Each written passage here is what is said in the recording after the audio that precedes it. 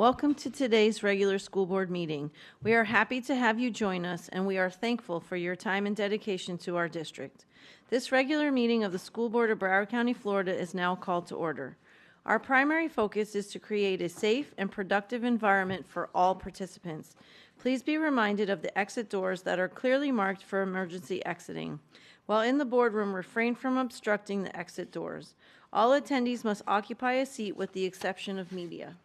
Once the boardroom has reached its seating capacity, attendees will be directed to a designated overflow area. Upon activation of the fire alarm system, please exit from the room in an orderly fashion and continue to exit the building and remain outside until the authority that has jurisdiction has deemed the building safe to return. Thank you for your cooperation. Board Member Zeman will now introduce his school to lead us in the Pledge of Allegiance to the flag. Dr. Zeman. Chair, thank you very much for the intro, and just in advance, I'm going to take a little bit longer than normal because today is an amazing day for Broward County Public Schools and for Stranahan High School. It's my pleasure to introduce Stranahan High School, almost the oldest public high school in Fort Lauderdale. Just this past March, on the 6th of the March, the boys basketball team made history, not just winning the state championship, but coming back with an unbelievable comeback in the last 30 seconds to claim their fourth state basketball title. What a legacy they are building.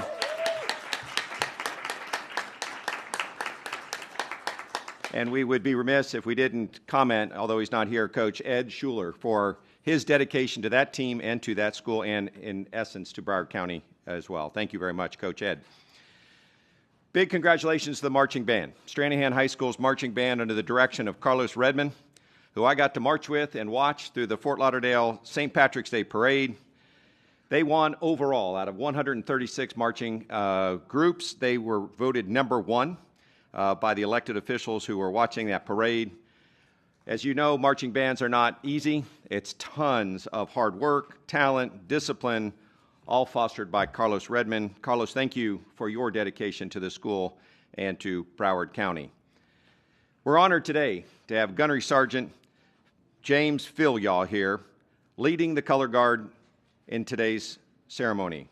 His guidance in the JROTC program instills values of leadership and service. It is an amazing reflection of his career and his dedication to our schools and to our community. All of these things going on at Stranahan High School and many of our other schools in Broward County are often really determined by the principals, the school leader. And at Stranahan High School, we have Nikki Gale, who has just done a fabulous job. She's also not here today, but like a lot of people who contribute most, she gets very little credit. And I want to make sure that we took our time to thank Nikki for all the great things she's done at Stranahan, a school who has grown in academics, who has grown in athletics, who has grown in their contributions to our community. And I'm just so proud to have the color guard from Stranahan here today. If you would all now please join me, we'll rise to say the Pledge of Allegiance.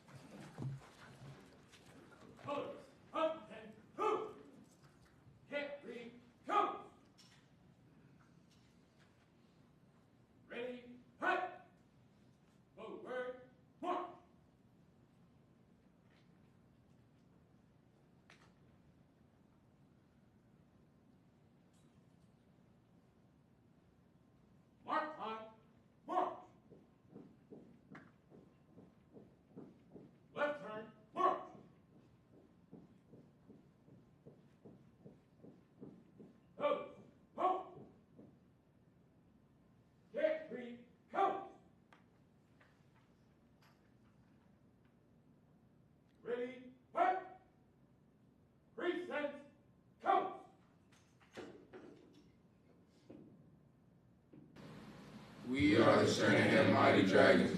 Please rise for the Pledge of Allegiance. I pledge allegiance to the flag of the United States of America and to the republic for which it stands, one nation, under God, indivisible, with liberty and justice for all.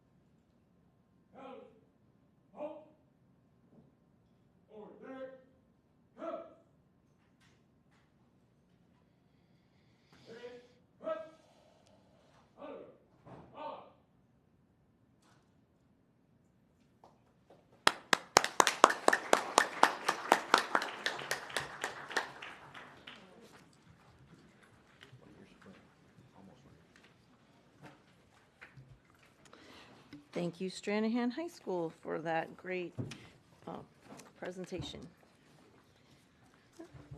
Page. The superintendent released a revised agenda with certain changes for this meeting and published it on the school district's website. The chair finds pursuant to section 120.525 Florida statute that good cause exists for such changes and accepts the revised agenda. May I have a motion and a second to close the agenda?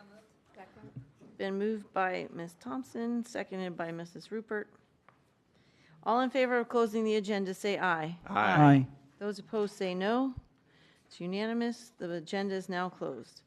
May the chair have a motion and a second to approve the minutes for the following meetings: January 22nd, 2025, regular school board meeting; February 19th, 2025, public hearing finance; March 11th, 2025, special expulsions. Second. Moved by Ms. Leonardi, seconded by Dr. Zeman. Is there any discussion? All in favor of approving the minutes as listed, say aye. Aye. Aye. Those opposed, say no. The minutes are now approved unanimously. As we prepare to begin our regular school board meeting, we are reminded that our vision is 100% proficiency for all our students. As an A-rated school district, our vital task is to sustain this achievement. We will continue educating all students to reach their highest potential. Our theme this year is Believe, Empower, Achieve, One Broward. The Chief Communications and Legislative Officer polled the board of any agenda items they wish to address in advance of the meeting. The following consent items have been pulled for discussion: H1, H2, H3, H4, A1, A2, A4, A5, A6, B1, B2 with a 2 p.m. time certain, B3, B4, B5, F2, J1, and L1. At this time, may the chair have a motion and a second to pass the consent items that have not been pulled for discussion, which include A3, F1, J2, J3, M1, M2, M3, M4, M5, O1, and S1. So moved. It's been moved by Board Member Thompson, seconded by Dr. Zeman. Are there any registered speakers for any of those items? No, Madam Chair. Thank you. All in favor of approving the consent agenda items that have not been pulled for discussion, say aye. Aye. Aye. Those opposed, say no. They all pass unanimously.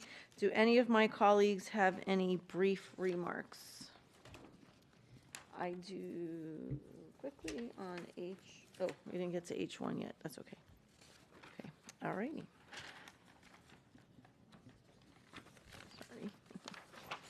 Sorry. The chair would like to. Oh. We missed anything. Okay. So now we'll move to H1. Can I have a motion and a second to bring H1 to the floor? It's been moved by Mrs. Leonardi, seconded by Mrs. Rupert. All those in favor of bringing H1 to the floor, say aye. Aye. Aye. Any opposed? Okay. So a few of us have to recuse ourselves from H1, so I have to recuse myself. Do we do a motion to separate our names, or Yeah, oh, yes. So a motion to one of us make the motion? Yes, I think Okay. we're going to do all three of us at once. All right. So motion to separate Sarah Leonardi, Deborah Hickson, and Nora Rupert from this item. Second. Any discussion, public comment? Okay. All those in favor I think there is a public comment. If you give me 1 second. on this motion? Dr. Natalie Lynch Walsh as registered to speak on H1. But no, is it on this motion? Because it was just on the, Not on the motion, on the item. just on the motion. Okay, and just to, for the record, we're recusing ourselves because we're all on there for having our leave approved. So, thank you. All those in favor of the motion say aye. Aye. Aye. Any opposed say no. Motion passes unanimously. Now back to H1, public comment. Dr. Natalie Lynch Walsh is our only registered speaker for H1. Okay.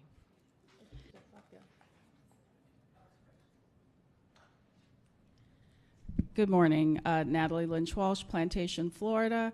I'm going to skip my time. Thank you. Any board members have any discussion on H1? All right, all those in favor of H1 say aye. Aye. Any opposed say no. Motion carries unanimously. The chair would like to take a moment to recognize new staff appointments. We would like to... We moved ourselves out. Right. So then don't we have to vote Oh, on? we just weren't going to vote. I'm sorry. We were just not, the three of us, since there's enough people to pass the item, just don't have to vote instead of bringing it back three. No. Oh, Ms. Batista said that that was okay. So yes, you could have done that, but then when the motion to separate was done, then Oh, okay. Sorry. We had a plan. All right. All those in favor of the item, we did that part already.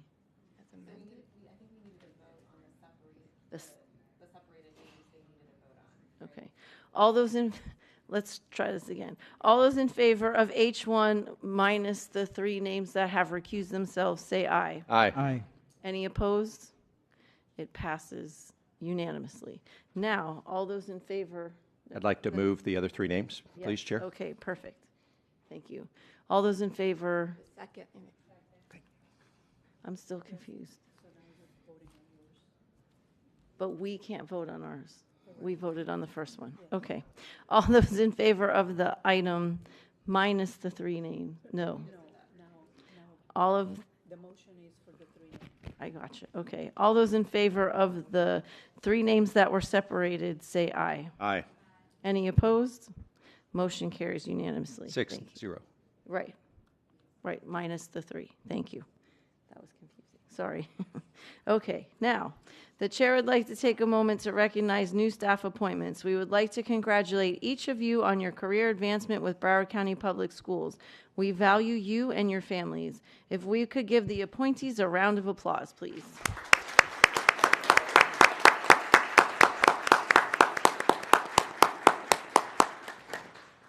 Dr. Hepburn, can you please share a few remarks and introduce the new leaders?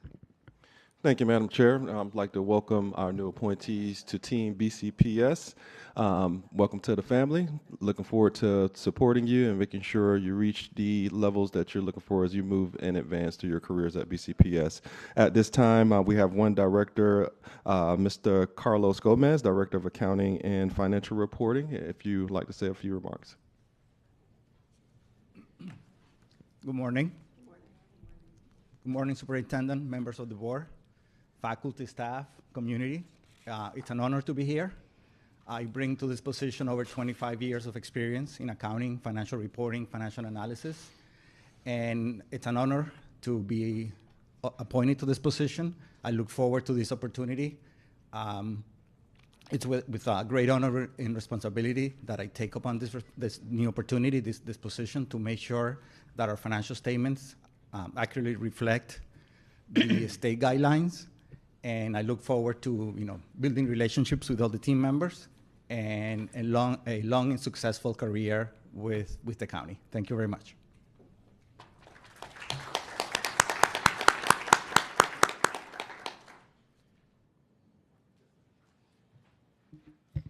Thank you and welcome. We are going to recess the meeting for a quick board photo with all the new staff.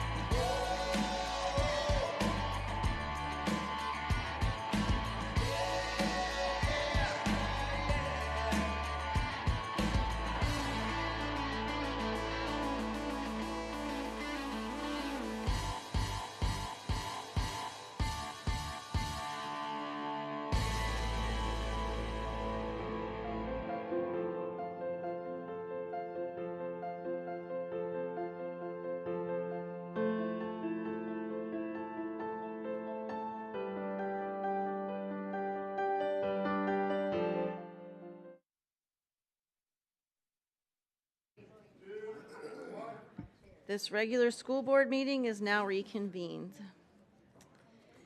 This is the time in the, let's see. Oh, okay. So now we're going to move to the consent items that have been pulled. So the first consent item pulled is H2, and that is Mrs. Pham.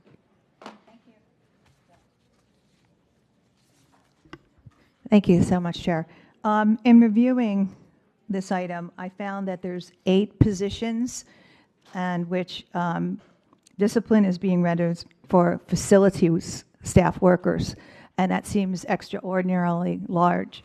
And I just wanted to know if anyone has concerns about that.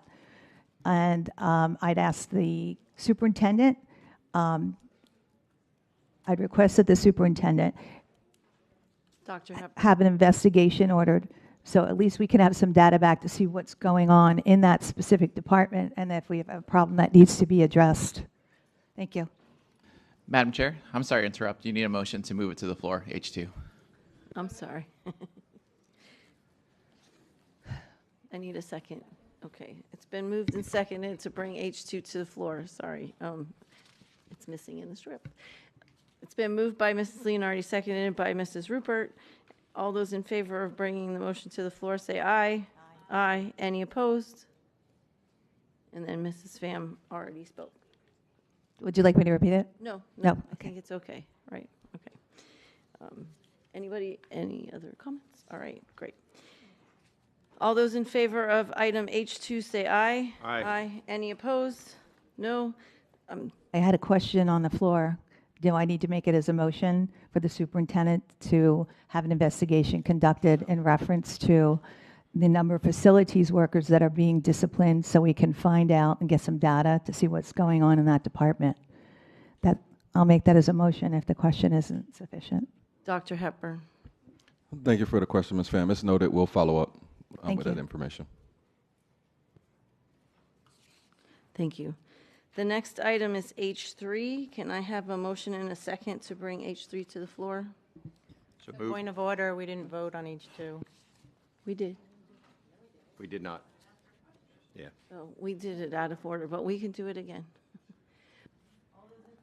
Sorry. All those in favor of H2 say aye. Aye. Aye. Any opposed? The motion passes unanimously. Okay. Can I have a motion and a second to bring H3 to the floor? So moved. It's been moved by Dr. Zeman, seconded by Mrs. Leonardi to bring H3 to the floor. Is there any public comment on H3? No, ma'am. Thank you. Any board discussion on H3? Yes, Mrs. Fan. Yes, ma'am, I'm listed. Yep.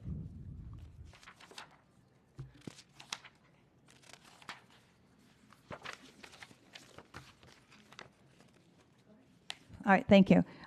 Yes, I just wanted to direct a question to the superintendent. In light of all these supplements, is there anything that you see that we should be downsizing, reducing, or doing away with? Because I know that we don't have the same student capacity that we have had in the past. Dr. Hepburn. Thanks for the question, Ms. Pham. These supplements reflect a specific need to sponsor clubs, sports, and other activities on campus just to maintain student experiences. So this is an area that I don't see that we need to decline. Actually, we have more people providing these unique services to students than we have supplements for. So a lot of people are actually volunteering their time to support our students in our schools. Oh, thank you. If you feel comfortable with the amount we're spending, then I'm on board. Thank you. Thank you. All those in favor of H3 say aye. Aye. Aye. Any opposed? Motion carries unanimously. The next item is H4. Can I have a motion and a second to bring moved. H4 to the floor? Moved by Dr. Zeman, seconded by Mrs. Rupert. Is there any public comment? No, ma'am. Okay. Board discussion, let's see, I'll go this way. Dr. Zeman. Thank you so much, Chair. Chair, I'm curious about this title. We're going to go through the process of making a change, which makes great sense, but I'm not sure that we've ended in a place that makes sense. Can you tell me what the compliance is about in the title? Dr. Hepburn. I have Mr. Azarito and team address that. Go ahead, Ms. Andrea, if you want to address it. Good morning, Jennifer Andreu, Executive Director Operations. Dr. Zeman, compliance is about making sure when we have goals set on any of our solicitations that the prime vendors do abide by those goals and meet all of those goals or exceed them. So that's what the compliance team from the EDDC office works on, ensuring that all of our vendors meet our goals. Chair, that's terrific. Thank you. That's all I had. Okay, great. Thank you so much. Next question on that item is Mrs. Rupert. Thank you, Chair. Officer Economic Development, I have an alternate kind of a suggestion here. What if we were to, when you take out the diversity part of it, I don't think that you're still including our underutilized business compliance. So that would be my suggestion, because we'd still be doing the diversity aspect of it and making it fair across the board. But I think leaving it in just the way it was sounded like it's still up in the air. So that was my my idea. I can make a motion or see what the colleagues think. Dr. Zeman? Did you have a suggestion for the title? Would you replace diversity with underutilized? Underutilized businesses, excuse me. But it's fluid. I'm open to changes. I just have one more question, Chair, which is that throughout the job description, it talks about minority, women-owned, veteran-owned, small businesses, all those, I think, fit into the underutilized businesses. Do you feel like the longer title needs to be in there in order to make sure they're clear about what their job does, or what's the replacement supposed to generate, I guess, in the end? I think it's, for me, I did notice that they had it in the bullets. However, taking out the big word for us, and I've talked to some business people who are like, this is really not something that you should be doing. You should be at least standing up for your underutilized businesses. So that's really my point, is that if we're going to be doing the job description for Officer Economic Development compliance position, I would prefer underutilized businesses compliance. Okay. Board Member Bowman? in the title? I guess my question is, are underutilized, does that have a kind of a negative connotation, and does that always reflect the truth of the matter? I think it's a targeted demographic population. I mean, could we use the word opportunity or something like that instead of underutilized for broadening opportunities? Because just because you're a minority-owned business doesn't necessarily mean you're underutilized. You could be very utilized, but you fit into a certain category. Anyone else have a comment? But I think the job itself is to make sure the companies that are underutilized are used more. So, okay. So you're expanding opportunities, business opportunities. Maybe. Yes. Chair, there's another word too. We always have to do a study to kind of demonstrate that, in fact, we're not selecting as many women, minority-owned, veteran-owned firms. And I would just ask our general counsel, is there a summary word that has to prove before we're legally allowed to do such programs like this? Ms. Batista.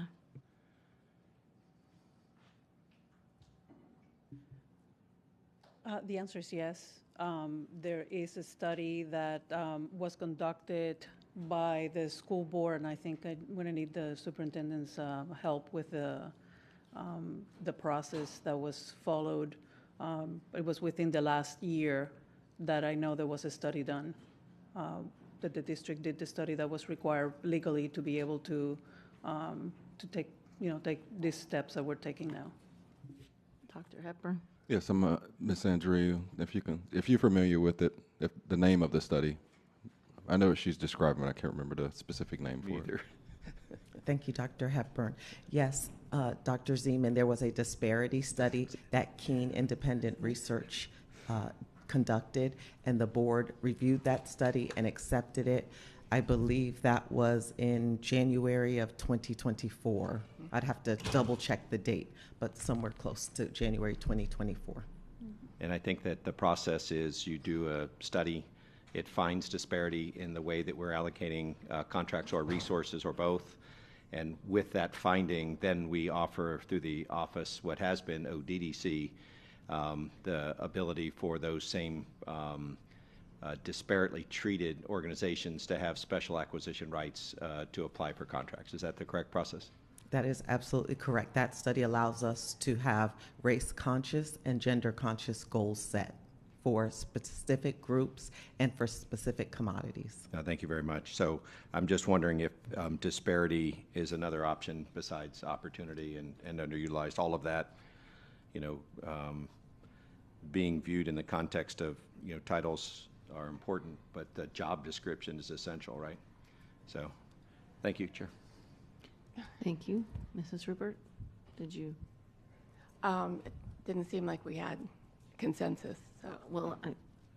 Dr. Zeman, did you want to make a motion based on? No, I don't. Okay. Did you want to make a motion? I think so. I would. My recommendation would be to, instead of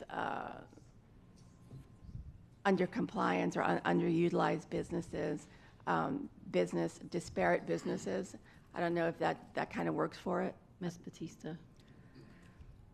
So even though we did do a disparity study, as you know, there have been a lot of changes recently regarding the law and some executive orders from the president. And so I think that it would be more appropriate to keep the word disparity out of the title. Okay. Ms. Rupert. Do you have a problem with underutilized? No. Okay. That would be my motion. Okay, so there's a motion on the floor to change the name of the job to Officer of Underutilized Compliance. Is that accurate? Did I say that right, Mrs. Rupert? Job description for Officer, Economic Development and Underutilized business compliance. Okay, so Officer Economic Development and Underutilized Businesses Compliance? Compliance. Compliance. Yeah. Is there a second? Okay, it's been moved by Mrs. Rupert, seconded by Mrs. Leonardi. Any public comment on the motion?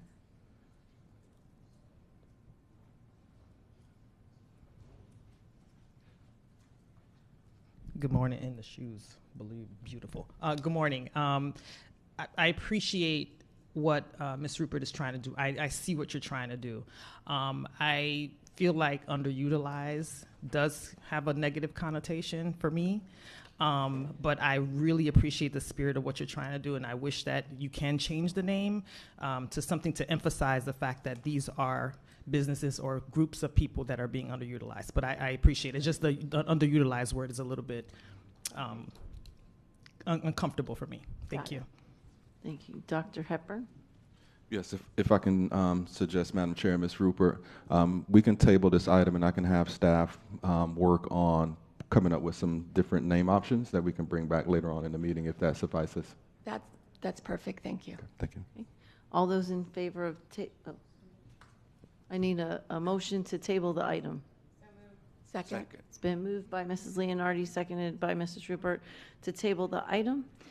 Until later Till today. later in this meeting, right. All those in favor say aye. Aye. Aye. Any opposed? Okay, thank you.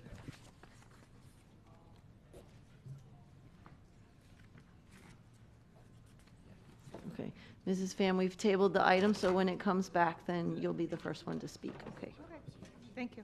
You're welcome. Okay, thank you. The next item I need a motion for item A1 to come to the floor. It's been moved by Mrs. Leonardi, seconded by Ms. Thompson. Is there any public comment on item A1? No, Madam Chair. Thank you. Any board discussion? Mrs. Pham? Can you come back to me? I'm just pulling it up on my laptop. You're the only one. Okay.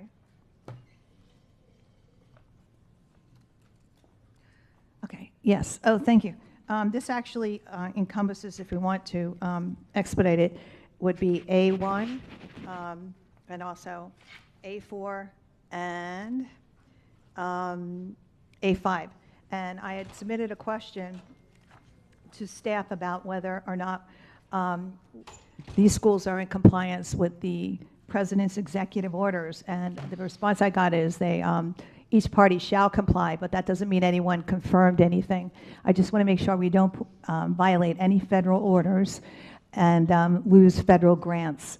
So if you can tell me who confirmed this, and we know what department and their name, so we at least have it documented that it was confirmed that they are in compliance before we enter a partnership agreement with someone that might be not in compliance, rather than the future. I want to know now, have we confirmed this? Dr. Hepburn. And that would be on those three colleges. I'm going to have Ms. Hollingsworth kind of address some of that question and give a runway to discuss what the items actually are, and then I may have a follow-up for Ms. Batista.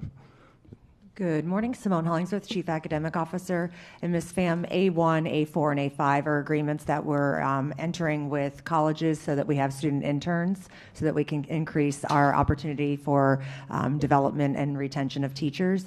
The process for all of those agreements goes through risk management, it goes through privacy, as well as legal counsel, and in the sections for St. Pete as well as FAU on page 10 of 14, 3.06 section. It does state that we have reviewed and complied with laws via legal, and the one with Grand Canyon is an amendment, so that was in the original agreement, so it's not uploaded, but it's that general section of 3.06 that goes through that we're in compliance with federal state laws. I'm not sure if Ms. Batista has anything to add to that. Ms. Batista. Right, so all three agreements have interns that are coming to the district. So we're not sending our students to their schools. They're sending their students here. Okay, one, the compliance, was that subsequent to the federal executive orders being entered, or was that prior to? And the other question is, and that would be based on meritocracy, we're entering students? That's my concern, that we're not discriminating and violating civil rights here, and that we're not partnering with someone else that is doing that by only sending students to us based on diversity. we need to know that we're in compliance with that law. Otherwise, we're going to put our own school district in jeopardy because we, according to that contract, it says we are partnering. Thank you. Ms. Batista. So there's nothing in the agreement speaking that, about the choice of the students that are coming, that they are of a particular race or gender. So they, as far as we understand, it is based on merit. So, and again, when was that confirmed? Was that after the executive order was entered or prior to? We just want to make sure we're in compliance. I want to make sure each one of these have complied so we don't have a legal action or risk losing grants, because I don't think we should put ourselves in that position. At least as an attorney, I was always thought you take the most restrictive view to make sure we don't have to encounter a situation which needs to be addressed legally later. So as you are aware, the executive orders came out very recently, and this item has also been, it was done after the executive orders. I think most of the executive orders were issued. So it was confirmed after the executive orders. And who did that confirmation? Who would be that department from our district? Well, I'm not sure who the department would be from the district. Other than, you know, we make sure, we from the legal department make sure that the language states that the other party would be in violation of the agreement if they don't abide by the clauses that are there. And so we do have a clause that says that they have to abide by all the federal and local rules that are applicable to them. And so if they were not to do that, they would be in breach of the agreement. What, I'm not talking about breaching the agreement, I'm talking about breaching the law, because it sets out in the agreement that we are partners with them. So if they breach, we breach. We're their partner. Well, that's your language in the contract. Well, I'm not sure that is correct from a legal standpoint, that if they breach or that if they are in non-compliance with the laws, they themselves, that we are in non-compliance ourselves. I don't believe that that's that's what the law requires. However, the agreement says that they have to be in compliance, and so obviously we have to take it at face value. We're not, they have made that representation to the district. So it makes me feel so much more confident that what I hear you saying is that we're immune from liability. So we don't have to worry about this. We can just put our heads down and say we're fine. Is that what you're saying? We are immune. We do not have to worry that we're a partner with someone that may be violating the law. Is that what you're saying? No. Then what are you saying? If either we're going to be on the line with potential liability or we're not. So which is it? The agreement is appropriate as written. It states that all these different entities are supposed to be in compliance with the law, and we're taking their affirmative representation at face value, because that's what they have represented to the district. And so we are not in in any danger or risk of being out of compliance ourselves. Okay, so to rephrase that, just so I understand, I'm not talking about the agreement, I'm talking about the law. So if any one of these other schools violate the law that we're partners with, we're not going to be at risk. That is correct. In reference to this contract. Thank you. I like that clarification. That way I can rest assured that we're immune from liability. Thank you. All those in favor of item A1, say aye. Aye. Aye. Any opposed? Passes unanimously. We are going to bring H4 back. The staff is ready to answer that question. So can I have a motion and a second to bring H4 back to the floor? Second. It's been moved by Board Member Thompson, seconded by Board Member Bowman. Any staff? Yes, if I can have Ms. Andreu or Mr. Sullivan return back to the room. I think they're in a pre-function.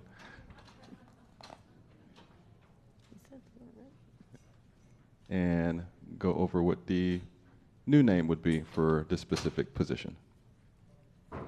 Thank you, Dr. Hepburn. If it pleases you and the board, we would add opportunity. So it would be economic development, opportunities, and compliance officer, if that captures what the maker of the motion was trying to capture. Mrs. Rupert? Yes, it does. Okay, so would you like to make a motion, new motion? Sure, I move that the name for this job description would be Officer Economic Development Opportunity. Opportunities, okay. And compliance. Business compliance. And compliance, okay. Is there a second? It's been moved by Mrs. Rupert, seconded by Mrs. Leonardi. I'm sorry, Chair, there's just a point of order here. What was recommended is different than what's in the motion. If you wanted it to be different, then we can proceed. If you wanted it to be the same, we should revise the motion. She just made a... I'm just asking as a point of order whether the person who made that motion was trying to accept the recommendation of staff or trying to amend the recommendation of staff. Accept. There is one additional word, I think, put into your motion if you'd like to consider asking what their name was, recommended. That was the name. Go ahead, Ms. Andrea. I believe it was Economic Development, Opportunities, and Compliance Officer. She said. Okay. And you had added a word business in front of I that. did. You meant that with intent. I did. Thank you. Okay, so can you repeat your motion? Sorry. I'm really going to a wheel going around. Okay. Officer Economic Development Opportunities and Business Compliance. Businesses Compliance. You're getting me confused now.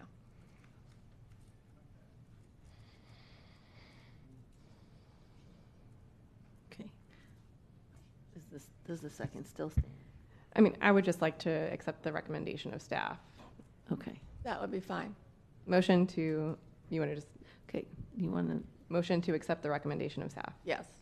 okay, second, is there a second to Mrs. Leonardi's motion? Second. Okay. It's been moved by Mrs. Leonardi, seconded by Dr. Zeman, that the new name would be Economic Development Opportunities and Compliance. Right. Is there any public comment on the motion? Awesome. Board discussion on the motion. Dr. Holness.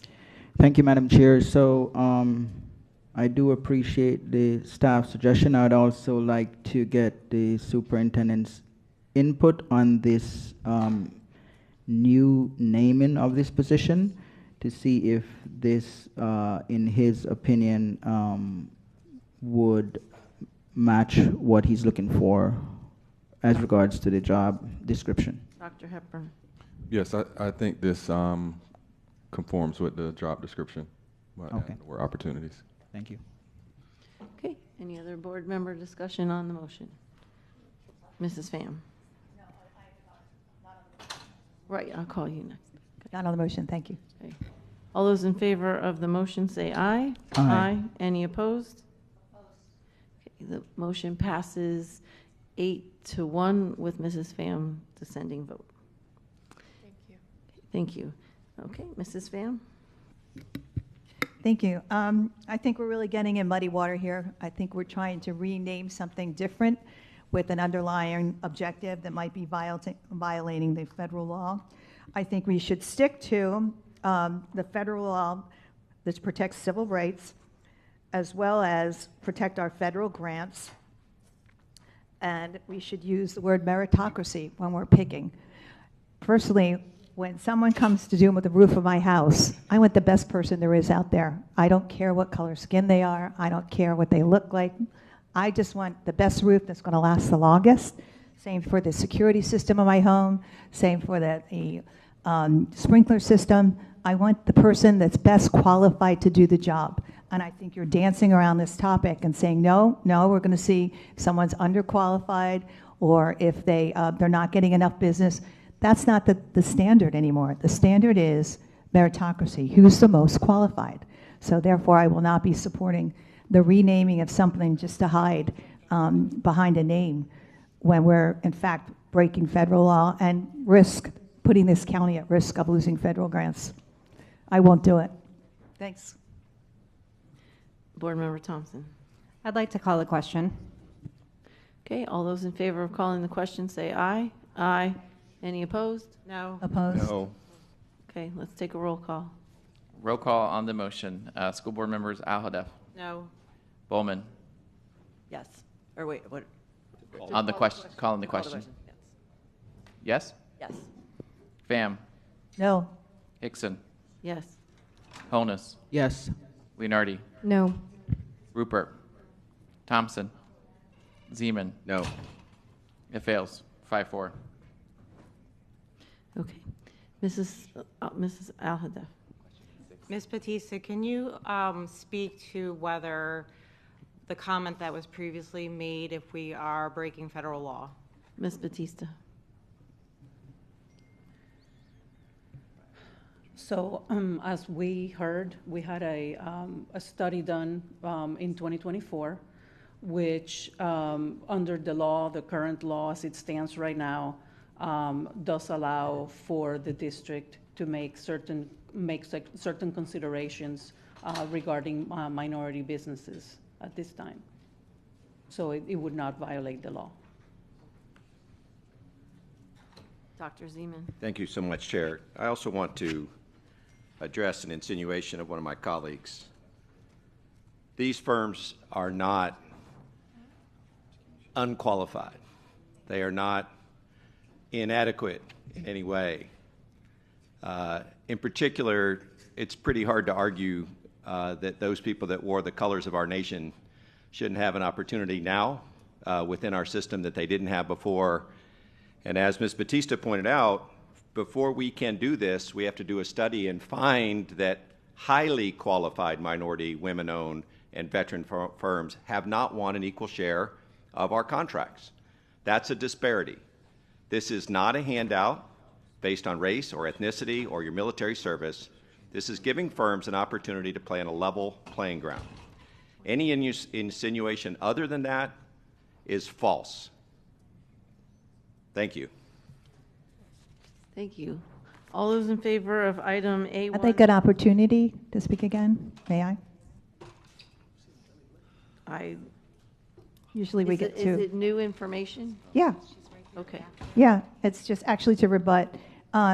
If this amendment is going to base the qualification, be based on the qualifications of the people, I will support it. If it's based on the merit and the quality of their work, I'm behind it 100%. So I don't want you to think that there's anything to do with color. There's nothing to do with color. As most of you know, my husband is even African, not African American, African. So if anyone misunderstood my meeting, I just wanted to clarify meritocracy, the quality of the work, is what's the issue here. Nothing more. Thank you. Thank you. All those in favor of item A1 say aye. Aye. Aye. I mean, sorry, H4. Sorry, go back. All those in favor of H4 say aye. Aye. Aye. Any opposed? Opposed? The motion carries. Point of order. Is it as amended? Oh, I'm sorry. Yes. H4 as amended. Let's try that again. H4 as amended. Say aye. Aye. Aye. Those opposed? Opposed? Motion carries 8-1 with Mrs. Pham's dissenting vote. Thank you. The next item is A2. Can I have a motion and a second to bring A2 to the floor? Second. Been moved by Mrs. Leonardi, seconded by Dr. Zeman. Is there any public comment on A2? No, ma'am. Okay. Board comment, Dr. Zeman. I just want a little clarification on A2, Chair.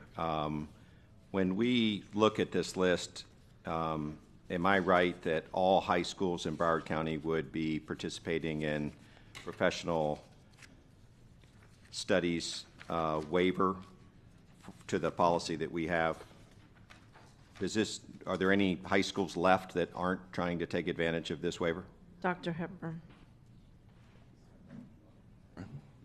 Have Dr. Fulton and team address that. Thank you. We have Kelly Blackburn from School Improvement that'll speak to that, Dr. Zeman. Good morning, Kelly Blackburn, Coordinator School Improvement. Well, we have approximately 40 high schools, and if this passes, we will have about 34 of our high schools with waivers, with PSD. Terrific. And Chair, when they get a waiver for professional study days, how does that work in practicality? How could we talk to the public about what happens in Fort Lauderdale High School when they operate this year under the waiver. Dr. Hepburn. Staff. You can continue. How could we talk to the public about what they do at professional study days?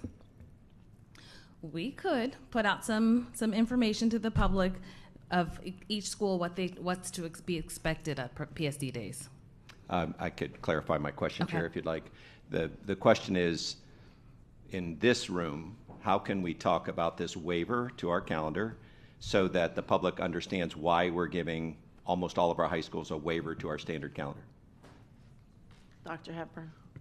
Yes, so if I understand the question, Dr. Zeman, we have a approved calendar that has early release days, and a majority of our high schools have waivers to those days, and you're asking can we communicate based on the current calendar to the public about how those early, we can work with the communications team to add that information to our calendar, which the public always peruses through anyway as they plan, just to ensure that they have a clear understanding for those specific high schools who have those waivers and how it affects student attendance on those days. And if it's full day or half day. And next year when we see the calendar, I'm going to ask some questions about whether we want to just make it part of the calendar process rather than having to approve a calendar and then come back with waivers. And every time we do these items, people call or email and ask, you have a policy, you have a calendar, and now you want a waiver.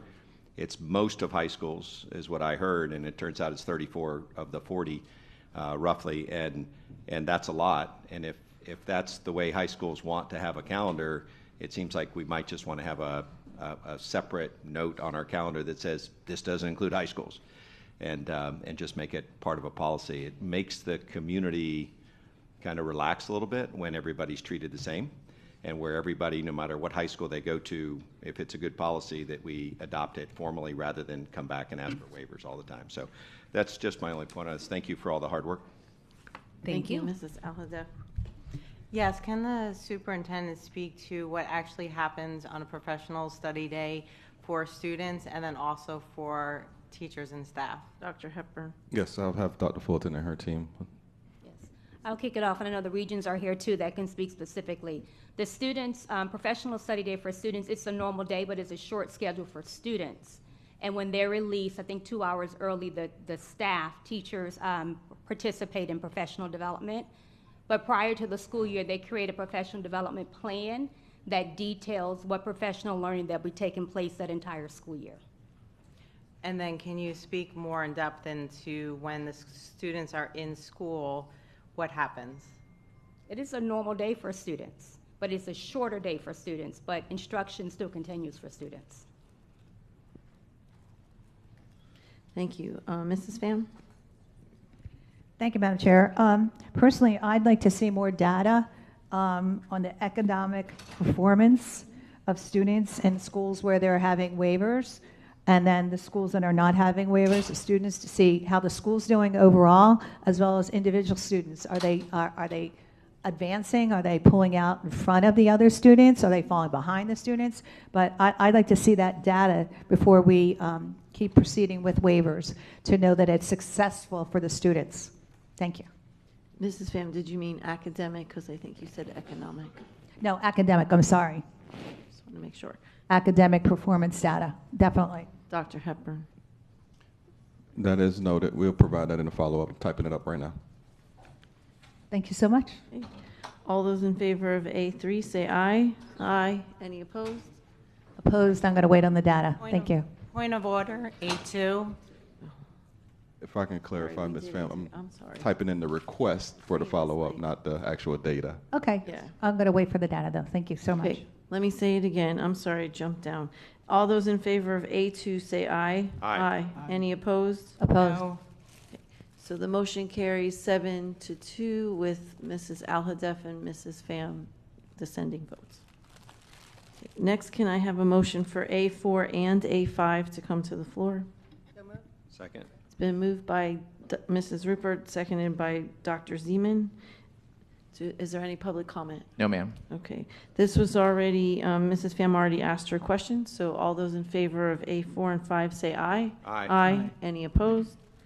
Motion carries unanimously. The next item is A6. Can I have a motion and a second for A6? Second. It's been moved by Mrs. Leonardi, seconded by Dr. Zeman. Any public comment on A6? No public comment. Thank you. Dr. Holness? Thank you, Madam Chair. Just wanted to find out for this item that appears to provide summer employment for low-income families. How are parents made aware? Dr. Hepburn? Yes. Dr. Hepburn. I got Ms. Lottie Formosa over there if you want to come to the podium and answer that question. Thanks. Hi, good morning. Lali Formoso, CTASE Director. So at each of our high schools, we actually have a career champion, and our career champion goes through lessons every single month through our Zello platform to prepare our students. So all of our school career champions advertise to our communities. We actually have 4 different student internships that are taking place. Last year, we had the largest numbers that we've ever had. We had over 2,000 students that were placed in summer internships. We also host parent sessions to prepare, actually to inform our community of the various internships that are available. So all of our students that do participate in an internship are actually on a call with myself and with my staff to go through the entire program, all of the processes. We walk them through.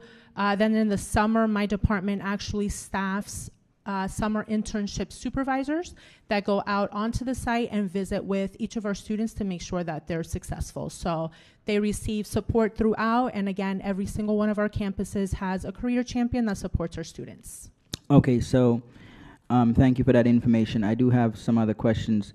So in terms of low-income families, because that's what's stated here, when you seek participants, what measure do you use to determine low-income families? Is it a targeted approach, or is it a universal approach, and then you filter out those who are low-income? What does it look like? So we take a look at free and reduced lunch information for our students, and then we do targeted assemblies within our campuses to make the program available to our students. Through CareerSource, they have their own mechanism as well. So basically, we have an agreement with CareerSource, and then we do all of the advertising for CareerSource. So it's our students that participate, and they have various applications that they give to our parents, and they have to complete the packets to ensure that they are, in fact, low-income students.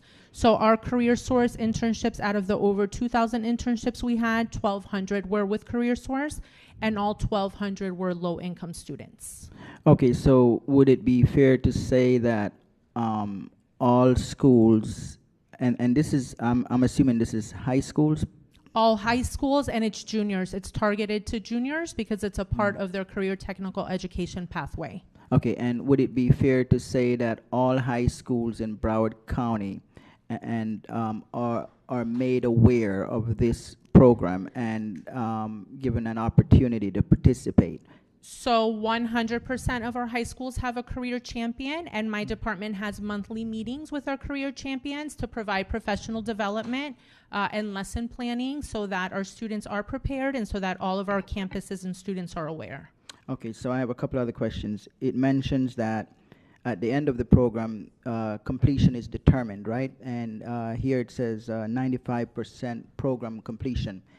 Can you help me to understand what program completion means in this regard? Yes, that means that they successfully satisfied their employment. So for some students, maybe they start the internship program and they could either face some adversity at home where they're not able to finish.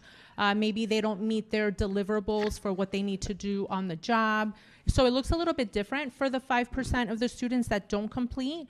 But again, they are provided a summer supervisor so that they can provide that support throughout the summer. We obviously, students with hardships, we obviously work with them to do the best that we can to get them through. But for some students, sometimes life happens and they're unable to complete. Okay, so it did mention that they're given some sort of a, I guess, some sort of a evaluation. Yes. And it says supervisor evaluations, attendance tracking, participant feedback.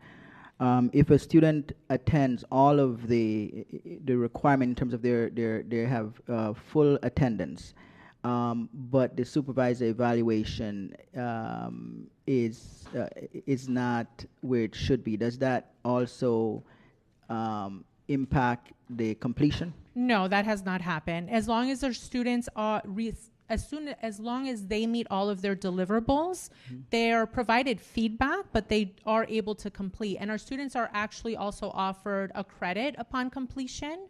So they receive credit for their transcript, and then they also receive just over $1,500 supplement per student as well. Okay, so my final question. I would like, follow up some data on the distribution of students across the county participating in the program, what it looks like in terms of how many students from the different schools, the demographics of the students, and all these things. If that can be provided as a follow-up, I would appreciate it. Okay. All right, thank you. Thank you. Thank you. All those in favor of A6, say aye. Aye. Any opposed? Motion passes unanimously. The next item to come to the floor is B1. Can I have a motion in a second? Second. It's been moved by Board Member Thompson, seconded by Board Member Zeman. Are there any public comments on B1? Yes, Dr. Natalie Lynch Walsh.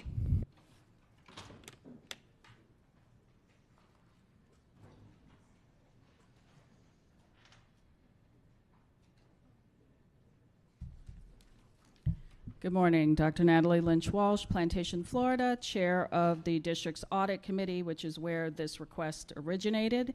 It's been going on for a couple of years. The Audit Committee often has reports that are several inches thick, and so one of our past chairs had requested laptops for us to have at our meetings, and I think for them to have for their use so that they can review the reports online electronically instead of, so we could reduce the amount of paper. So that's where the request is coming from. It's now almost the end of the school year, so I guess this would apply to next year. It was in the works. They were about to assign them, but then that didn't happen. So this is the item coming to the board. I brought it to a workshop. We passed a motion on it a couple of months ago, and we're just looking to reduce the amount of paper that everybody has to carry around. And on top of that, understand that for 13 years, and including this one, whenever I chair a committee, I'm using my personal laptop to transmit and show everybody documents. And that's what each of the chairs are doing, because none of us have district-issued laptops. We're all using our own laptops to facilitate meetings. So this would also cure that problem. Thank you. Thank you. Any other public speakers? Okay, Mrs. Alhadeff. Thank you, and thank you to Dr. Lynch Walsh. Thank you to Mr. Mayerson for bringing this forward to my attention. So I found it very, I guess, alarming could be the word. Thank you to my colleague, Ms. Thompson, for asking the question for staff follow-up in regards to the cost to the printing costs associated with committees. And so basically, every sheet that is being printed is 25 cents. And if it's printed in color, that sheet is 50 cents a sheet. This is alarming. And I know we have another item later on that I'm going to speak to this again. But whether where staff is here printing, it's 25 cents. Or at schools, if we're printing, 25 cents. I really want that to sink in, because I want people to be more mindful when they're printing 25 cents. And so this item would give committee members a laptop. And my first question, I did some calculations, but wanted to get from staff in regards to if we were to move forward with this item, what would be the cost if we were to do it for all committee members, and or do you have the breakdown just specifically for the audit committee? Dr. Hepburn. Yes, I'll ask Mr. Trey Davis to give some specifics on what the cost would be. And then in the discussion, what I heard from the speaker, two things. One was for use at the committee meeting here versus issuing from for them to keep in their possession outside of committee meetings. So if we can get some clarification after some of these questions are asked. Go ahead, Mr. Davis. Trey Davis, Chief Information Officer. Mrs. Audit, I appreciate the discussion earlier. I do want to clarify, there's really a range of cost, mono and color, depending on what device is actually selected. It actually ranges from 0.0108 cents upwards to what you had mentioned, but that would be very specialty printers, you know, for example, and especially in the color realm. So the majority of our printers used across districts certainly are not all 25 cents or 50 cents, as an example, where they be mono and color. So I do want to make that clear. We try to push the use of high volume printers versus low or specialty device printers that would have a higher cost. So the majority of the printers used are at 0.0108 cents per page, or sometimes we'll say click. Relative to the laptops, the cost if new laptops are procured through our contract would be essentially $159,000 to procure laptops for all committee members. In addition to that, and I'll speak to surplus in a minute, additionally, there is a cost for licensing outside of our District A5 licensing for software that could be used, like, for example, in Teams, as an example. And also, if there's internet access requirements, our current contract is $17 per month per person, includes, you know, service as well as the device, the hotspot. And then there's also overtime to be calculated too, relative to any after-hours support to be factored in. So I look at the total cost of the request. It's certainly not saying we couldn't entertain that, but I wanted to make sure that everyone understood the total cost.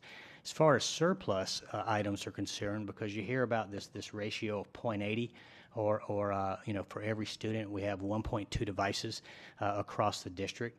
And some schools a little bit more, some schools a little less, but no schools have less than 1-to-1 issued today. And so the point that I want to bring up there is that those are currently allocated to schools until we can actually get in the May board meeting, hopefully.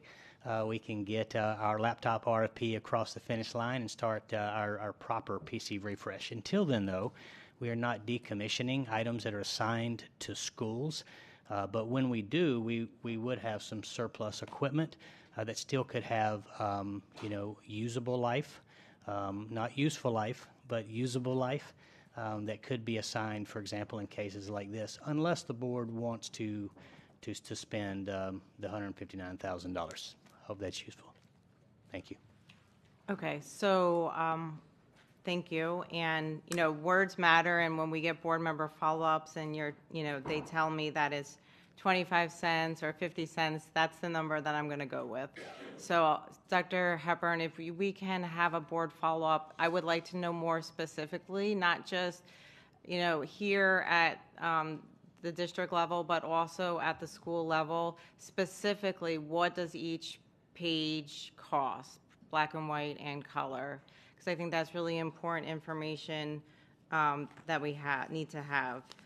But one of the other follow-ups that we did get from Ms. Leonardi asked for in 2024, December 18, 2024, was in regards to the audit committee, and the average cost per meeting is $527.58. In the years 23-24, they spent $5,616.93. In 24-25, $1,769.19. Now, what did that include? That was the paper, FedEx. They're FedExing all these documents to their house, and OCA labor and expansion folders. So there's more involved, and so that's why just having the laptop computer is going to be so much more efficient.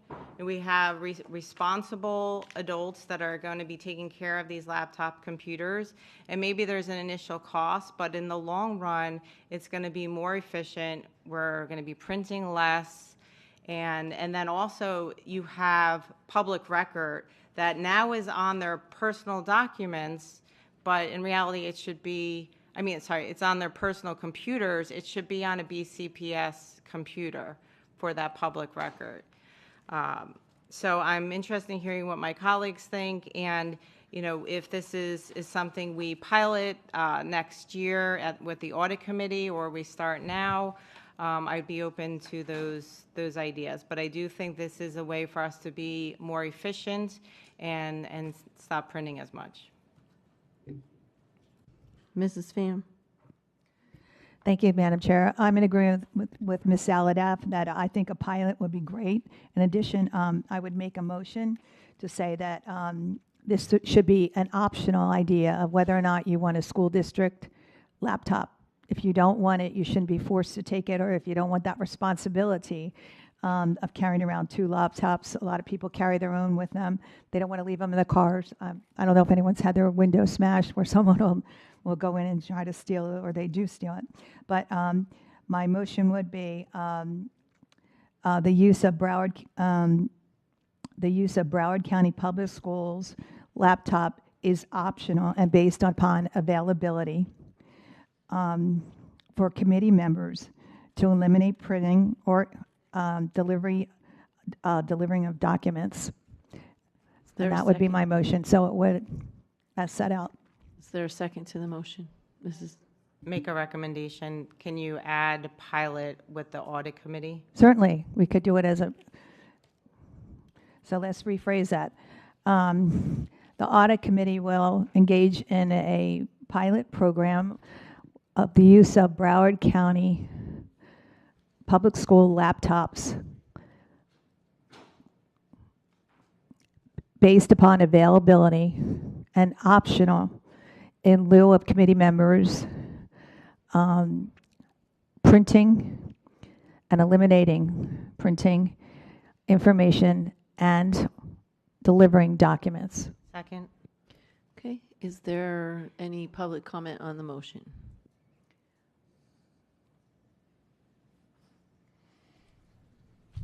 Natalie Lynch Walsh, Plantation, Florida, Audit Committee Chair. I support the motion, of course.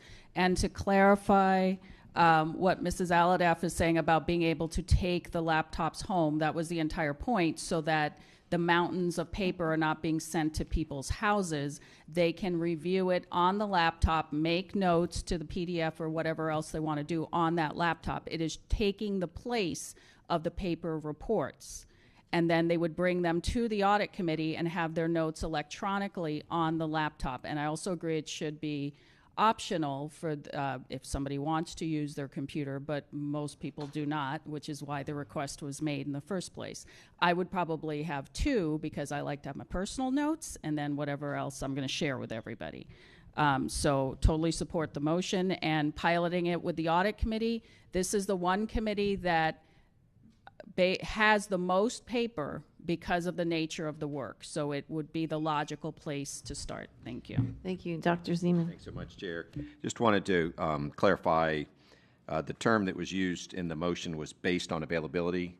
Our CIO was talking about we're about to buy thousands of laptops, and we have a lot of usable laptops left over that we normally would declare surplus, and we sell them. I mean, we actually make money on that, which is great.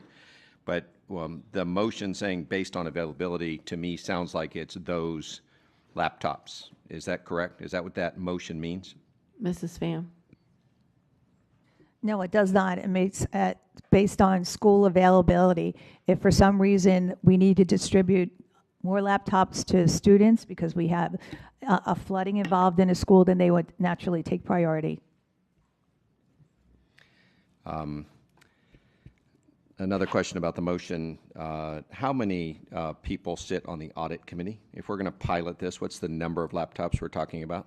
Dr. Hepburn. Mr. Sullivan? I'll defer to our Chief Auditor. We have 12 members. Thank you very much, Chair. I'd also ask if the motion implies that we're going to gather some type of data during this pilot to find out if we want to expand or eliminate this this process going forward. Dr. Hepburn. I think he was asking a question of the person who made the Miss Aladeff, not Miss Aladeff, but Miss Pham who made the motion, correct? Yeah, no, there's no such implication. So, Chair, if we run a pilot in Broward County, do we gather data on the pilot? I mean, that's kind of the whole point, right? Pilot means we're going to test something, which implies that you need to gather data about the results. Is that fair, Chair? Dr. Hepburn. Yes, we would gather data, but I do need some clarification from the maker of the motion. I heard the speaker say potentially some may do both, get a laptop and paper printout, but if the laptops or the computers, if just some clarification from myself and my team, what are we solving for? The original problem or challenge I heard is the amount of paper we're mailing home, the amount of papers that we're printing out, which is causing an expense to the district, and to alleviate that expense to be more efficient is to issue laptops. So if the motion is specific to issuing laptops to eliminate the use of paper, we need to be very specific and clear so we have a clear understanding. Mrs. Pham. Thank you. I'm going to answer the second question first. We don't really need to do a lot of data collection. We have 12 people, and I was thinking more of a round table afterwards. How did this process work out where we could get actual feedback from them? The second thing, the reason why I'm saying to keep that other option if someone has paper, most people nowadays, we all use computers, but we're going to have some old timers that just aren't computer savvy, and they shouldn't be left out of the equation. So if they feel more comfortable and their only way they can participate is to use paper, I think we should allow that to continue. And I think gradually as the new generations are coming up, we're not going to face that question. But at this point, I think we should leave that open for people that are not using computers. Hand notes, old school. Yep, so that was the point I wanted to clarify. So if you get a laptop, you're not utilizing paper. If you don't want the laptop, since you have the option of choosing it or not, you still use paper. Yes, sir. Yes, so the laptop is to eliminate the use of paper. And if you use your own personal laptop, the same thing, but you're just, you're not utilizing paper, but you're choosing to use your personal computer. But if someone doesn't have computer skills, as I said, to participate, then we should allow them to handwrite their notes or participate that way and not cut them out. Thank you. Thank you. Chair, I'm almost done. I have an unrelated motion that I'd like to make after the vote on this one. Thanks, Chair. Okay, thank you. And to Dr. Zeman's point, we are data-driven, and we've asked for data on everything, and the whole point of this is to save money. So I think we should collect information about how much money is being saved during the pilot program as to the original motion, which was focused on saving money. So I would hope that, it doesn't have to be in the motion, but I would ask Dr. Hepburn that the whole point is to collect data on how, not whether they liked it or not better. I'm sure that they will like it fine. It is just about whether we have saved money or not. Mrs. Alhada. So my point is to eliminate the printing. So this pilot would be to go to laptops, and then they can choose, the 12 people can choose to accept the BCPS laptop, or they can use their own. My point is not to continue to print or deliver the paper. And then I also would think that Dr. Hepburn, you would be the one to determine, you know, what specific computers those 12 people would be getting, and that we would have data to then support if we then extend this pilot to other committees in the following year. Board Member Bowman. And I don't know if this is appropriate right now, but I have a question. If we're trying to eliminate paper, would it be, and I guess this would be to Mr. Davis maybe, would it be more cost effective to have tablets that are just utilized for the purpose of reading documents instead of worrying about a whole bunch of licensing and other things that might come on a computer, having the whole, you know, set up? Dr. Hepburn. Mr. Davis. So, Trey Davis, Chief Information Officer. You know, I respect the affinity for tablets. I will say managing those separately from our normal provisioning process and management process adds additional overhead there, so that would be my response there. Dr. Holness. Thank you, Madam Chair. So, my understanding of proceeding with the pilot for the audit committee is to collect data to ascertain cost of using computers versus having paper. So I would imagine that we have data already on what it costs the audit committee to use paper. And we should be able to estimate cost for using laptops as opposed to paper. So I am not sure why a pilot is needed to make that determination. We could compare the cost of laptops as opposed to what's currently being done using paper, and the staff could bring that data back to us to determine whether or not, on the basis of costs, if this is an item feasible to proceed with. So, Dr. Hepburn, is your staff able to provide what it would cost to provide laptops, even to a pilot group, as opposed to what the cost currently is in using paper? And my concern too is that if this is expanded to other committees, then I've heard mention of cost for the computers, license cost, internet cost, support cost. And I don't know how many committee members we have, but if we proceed down this path, I am wondering, is it really going to be more cost efficient to do so should this be expanded to other committees? In addition to that, we have a committee revision task force currently in place that will be reporting back to us in 60 days. I know there's some concern of dysfunctionality at the moment, but I'm sure they'll get it together. And I don't know what their recommendations are going to be when they come back to us. They could recommend reducing the committees. There could be changes that would impact this item.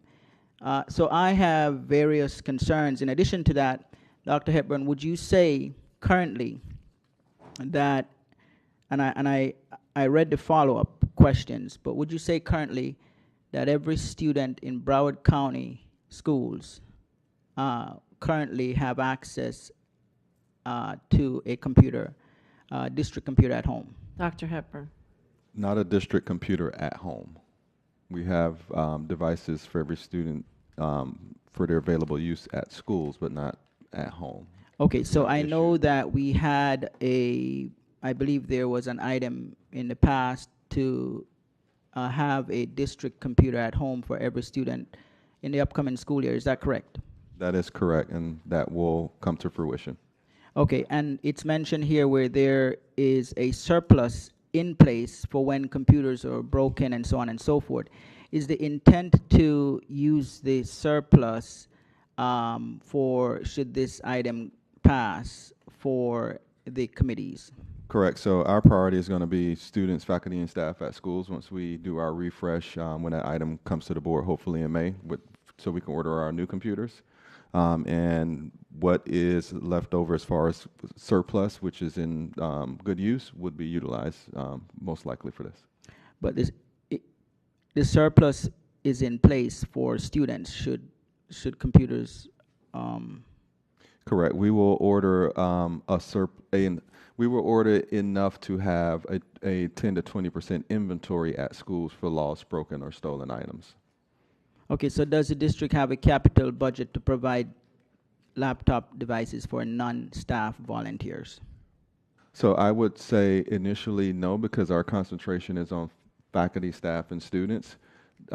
If this item was to evolve and pass, it would be we're equipping our schools first, right? Prioritizing students, faculty, and staff first, with the new equipment that we will be ordering later this spring and during the summer to achieve our one-to-one devices. And then the items that are at the school presently would be surplus, which typically we would get rid of, be it either sold or if they're beyond repair, surplus it where it may be recycled. But the items that are still in great use that are being currently used by schools right now would be the items that we will satisfy for this request if so the board chooses. Okay, and my last comment is I know that the item is to pilot this through the audit committee. And I understand there has been arguments made that they use a lot of paper. We haven't heard from the other committee chairs, right, as to the extent to which they use paper. I just have several concerns that I would prefer to revisit this after we hear from the committee revision task force that's in place.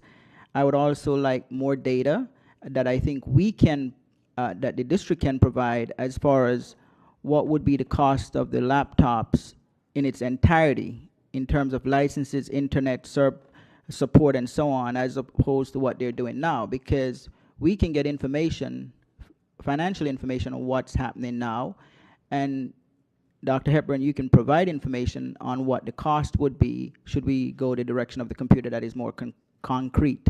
So I think we don't have adequate information, and I think we're in a revision process with the committees, so I'd rather to wait on this item. So do you have a motion, Dr. Holness? Well, He's speaking against the current motion. Right. So, Madam Chair, I am going to hold off on any motion to postpone. I am just making it clear that these are the reasons that I will not be able to support the item at this time. Thank you. Anyone else have discussion on the motion? On the motion? Yes, on Mrs. Pham's motion. Okay, all those in favor of the motion say aye. All those opposed say no. No. Motion fails. Do we want to do a roll call? Because I don't think everybody. Let's do a roll call. Why not? School board members Bowman, No. Pham, Yes. Hickson, No. Honus, No. Lenardi, No. Rupert, Thompson, Zeman, No. Alhadeff. It fails 1-8. Thank you. Okay. So back to the original motion and people that wanted to speak. The main item, yes. So the next speaker is Dr. Holness. Did you still have more to say? No, I'll hold my thoughts. Okay. Board Member Thompson. Thank you, Chair. I echo Dr. Holness's concerns. I'm having difficulty because as a board, we've all decided that our agendas come to us electronically. I have difficulty seeing why that same process can't go to our committees. I also think our students need to come first in all things, and at this time, they don't have the capability to take a laptop home. I think we can potentially, if this passes, I would be on board with maybe a needs-based. So if a committee person needed a laptop at home because they don't have access, to make sure that we have equity in our volunteers as well, I think that's a process I would be in favor of. But as it stands, if we as a board can process 3,000 plus pages, I don't see why that can't be shared amongst our committees because we all want what's best for our district.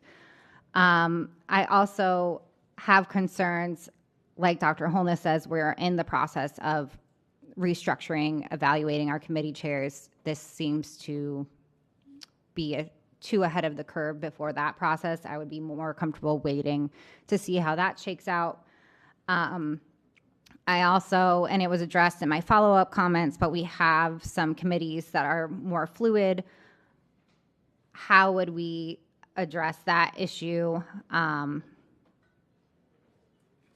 not in favor of this item. I think just to sum up, thank you. Thank you, Dr. Zeman. Thanks so much, Chair. Chair, is the superintendent willing to assign staff to be the accountable officer for laptops that are given out to advisory committee members? Dr. Hepburn. No, I am unwilling to have my staff do that since these are not employees of the district or students, so it's very hard for us to hold somebody accountable for lost, broken, or stolen items. I appreciate that. That's also useful information. I am learning today, by the way, and I'm sorry that I didn't know this, that we FedEx things to advisory council members. In my 2+ years here, no one's FedExed me anything.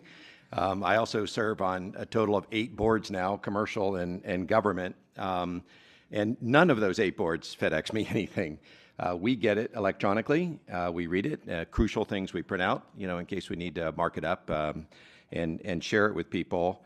So I'd like to move, Chair, that we no longer FedEx information to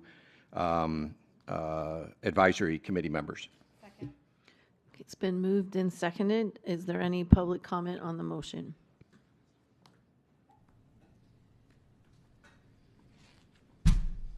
Okay, we've just hit why I do not like to come to these meetings anymore. Natalie Lynch Walsh, Plantation, Florida. Yes, before they were FedExing them, they used to deliver them because it's paper, and how else do you expect us to have it a week in advance? You guys have school board issued laptops, no? Are the black boxes now defunct, or do you still have those delivered personally to your house? Let's stop acting like you guys get treated differently. So you have an audit committee, fix your face. You have an audit committee of volunteers, which are statutorily required to have a committee to select your external auditors. If you don't deliver them in some way, shape, or form to the audit committee a week in advance, how are they supposed to review it on their personal laptops? They get paper so they can make notes. How are they going to have notes? They just look at it online? So they were getting delivered by people in the district. Know your history before you start making rules, please, for the love of God. Thank you so much. And just as a note, we board members do not receive those black boxes anymore. Everything is online. Oh, okay. I didn't know there was an option. I was told there wasn't. Okay. Thank you. Anything else, Dr. Zeman? Oh, I'm sorry. Board discussion on the motion. Mrs. Alhada. So if you're not going to now print and FedEx the agenda items, then if I'm a committee member, I'm going to sit there and say, well, how do I get the information? It's our responsibility to provide a way for them to get the information. So that's either going to be us issuing them a computer or printing it and delivering it to their house.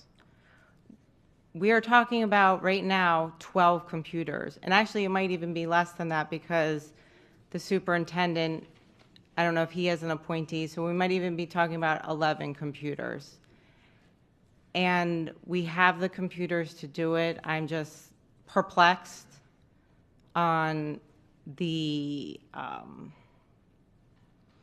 delay in us voting and moving this forward. This is a pilot. If we want to be more green, we need to be able to provide a mechanism for our committee members. This is specifically about the FedEx, this motion. So we're just speaking on the motion about not FedExing anymore. But it's an incomplete motion because if you're not going to FedEx, then how are they going to get the information? Mrs. Bowman. Thanks, Chair. Just for purposes of clarification, my understanding was that there's a link with the documents that's available. Is that true? Dr. Hepburn? I defer that to Mr. Rhodes. Can you please repeat the last part of that? Is there a link, a digital link where you can access the documents for the committee? Yes, it's always located on the Office of the Chief Auditor's website, and there's an electronic agenda that you can link to and click on every document that's in the agenda. So basically the same thing as what we're using today? Yes, ma'am. Okay. So if there wasn't a district-issued laptop, and if there wasn't a FedEx delivery, there's still access to the documents. No one's going to be sitting there unable to, unless they don't have a computer. I don't know the individual situations of each of the committee members and their technological devices that they have available, but what you just said is it absolutely makes sense. Okay, thank you. Thank you. Any other board discussion on the motion about FedExing only? Yes, thank you, Madam Chair. In taking Mrs. Adolph's point in consideration, I, for one, live out in rural Davie, and our internet goes out frequently. So a lot of times I can't rely on getting on the internet. So in that case, I would need paper delivery. So I think we need a backup plan because not everyone has access, and maybe some of our members on these committees don't have access or it's roaming access. But we have to have something in place where they get these materials so they can assess it and make recommendations. Review them, make recommendations. Thank you. Thank you. Anyone else discussion on not FedExing? Okay, all those in favor of the motion say aye. Aye. Any opposed say no. No. No. You want a roll call? School board members, Pham, No. Hickson, No. Honus, Yes. Leonardi, Yes. Rupert, Thompson, Zeman, Alhadeff, No. Bowman, No. fails, 4-5. Thank you. Back to the original motion, and just to remind everyone, the original motion didn't have a pilot in it, so that motion failed, so we're back to the original motion, and I think I'm the last person to ask questions. Dr. Hepburn. Oh, okay, because yeah. Okay. Okay. I have a couple of questions, not to say that I'm necessarily opposed. I have some concerns around accountability. So when a teacher or student or anybody checks out any equipment out of the district, there's a property pass that has to be signed by the person checking it out, then a department head, and then when they come back, there's someone that signs it.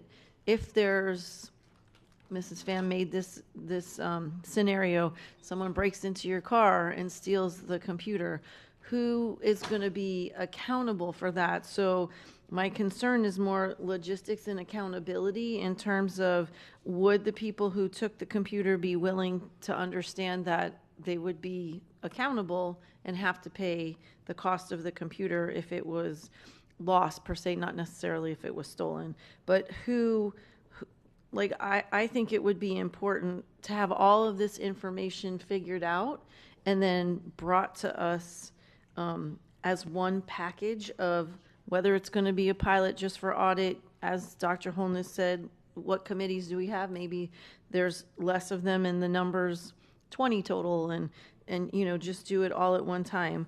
But I don't think we can be haphazard about it. So you can't say, okay, I want a computer, but my internet is out, so please send me the papers today. I don't think that that's the intent of the item that is in front of us, since it was very clear that it was to reduce the number of papers we send out. So I think people would have to make a choice. As I mentioned, us as a board, we don't have a choice. It gives me agita not to have that black box, even though I am an environmentalist, because sometimes I just don't do well reading it on the computer. But so I like that they could have a choice, but they'd have to stay with one choice. They couldn't have both choices. And the idea of using laptops that are surplus, because we don't want to be giving brand new laptops to anybody but our students and staff. So Dr. Hepburn, who would be signing the property passes, and who would be the department head to sign off that it's okay to give to them to follow the procedures we already have in place for taking equipment? So as I stated before, Dr. Zeman asked a similar question. My staff wouldn't be responsible for that. We already have our layers of accountability for the people we're responsible for that we already issue laptops for. For instance, all my direct reports, I'm responsible. I sign their property pass. I'm responsible ultimately for their lost, broken, or stolen item, but they're also responsible too. So I think since the only thing I've been thinking about this issue for a while, who would sign off on these things? And so since these are board advisories and committees, the only people I can think of are the ones sitting up here on the dais that would be responsible for the advisory members or committee members who say they need a laptop and be issued. My staff and myself would not be responsible for that. We're responsible for a whole layer of individuals already in the district that we hold accountable for losing their items or breaking them or whatever the case may be. Thank you. Mrs. Leonardi. Thank you. I have some questions and comments, but before I get into those, I'd like to ask one question and make a motion. So currently, do we have one-to-one for our students? Dr. Hepburn. So let me answer the question as clear as I can. So currently in our schools, we have enough devices for every child in a school. We do not issue those devices for students to take home right now. That's the initiative that we'll complete for the beginning of the school year. But as it stands within our schools, yes. Okay, but like you said, we do not, for every student who needs a laptop to take home, we have not achieved that yet. That is the goal Correct. For the beginning of the school year. That's correct. So I would like to make a motion to table this item to the September 16th board meeting to see that initiative to its completion, and then I would be maybe more comfortable considering this then. But as of right now, like Ms. Thompson said, our students should be the first and center of everything we do. Is there a second? Okay, it's been moved by Mrs. Leonardi and seconded by Ms. Thompson to postpone this item until September 16th board meeting. Any public comment on the motion? I'm sorry, I just have a point of order, Chair. In Roberts, can you postpone something beyond the next meeting? Ms. Batista? Yes. Usually not. However, that's the will of the board. I think that would be fine to postpone it. I withdraw my question. Thank you. Thank you. Thank you. Narni Pierre, Grant Park in Florida. Thank you so much for the motion, Ms. Leonardi. If a point of maybe to help alleviate, not all advisories need laptops. Some of us work fine without them.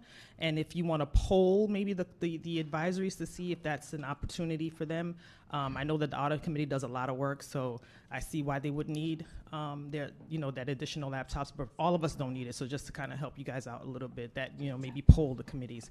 And I know that you have your task force coming through or whatever the case is.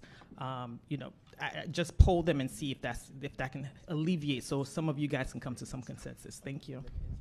You're good. Thank you. Okay, board discussion, Dr. Holman. Thank you, Madam Chair, and thank you, Board Member Leonardi, for that motion. As I said before, when I had asked the question, the superintendent indicated there's no capital budget to provide devices for non-staff volunteers. I appreciate this motion for several reasons. I do believe students are first, and if we cannot ascertain that all students have access to a computer to take home, I can't, in all good conscience, support an item to provide laptops to non-staff volunteers when our students don't have, or all of them do not have access. Like I had said before, there are other things that I think are important. Should we approve this item to come forth September, including I would like I'd like to get some additional feedback from other committees. We've heard from the audit committee to see what their needs are, and also Dr. Hepburn, I'd like to have comparative data as far as laptops for committee members as opposed to paper. I think that's important when it comes back, should this item pass. In addition to that, I did hear you say your staff will not take responsibility. So I have concerns if board members should take responsibility. I for one, do not support taking responsibility for a laptop that's out of my control to a non-staff volunteer. So I am going to support the item, but I do hope, Dr. Hepburn, that not only the information that Board Member Leonardi is looking for in terms of ensuring all students have laptops to take home, but also information on comparative data for what committees are currently using compared to the cost for using laptops. And also I'd like information from all of the committees, not just the audit committee, to see what their needs are and to see how prevalent this concern is. Thank you. Mrs. Alhada. Thank you. So I would suggest that the chief auditor be the one responsible for the audit committee issuing the 12 laptop computers. And then also I was going to modify my motion to have this audit committee pilot start in the year 25-26 school year. And I think that, this is something that our audit committee is coming forward to us, asking for us to give them the tools so they can be successful. I don't see why this should be such a battle to have such a lengthy conversation regarding this. And, we should be able to move forward with this quickly and we can get all the details worked out. Thank you. Thank you. Anybody else on the motion? Just a point of clarification. My colleague mentioned a motion. Did you mean the item itself or a motion beyond the item? I'm gonna modify my motion if Ms. Leonardi's fails. Okay. Thank you, Chair. It looks like Mr. Rhodes would like to make a comment. Yeah, so procedurally, if I was to take the responsibility for the laptops for this audit committee pilot or moving forward, from time to time, an audit committee member resigns or moves along, and there would have to be some kind of a process in place so that whether it's the PTA, the DAC, or the superintendent's appointee, or the 9 board member appointees, there would have to be a communication piece there. So for example, sometimes I may not know until 2 meetings after the audit committee member has been absent that they are no longer going to be on the audit committee, and then I would then be in a process of having to track or chase down the asset as opposed to being notified by whoever the appointer was of that person. So I just want to keep that in mind as well. Okay, thank you. Any other comments on the motion to postpone? Okay. All those in favor of postponing the item say aye. Aye. Any opposed? Opposed. Okay, the motion passes with 2 dissenting votes, Mrs. Pham and Mrs. Alhada. Thank you. Chair, now it's time on the agenda for your public speakers. All righty. This is 16th. 16th. This is the time of the agenda where we have split the general public speakers to incorporate a morning session. Each registered speaker is reminded to present their agenda comments in accordance with Policy 1020. We will start with our first speaker, Trudy Jurvanovich.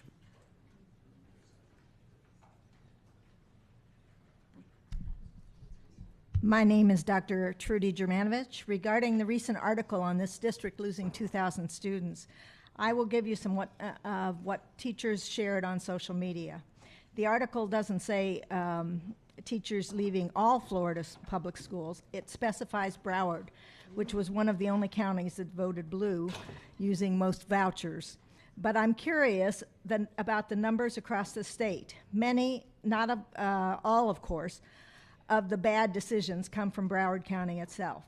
Some outside data was found by the teachers. South Florida school districts are all losing students, though not as many as New York City, LA, Chicago, and Houston among the largest districts.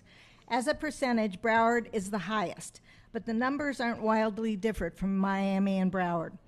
Hillsborough is bucking the trend with a small increase. You can read the article for further details. Its title is How Enrollment in the 100 Largest School Districts Has Changed Since the Pandemic. Other comments concentrated on testing. If this district wants to save money, I can help them. Stop paying for multiple online platforms for testing. Teachers wonder how much iReady and Performance Matters cost. Find a way to ask parents why they're leaving, and then actually listen and act. Performance Matters was supposed to mimic the EOC, and it doesn't. The cartoons are tiny. Students cannot do any type of editing like they would on the EOC. We don't have an answer key. The teachers don't have an answer key. I also found errors on the end of quarter tests.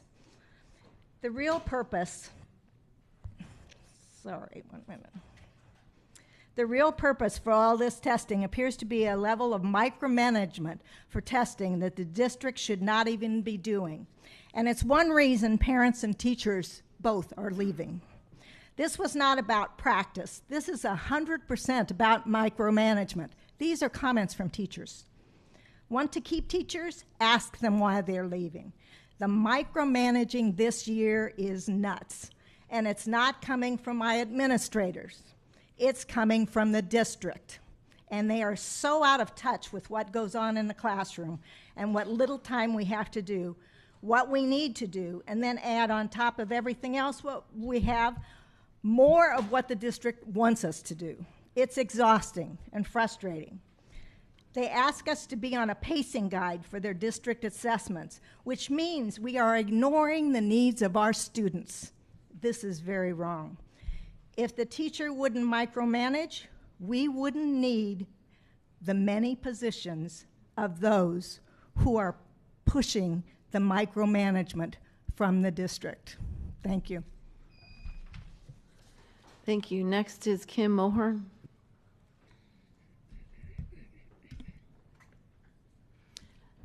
Good morning. First of all, I'd like to recognize this is Holy Week. I come as humble as I know how. When I have to be very careful because I am outraged. I recognize the significance of teamwork and openness, and it's essential for us to unite in tackling the urgent concerns regarding our facilities.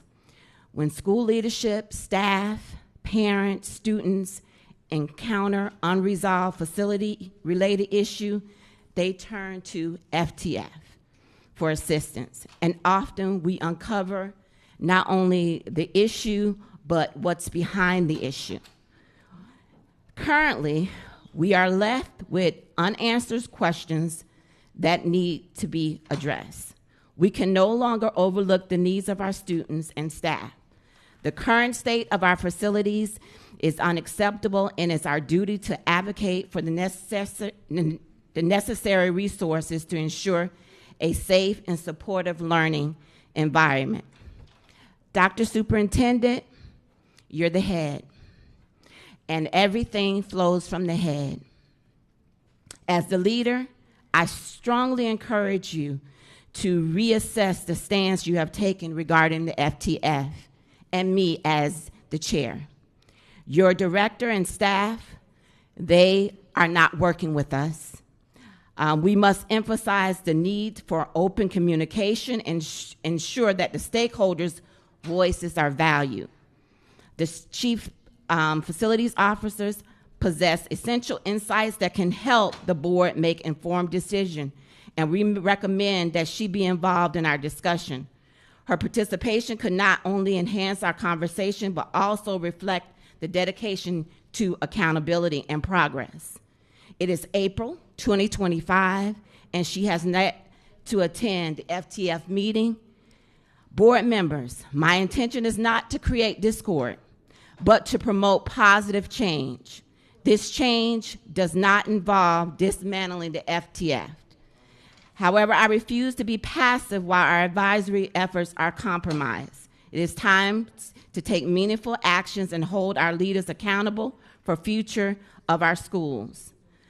We want to keep our students. We want to keep our teachers. We need to take care of our facilities, and everybody has to be held accountable.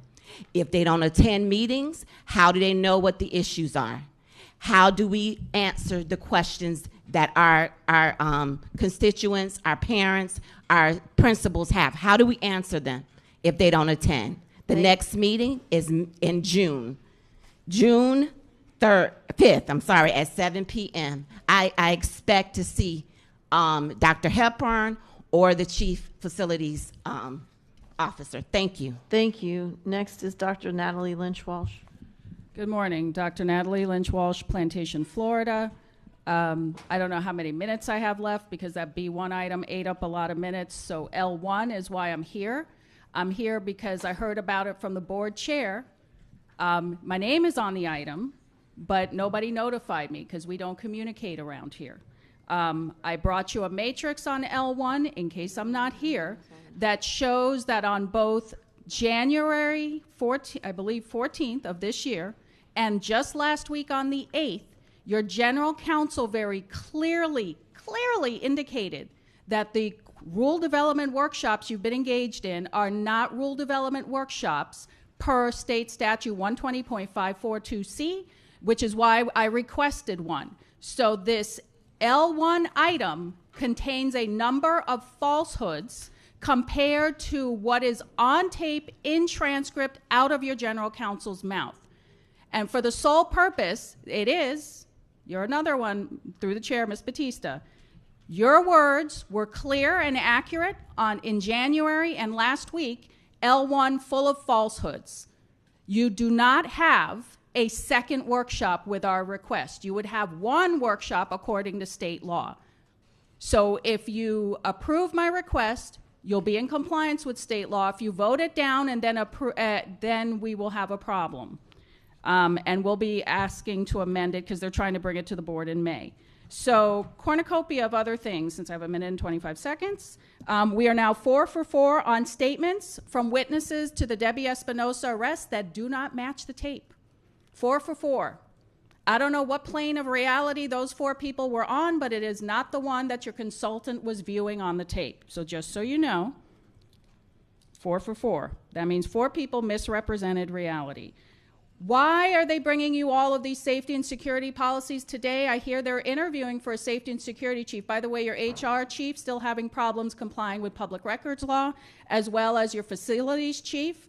They are just flouting public records law, and as the chair of FTF just said, everything flows from the superintendent, so if we're having trouble with compliance, guess whose problem it is? The superintendent. So you may want to hold off. By the way, one of them is policy 2050. It's missing things like discipline. If you're going to give people all that power, you better make sure you're clear on what they're subject to for disciplinary issues.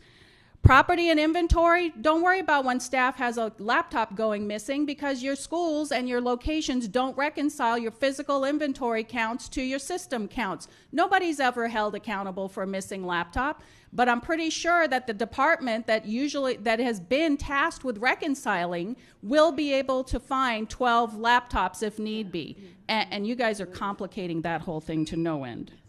Thank you. Thank you. And just before we call the next speaker, just want to mention that Ms. Batista is going to speak to the workshop piece when we get to L1. So thank you. Next speaker is Devaris Tokes.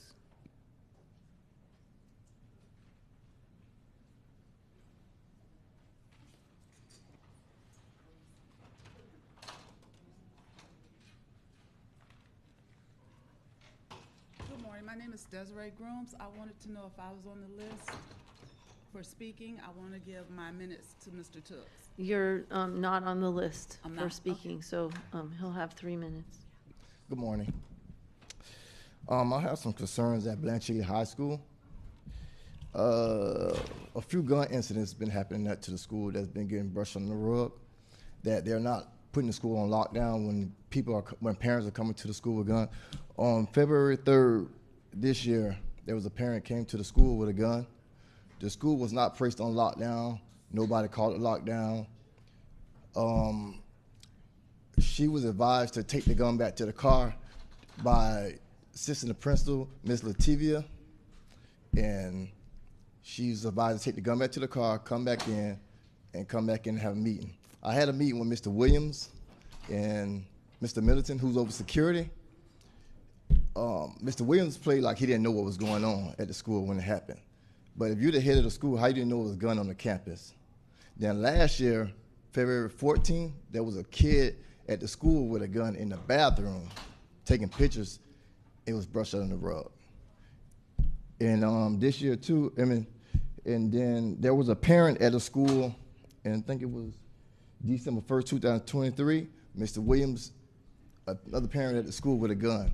There's too many gun incidents at the school. Then the violence at the school now that Mr. Williams there is too much. Just when the basketball team went to the state championship, the cheerleaders went up there. The cheerleaders got a video where they're in a room like just having a Royal Rumble.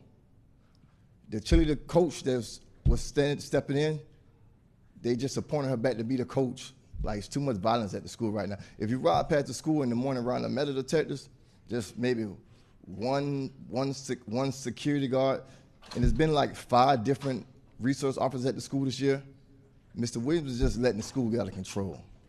And then you have then I have another incident. The head security, Mr. Jordan, Anthony Jordan, he's removed from the school right now because I was at home and my kids, the buddies, they was at the house in the room playing a video game, and I overheard them having a conversation about him, Mr. Jordan, like he likes to have special kids. And I asked him, what is special? It's like that he's like they say he like little boys. So there was a post made on Facebook about Anthony Jordan, like over a month ago. So I have some papers where there are allegations that been gave to Mr. Middleton to get to the detective. I talked to the detective on Saturday. She said she didn't get to the case yet because she just got it. This is over a month ago, but he's not at the school right now. But my concern is him getting back to the school. I want to give you guys to read one that a past student from 20 years ago wrote an allegation that Mr. Jordan did some things to him that's disturbing, that he just don't need to be around kids. He's a monster. He plays that he's this guy, nice guy. He's the head of security. Thank you so much. We're going to have some staff members meet you outside in the pre-function room to have a longer discussion.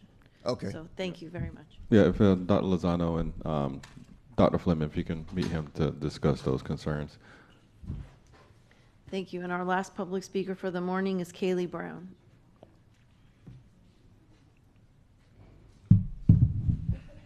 Hello, good morning.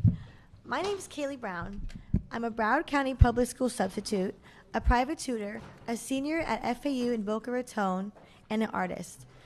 I'm 22 years old. I've grown up in the Broward County public education system since kindergarten. My major is elementary education, and I aspire to be a middle school art teacher at a private Montessori school. I am speaking here today because our public school system's alarming problems need to be addressed as soon as possible. As a Broward County public school substitute, I witness students' daily challenges. Here are some of my solutions to save our public school education school crisis in Broward County, Florida. Broward County public school system needs to make a mandatory class about managing technology, searching the internet responsibly, and using technology to the students' advantage and not to their disadvantage. The Broward County Public School Board system is not keeping up with the latest technology, which is making the school public system crumble right in front of our very eyes. The newer students are unprepared for the digital age and may lack essential skills like digital literacy and adaptivity. Students do not truly realize the dangers of the internet until they or someone they know are going through something profound and troubling from the internet. As a mandatory technology class would be the perfect solution to help teach students how to properly use technology appropriately and safely, since technology and the internet nowadays are unavoidable. Too often, I've seen and heard that the no telephone policy does not stop kids from using their phones, it just makes them better at hiding their phones and their phone usage. When schools keep trying to push the narrative of abstinence from using cell phones instead of how to use them properly and safely, it sets an unrealistic expectation and does not create good technology habits for a future generation of our students.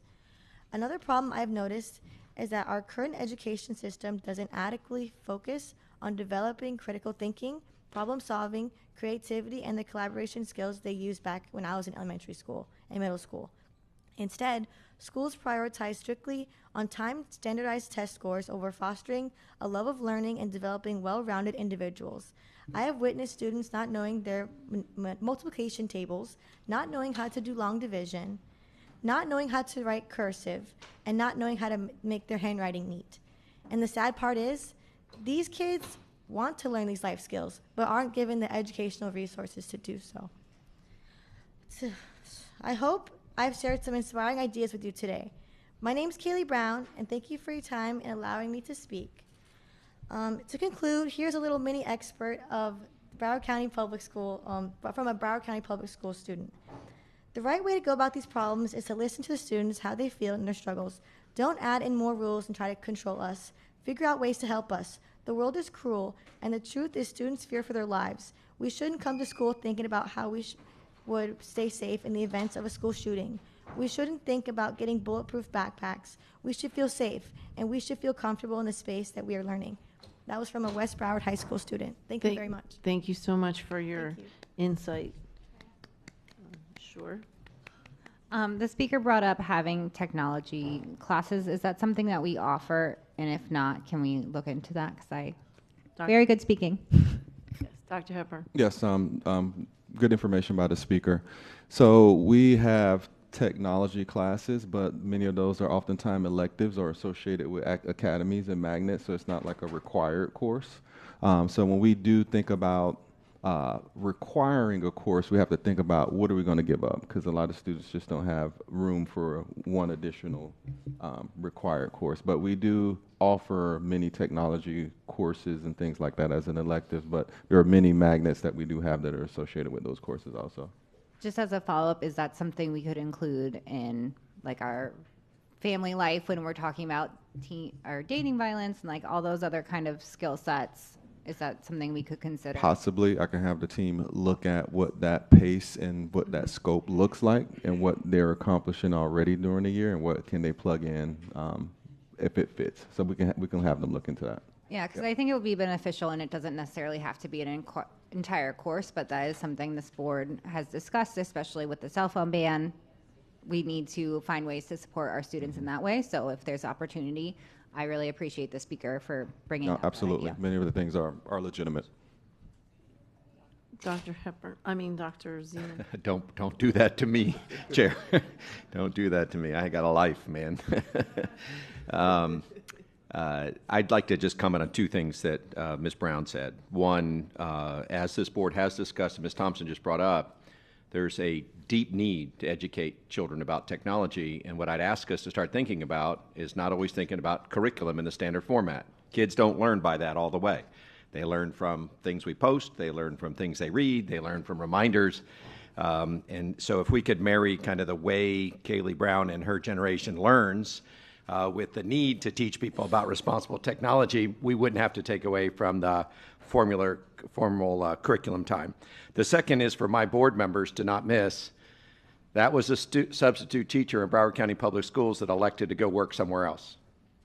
And I hope, Ms. Brown, when you're done working for someone else, you decide to come back because we can't continue to lose talent like that in Broward County Public Schools. Thank you.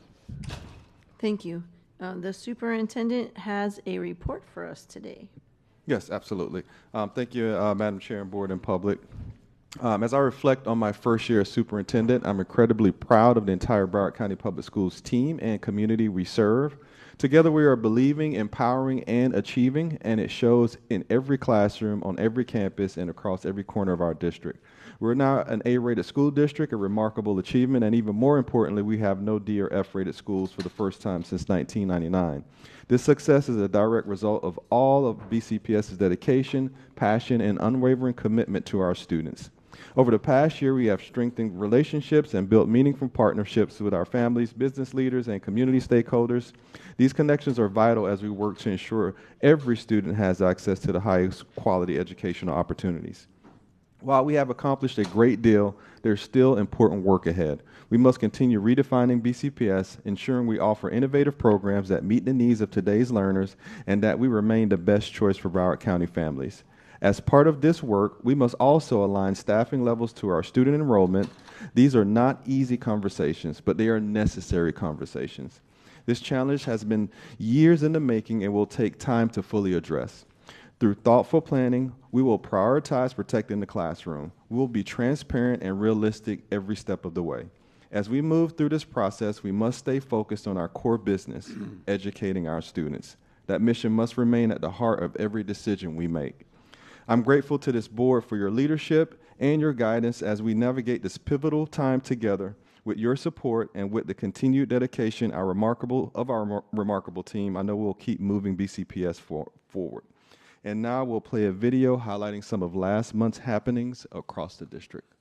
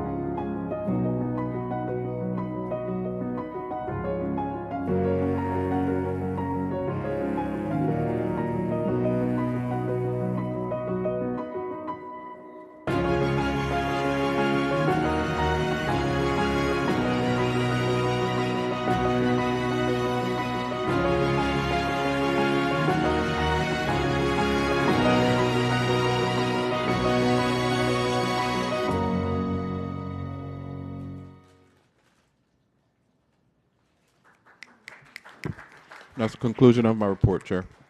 Thank you so much, and thank you for that video to remind us why it is that we're here every day. We are going to move to our 11 o'clock time certain, even though it's a few minutes before 11. So can I have a motion and a second for item JJ24? So moved. Second. Been moved by Dr. Zeman, seconded by Mrs. Rupert. So we have public comments on JJ24. We're gonna start with the mayor, Mayor Riley.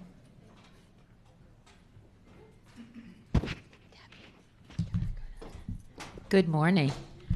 Good morning, Superintendent Hepburn and board members.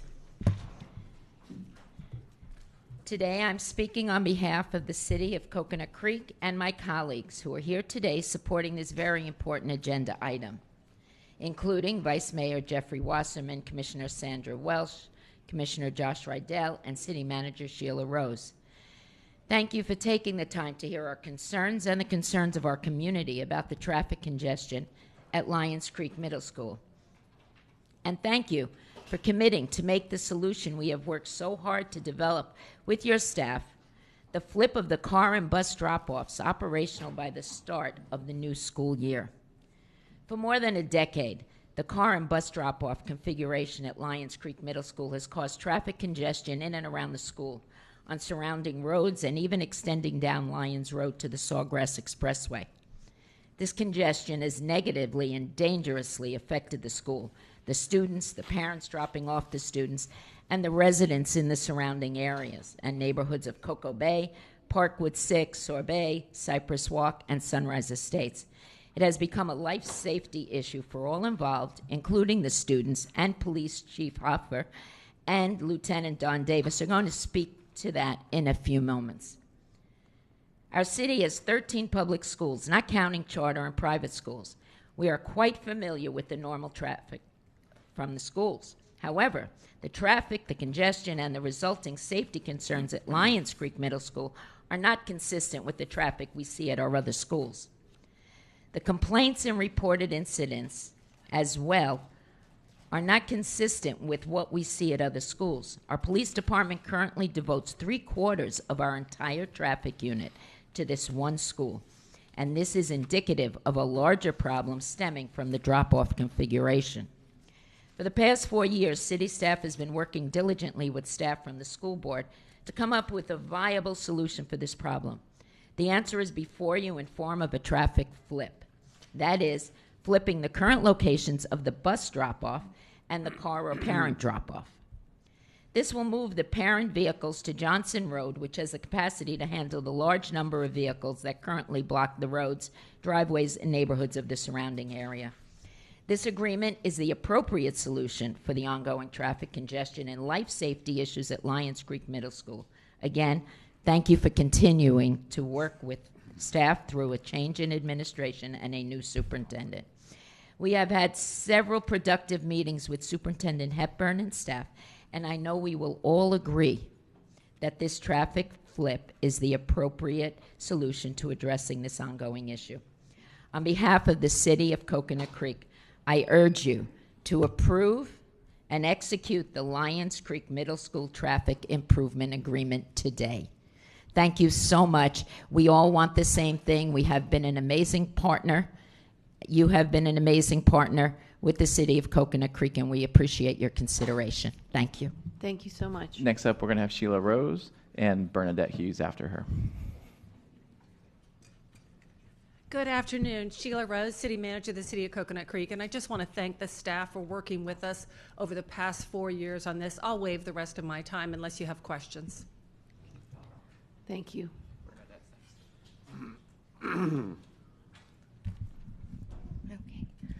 Good morning, Superintendent Hepburn and school board members. For the record, Bernadette Hughes, Government Affairs Manager for the City of Coconut Creek.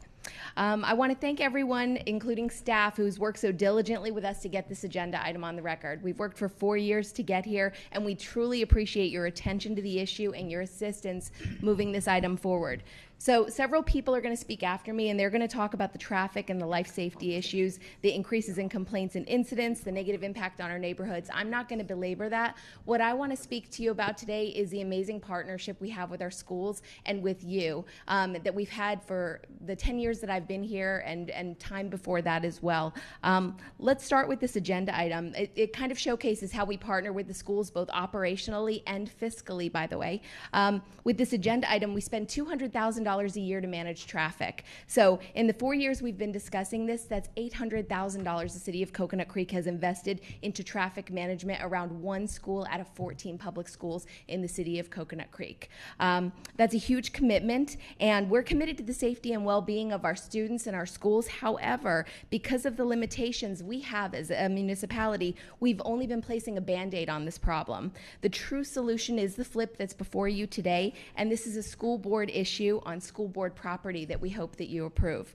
Another unique and special investment that the City of Coconut Creek has given to our schools has been K-9 Taylor. I'm sure you're all familiar with that, those of you who have been here for at least a year or two. So following the MSD tragedy, the City of Coconut Creek took the initiative to bring, here's a tongue twister, the first vapor wake K-9 gun detecting dog in Broward County to our schools. So we committed time, energy, training. We put an officer with this dog, and we did it because it was the right thing to do to protect our students and to protect our schools. We worked closely with the school board to introduce a pilot program, and she is now, K-9 Taylor that is, a trusted presence and a deterrent that is located within our schools. That was a $200,000 investment by the City of Coconut Creek. I gotta talk fast. We do $50,000 a year to JA, to BizTown, and that services every single 5th grader and 8th grader in Broward County. We give $250,000 along with the Seminole Tribe to scholarships, testing preparation, and tutoring for students in the Coconut Creek area. And in the time we've been talking about this, that's $1 million we've given.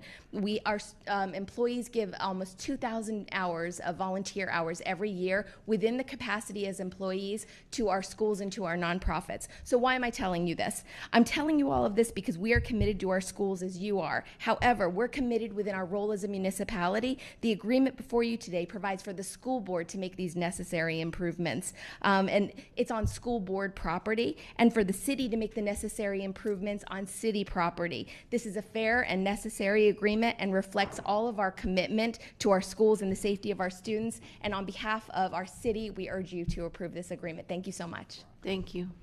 Up next, we're going to have Police Chief Hoffer and Lieutenant Davis. Good morning. I'm Fred Hofer, the Chief of Police for the City of Coconut Creek.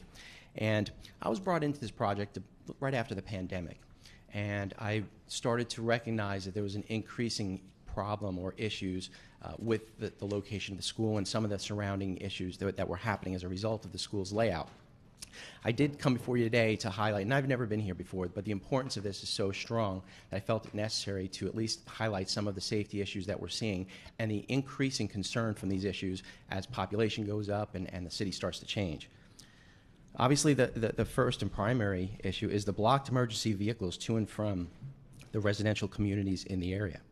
Children are being picked up and dropped off within these communities and walking through private property, which can result in them climbing over fences, getting hurt, damaging property and whatnot. Also, an increase in frustration from both parents and residents. Some residents have made comments stemming from frustration about how they can see someone losing control and using a firearm to fix things. We've actually investigated crimes like this. Increased traffic violations, which in turn increase safety concerns, driving around signs, driving around other vehicles, driving around barriers, and onto private property and destroying private property. These driving behaviors heighten the safety risk for children walking and bicycling in the area and through these neighborhoods. And there are 5 neighborhoods and communities directly around the Lions Creek Middle School that are directly affected each day by this problem. And it also increases the risk of injury to both drivers and homeowners in the area. And like mentioned earlier from the mayor, 3/4 of my traffic unit is spending more than half their shift in the morning and the afternoon dealing with this issue. On average, 5 officers and 4 service aides are dedicated to this school alone. There's also an increased safety concern to my officers. On many occasions over the years, officers have been spit at, cursed at, screamed at, and on many occasions, frustrated drivers have come close to striking my officers with their vehicles. Now, over the past 4 years, I felt personally that this was increasing. In the last couple of years, I directed traffic myself at the beginning of school in front of Lions Creek Middle just to see what was going on, and I felt that there was an increase in issues. Last week, I had my staff pull citations, and I asked them, can you pull written warnings and citations for the areas that are affected by the school zone? They said no. So they pulled the citations and warnings from the school zone in Lions Creek Middle. And in the last 4 years, those citations and warnings equate to 6,132. Now, that is not including the surrounding communities. It's also not including peak times when this issue is the worst. During those times, these officers can't leave their post to go after violators. So this number, in all essence, could most likely be doubled. And this dwarfs all of the other school zones almost combined in our entire city. This is a big problem. I implore you to approve this. It is a safety issue. And as Ms. Thompson said earlier, we put the children first, so I hope you do. Thank you very much. Thank you so much. My name is Lieutenant Davis. He's not kidding. He directs traffic out there in the beginning. I want to thank city staff who's worked really hard on this project, and also the school board staff. We've worked for many years to try to get here. I read in the proposal that it takes 30 minutes for traffic to clear up in front of Lions Creek, which is a true statement. But that's because we have a large police presence, and it's because of environmental changes with the school board and through us to make that happen. I really hope you approve this proposal. It's something that's needed to be done for a long time. Thank you. Up next, we're going to have Nancy Fry and Denise Brousseau, sorry. Good morning, school board and superintendent and staff. My name is Nancy Fry. I am the staff chair and the PTSA vice president for Lions Creek Middle. And on behalf of the Lions Creek families, we are asking the board to please vote yes on this traffic agreement. There are two issues at hand. The first is, as you've already heard from a number of people, the safety issue. The walking path for the majority of the students walking up to Lions Creek involves walking in and then out of a school zone for over a quarter-mile stretch, completely outside of a school zone. And the primary length of this is along a 3-lane each direction divided county road adjacent to an industrial park. This change would keep our kids in the school zone for the entirety of their walk up to school and would keep them away from the semis that are coming in and out of the industrial park. And in addition, as was discussed, blocking the neighborhoods. The second issue I want to talk about is enrollment. Lions Creek is a gem within Broward County Public Schools, and that pun is intentional. We have the highest number of high school credits earned of any middle school in the district. This is a school that needs to be uplifted. Our enrollment is solid, but there is definitely still room for improvement. And issues like these impact enrollment. I talk to parents constantly that are choosing which school to send their kids to when they're looking at middle schools. Do you know what the top 2 alternatives are? FAU and SLAM. We aren't just losing kids to other schools in the district or in the county, they're going outside of the county altogether. The traffic issues impact this both directly, because if they're having to stay in a car anyways and they're going to be trapped in traffic, they might as well go to the school they really want to instead of the school that's closest and would keep them as a part of the community. And indirectly, families worry about the fighting in the schools, and this is aggravated by the ability of the kids right now to duck into neighborhoods surrounding the schools and going and fighting there. If you shift the traffic pattern, this would keep our kids consistently on school or city property where they can be supervised and where they don't have the ability to sneak away and get themselves into trouble that they don't need to get into. This is a long overdue fix that will show that the district cares about our school and our community, and on behalf, again, of all of the Lions Creek families, we're imploring you to vote yes on this. Thank you. Thank you. And I think, is this the last speaker? Oh, a few more, okay. Superintendent Dr. Hepburn and school board members, good morning, and thank you for allowing me this opportunity to speak regarding the proposal for traffic improvements surrounding Lions Creek Middle School. My name is Denise Brousseau.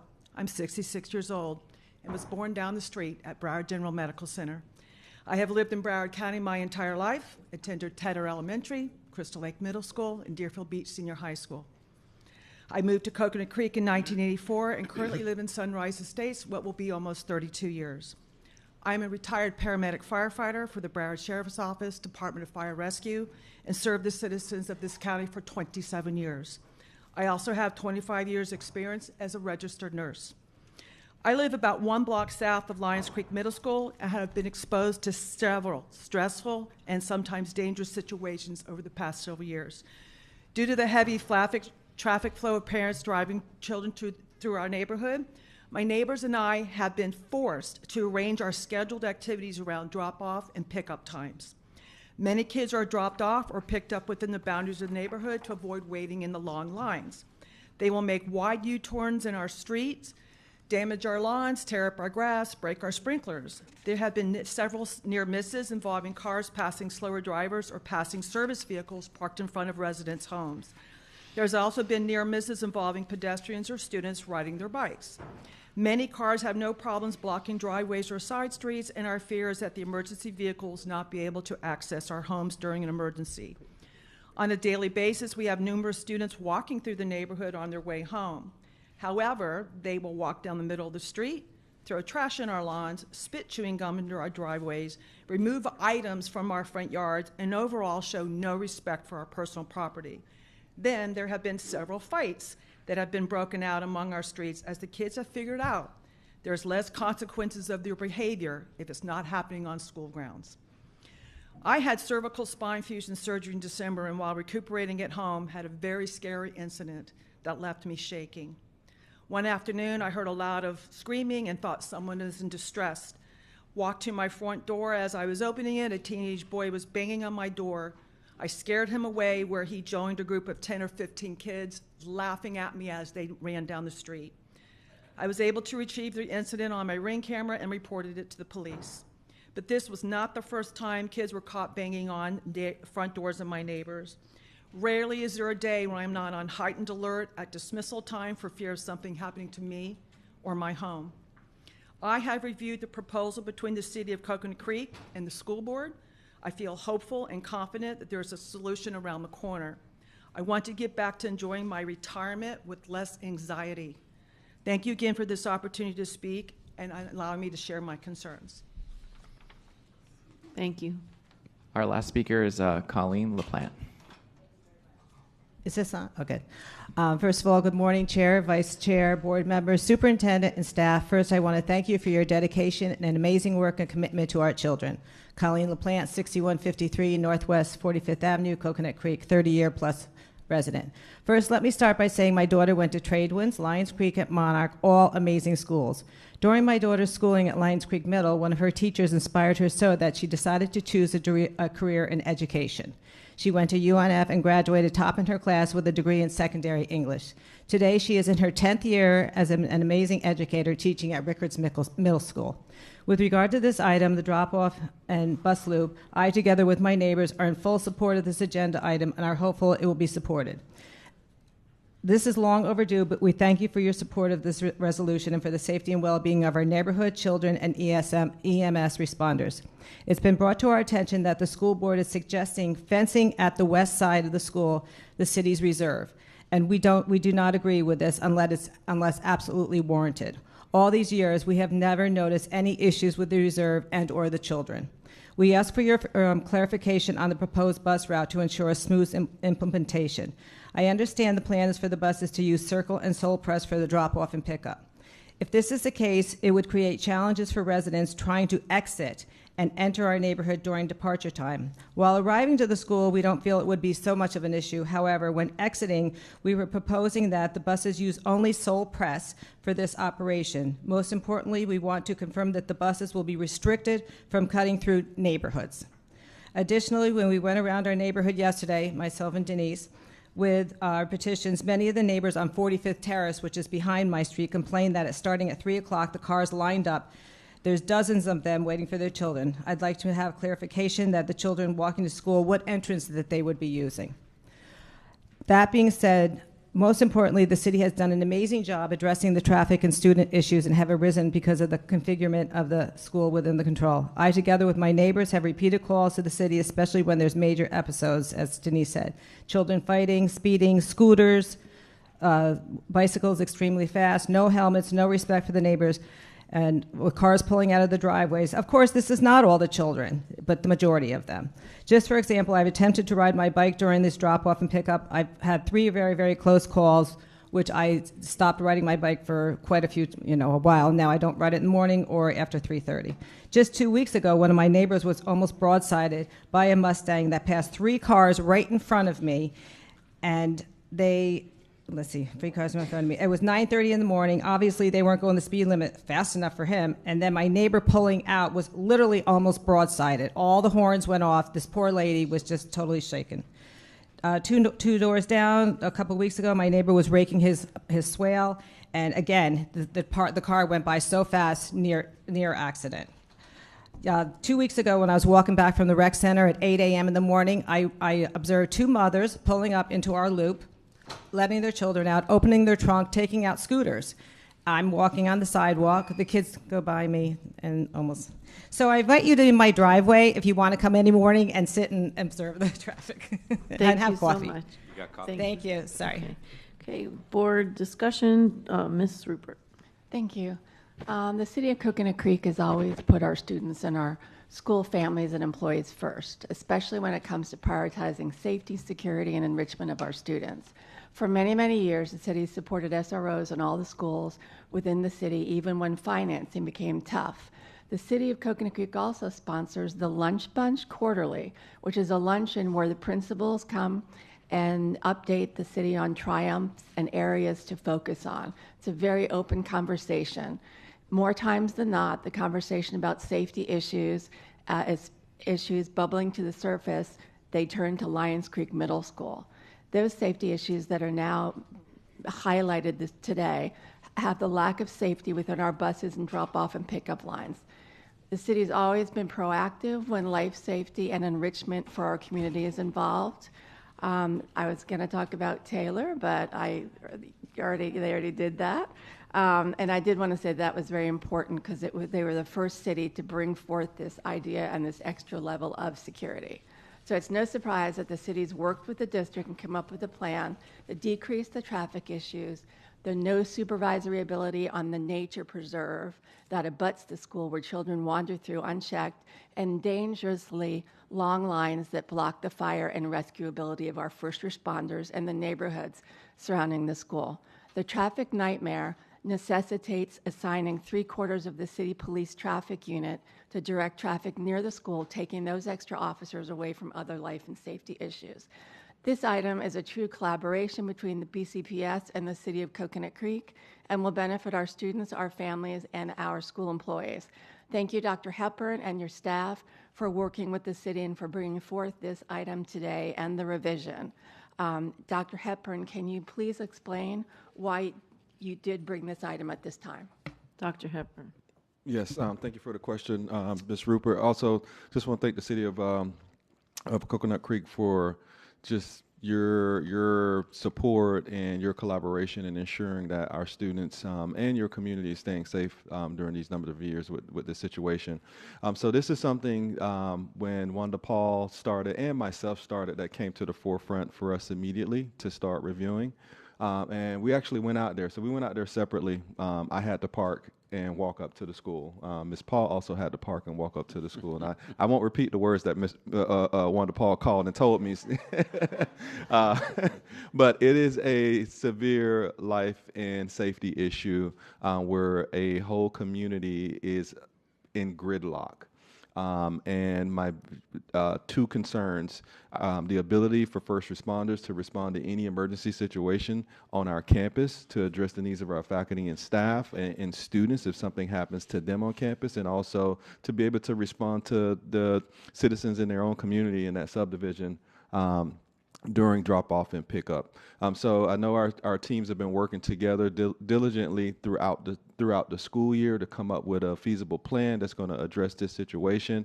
And under my tenure, we cannot wait. I'm not going to wait for an emergency and be reactive in that situation. We got an opportunity to be proactive to address this and come up with a great resolution to this challenge before the beginning of the school year. Thank you. Mrs. Bowman.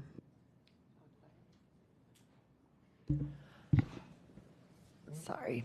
Well, I 100% support making sure that our students are safe, that everyone has access to emergency services, et cetera. I just wanted a little clarification. Are we voting today to go?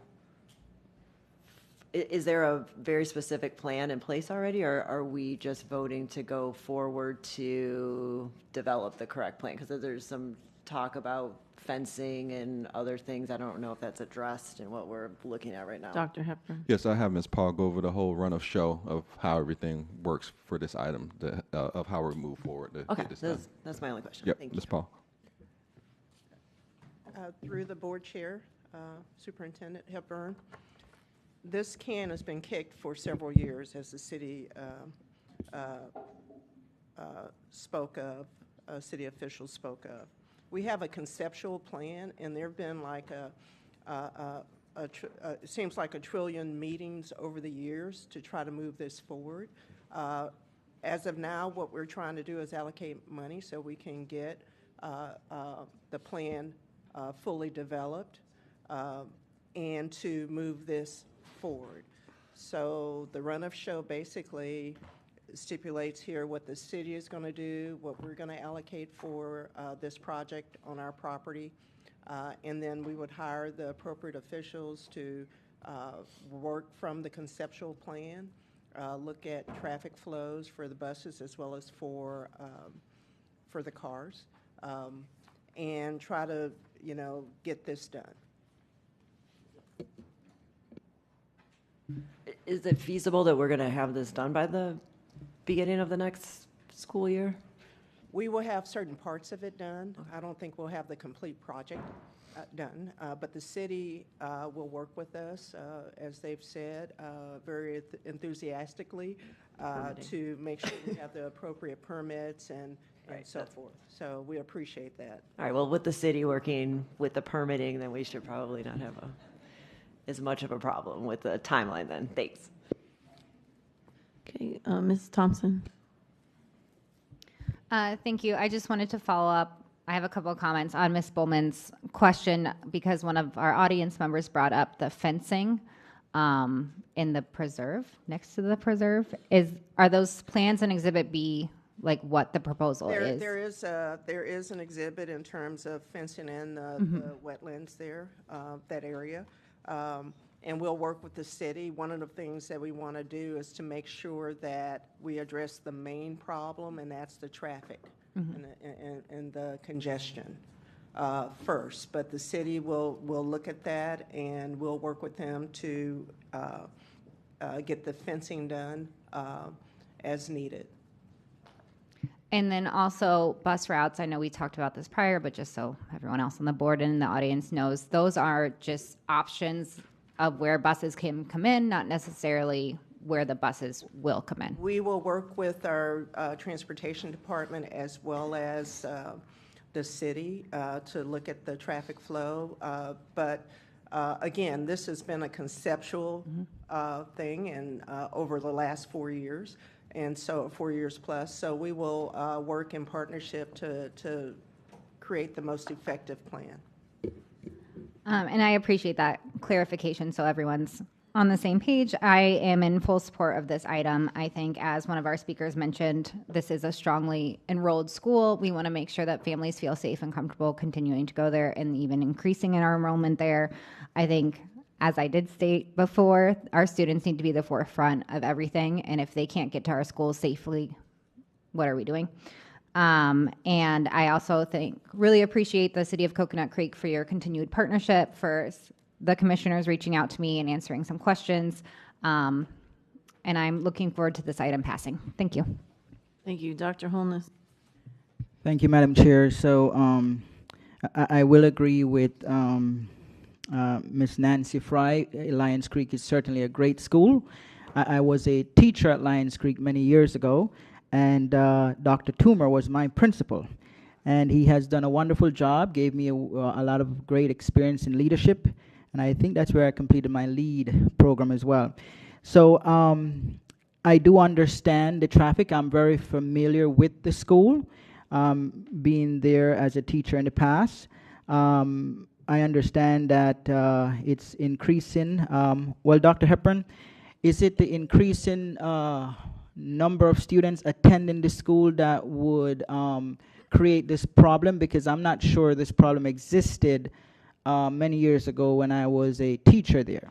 Dr. Hepburn. Yes, I think you have a couple of problems, but the main one is that you have a lot of students also coming from outside of that subdivision, and parents are driving them to school, and so it's exacerbating the situation where you have more kids being driven to school by the parents, and creating the congestion that we've been experiencing for the past few years.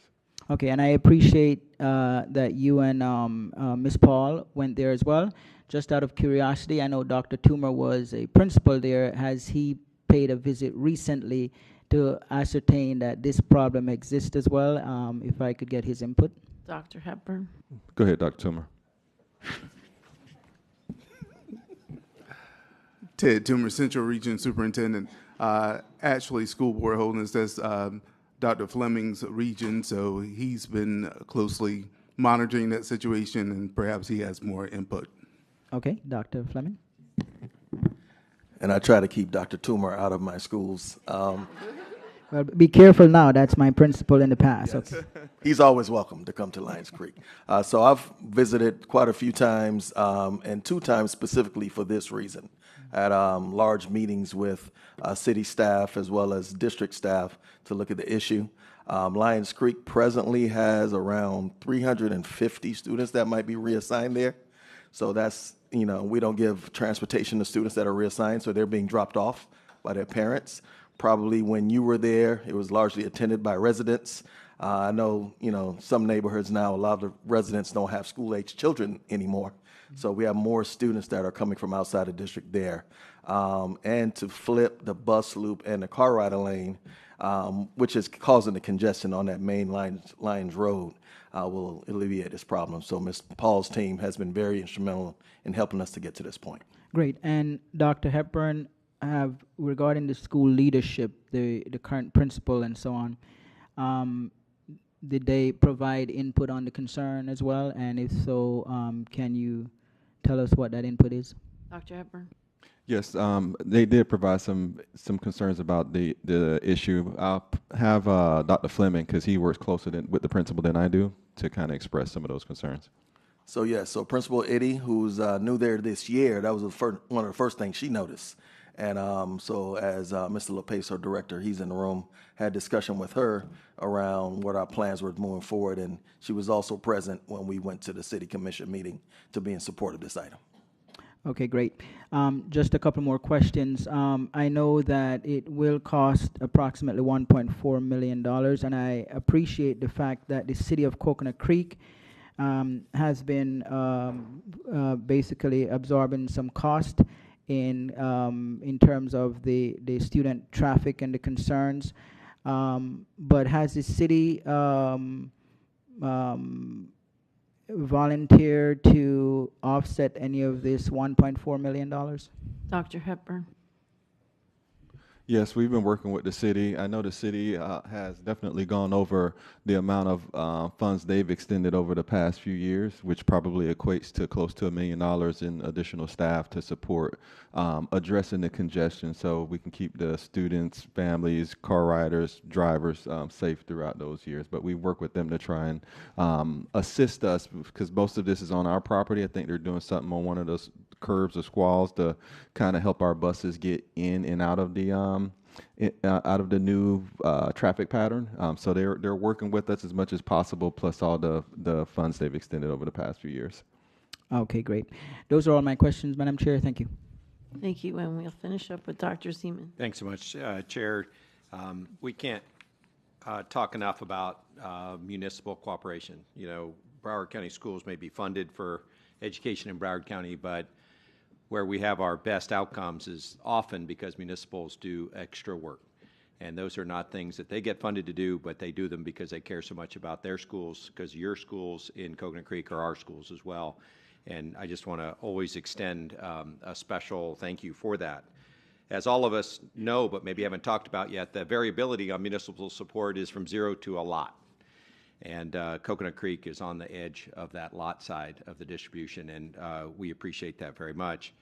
This item makes great sense.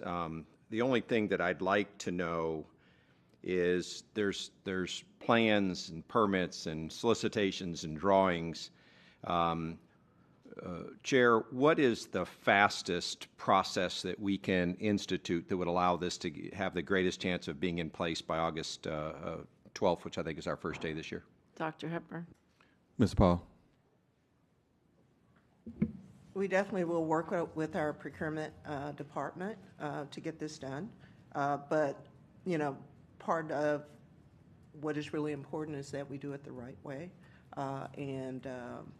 So the majority, my expectation is that the majority of the work will be completed in terms of the parent.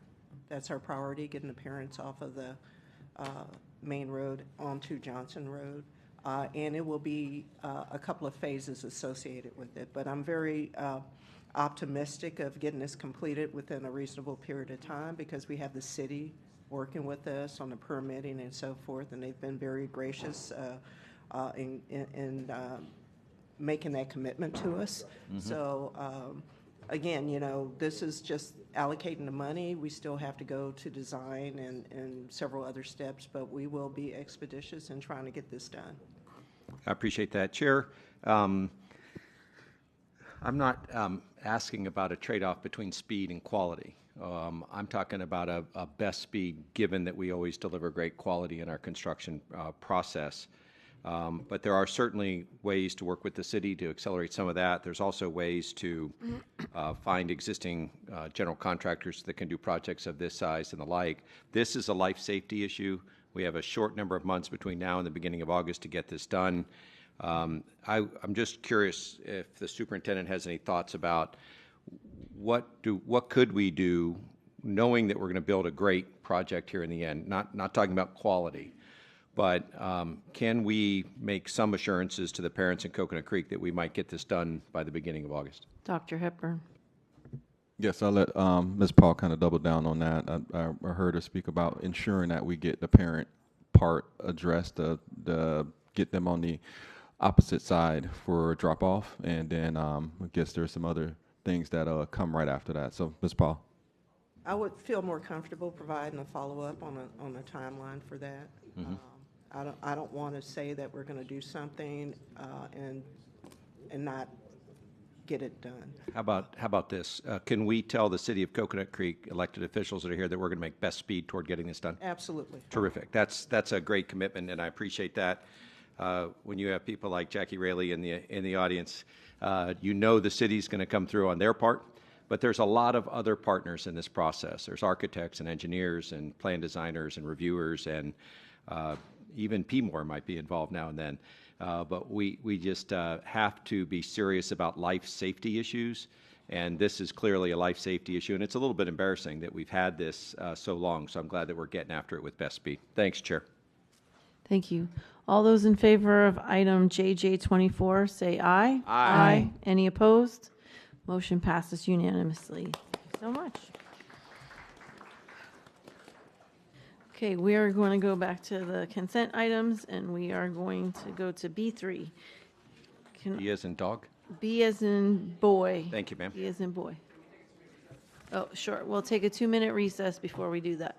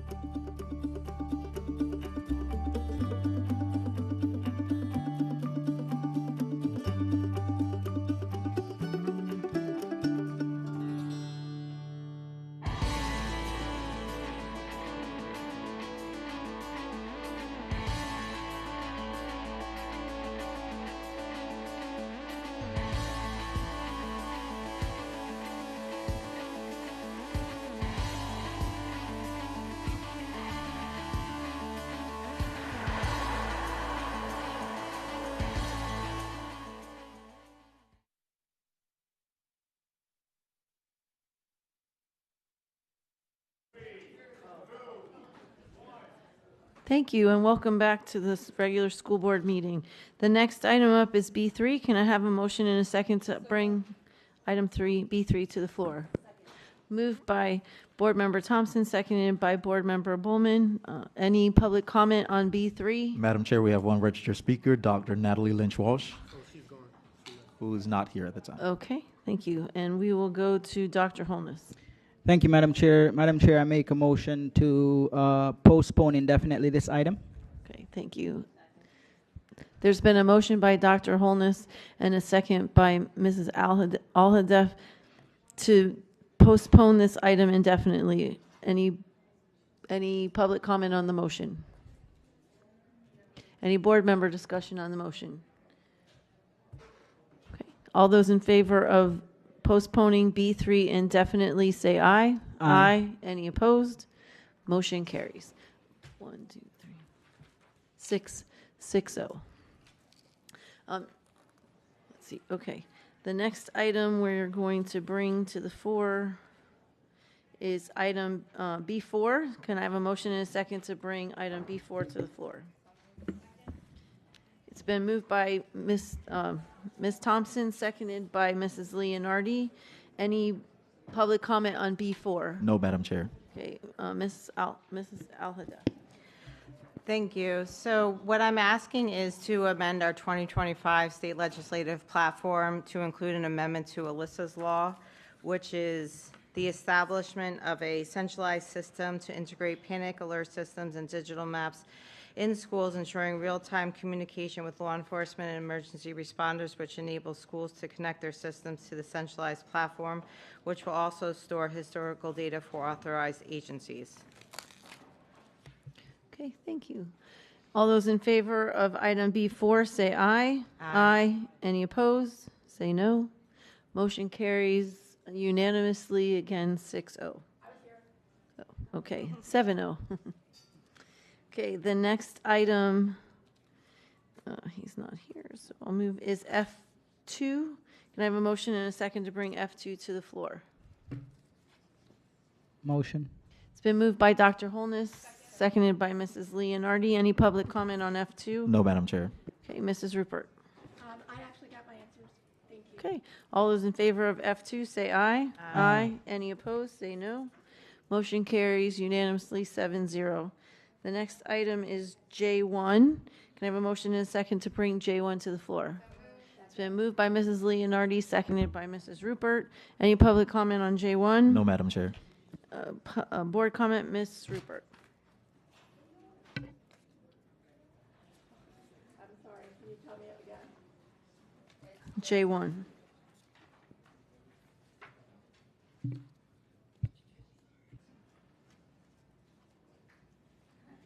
Can you bring it back? Well, you're the only one. We're trying to get rid of on. all of these consent items.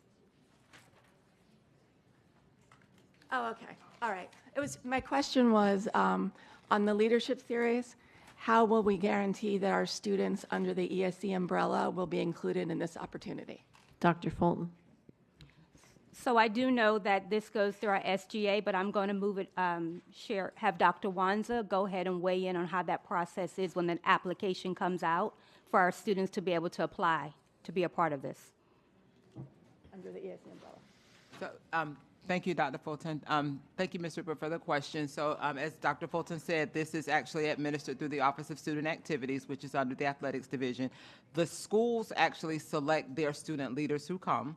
And so what we do is we work with the schools to ensure that they are identifying the 10 students who is representative of their total student population. So I can tell you that, we don't say per se you have to have this many, but we can tell you over the years, we always have students with special needs who are participants in this experience. Additionally, we work with the counselors who actually work in the program to ensure that they have training and education and expertise in how to work with a variety of students with a variety of diverse needs. But we work with each individual school to make sure that they are selecting members to attend that are representative of their student population, and we always make sure that we don't just hint at, but we say specifically, your students with special needs.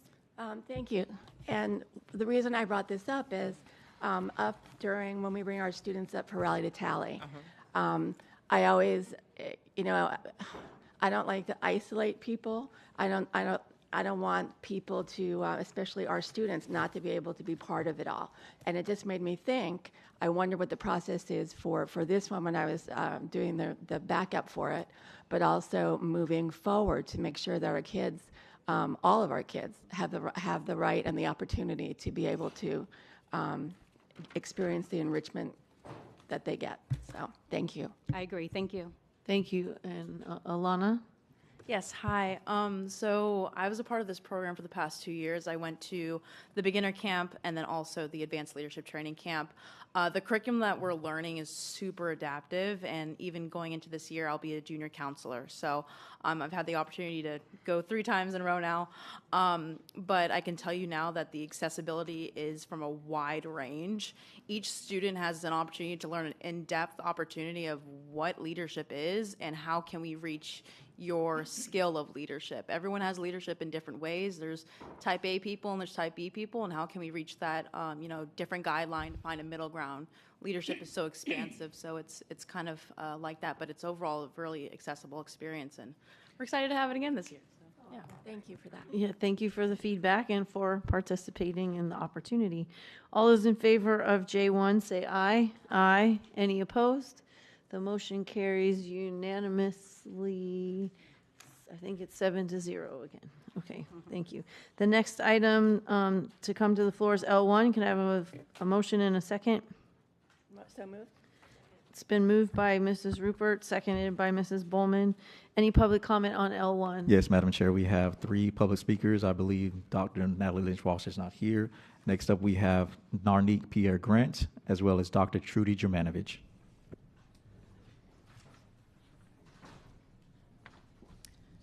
Okay, still morning. So I would love for the board members to vote no, so we can have a, what is this, rule development? I think because this is stating that there was a workshop already, but based on Dr. Lynch-Walsh's comments earlier, my nose is running because it's cold up in here. Ms. Batista made some comments in reference to that, and I think the chair alluded that she would be commenting on that, but I'm here to ask and advocate that you vote no and allow the second rule development to happen. Thank you. Thank you.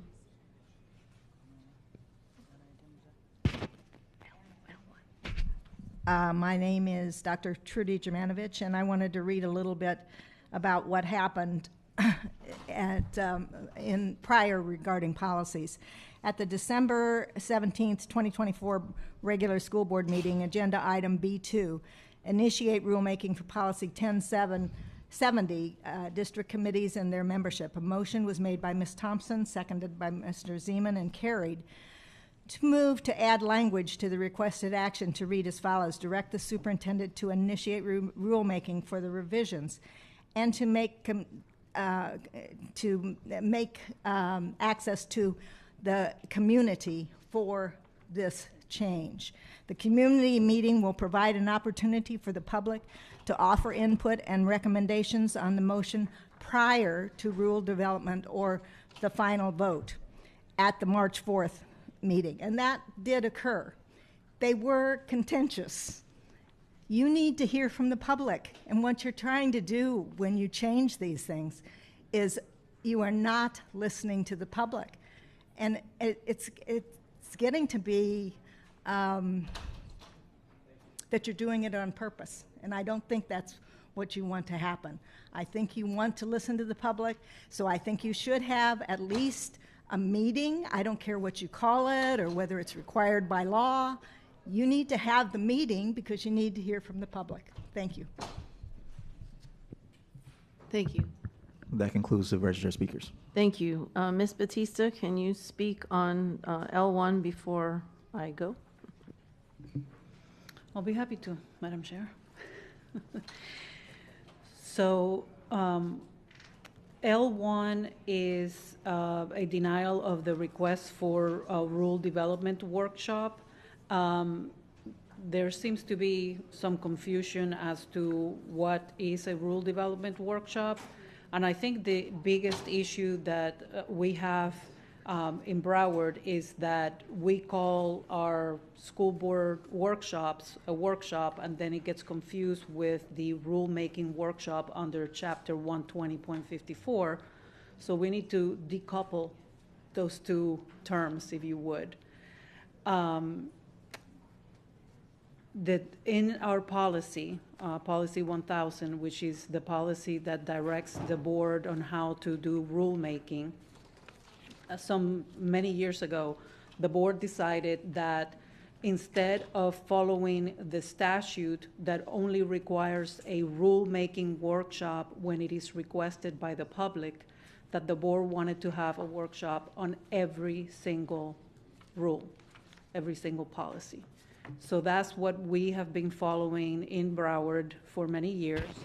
And the workshop that the board has where it discusses the policies does comport with 120.54. Members of the public are allowed to come up and discuss the policy. They ask questions, they make comments, they have a voice, and that is what is required under 120.54. So the only standard that 120.54 requires is that when you have these rulemaking workshops, that you have a person or persons that were the ones who drafted the policy, that they're there to respond to questions from the public. That happened at the last workshop that the board had where this policy was discussed. Having said that, there's nothing prohibiting the board from having another rule-making workshop if that's the desire of the board. However, as the item states, it is unnecessary pursuant to 120.54, but it is not prohibited. So you can have as many workshops as you like. Thank you. And I pulled this item because I have had the same comment for the last couple of months. So there was a way the board, and we had a workshop sort of on this, and I've asked Ms. Batista if we could, the policy's coming back to maybe let us have a better discussion and kind of expectation moving forward so the public knows what is a rulemaking and what isn't. And so I think it was 1020, that particular policy that we were in discussion with, we did a true rulemaking workshop, I'll say, because the board was not there. It was done in the evening. Staff was there. The community was able to ask questions. Staff answered the questions, and then staff brought back that conversation to us. That's the way I read what the statute says, and it seems that we do it that way sometimes, and then sometimes we do it all in a workshop. And last week, it didn't feel like it was that workshop where staff was there, they could ask questions. Whether we advertise it that way or not, I think we just had a regular workshop last week. So I would ask my colleagues to vote no on the denial of request for the rule development workshop, because I don't think the public really got the opportunity because they weren't sure what kind of workshop they were in. And whether that's because we're not really clear on it, because I'm still not clear on it. And I think in general, we just need to make it more clear what's happening when. And I know that there was staff there, but the public gave comments, and I don't think they were aware that we were in a setting that would allow them to ask some questions back and forth. And the other workshop that we had, and whether, again, we changed the name because I think that's part of the confusion, is it just didn't feel right to me. So I would really like for us to be able to say, yes, we can do a rule development workshop where it was like before, would be in the evening, staff would be there, only staff, not the board members, and they would be able to ask their questions. So if you vote no on L1, that would allow that meeting to proceed. So If I may, Ms. Madam Batista. Chair, just want to clarify one thing. 12054 does not provide for, I think the second part of your comment, which was that a rulemaking workshop is not to collect feedback from the public and then bring it back to the board. I mean, that clearly can happen. The only thing that is supposed to happen by law is that the persons or persons that, you know, that drafted the item are present so that they can answer questions from the public. Right, I wasn't saying Yeah. that that was part of the law. I was just saying that was what happened last time, was they Yes. brought it back to us. Thank you. Okay, so all those in favor of L1 say aye. Aye. All those opposed say no. No. Do we want to do a roll call? Roll call on the item. Ms. Hickson, No. Holness, Yes. Leonardi, Yes. Rupert, Thompson, Zeman, Yes. Aladef, No. Bullman, No. Pham. No. Item fails 3-6. Okay, with the dissenting votes of Ms. Thompson, no, Ms. Leonardi, Dr. Zeman, and Dr. Holness.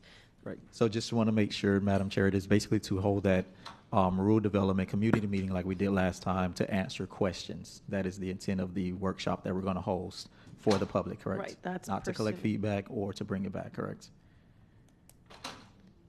Well, Ms. Batista, in terms of bringing the item, You may request, but by law, would be required and what this item does is that now you will have, the public will have the ability to come to ask questions and clarify any language in the draft policy that they need to have clarified. Okay. But if the board would like to have, you know, whatever is said there or some summary of what is shared at that meeting, you can ask for that as well. But that's not part of what the law requires, as I stated Okay. before. Ms. Thompson. Thank you, Chair. Just as a follow-up, could the board and therefore the community get like a write-up on what a rural development is, what a like policy review workshop, like something that's very clear in writing so that we understand, the community understands, we all have the same. That's the workshop that's coming in May, and that was the request or suggestion, so that it's But very then, clear. will that be a rural development workshop or a workshop? Like, what is that?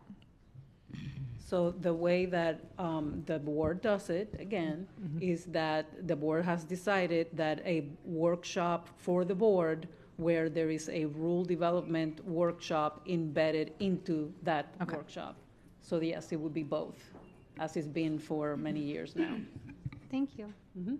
Madam Chair, Dr. Holness. just from my understanding, I know that there was a workshop before. According to Ms. Batista, the requirements according to statute was fulfilled in that first workshop. So I'm trying to understand, what is it that wasn't present in the first workshop according to what we're supposed to do that we're going to do now? So, Dr. Holness, just so you know, the item passed. I know, I understand, We're it's- just asking, I disagree with Ms. Batista. Understand, I don't okay. think that the public was given the opportunity to ask staff questions and be able to go back and forth.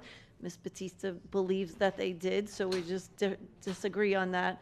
So enough colleagues agreed that this would give the public an opportunity to have that chance to ask questions of staff regarding why they have different changes in that policy. Okay. Okay. So just to follow up with Ms. Thompson, and just based on a little bit of confusion, because I think it would cut down on a lot of controversy and a lot of confusion if we knew exactly what's required in Policy 1000 and the statute. I know Ms. Batista said it. Does our Policy 1000 right now create this need for the workshop insider. I guess we should never be wondering about it, and then it would just be a lot easier so we can very definitively Ms. Batista. proceed. I'm not sure if the policy right now is what's creating the issue. To be honest, I'm not really sure what the real issue is, other than perhaps the public feels that sometimes when they are asking questions, they're not receiving responses, or they haven't asked the questions, or I'm not really sure. But what the policy states is that we will have a rulemaking workshop during our school board workshop for the policies that are coming to the board. And that's what's been happening for, like I said, for years now, where, again, the public had the opportunity to speak and ask questions, and those questions were answered to maybe not to their liking, but there were staff there that did respond to questions. But again, we can do it all over again. Do you think the public understands this particular rule? And is there a way that we can advertise that so that we don't keep coming to the same issue? I mean, we're just standing strong on the fact that this is what's happening. Yeah, so thank you for asking that question. The advertisement happens, there are 2 advertisements that go out for every workshop of the board that also contains a rulemaking workshop. There are 2 advertisements that are actually placed on Civic Plus, one for the workshop of the board with all the agenda, and then one for the rulemaking portion of it. So there are already 2 advertisements or multiple advertisements, one for each one of the rules that would appear on the agenda during the workshop. Okay. Thank you. Thank you. I know this isn't rulemaking, but could I possibly make a comment? Okay. We have BTU to give their report, and then we have a 12 o'clock certain. So I think Ms. Fusco is in the room. Go ahead and give your report.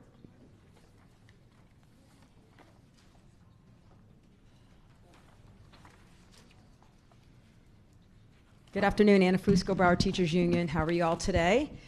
A couple things.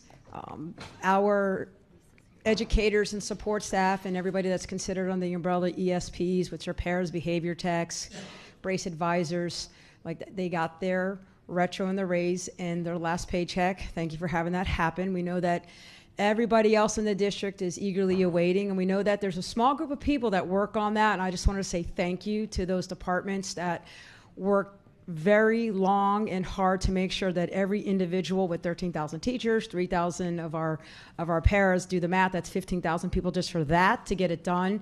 And they did, and I'm pretty sure it went without very minimal flaws, because I didn't hear any conversations that their pay was totally wrong or what did it mean and so forth. We're always going to question what the paycheck looks like. It's very cumbersome.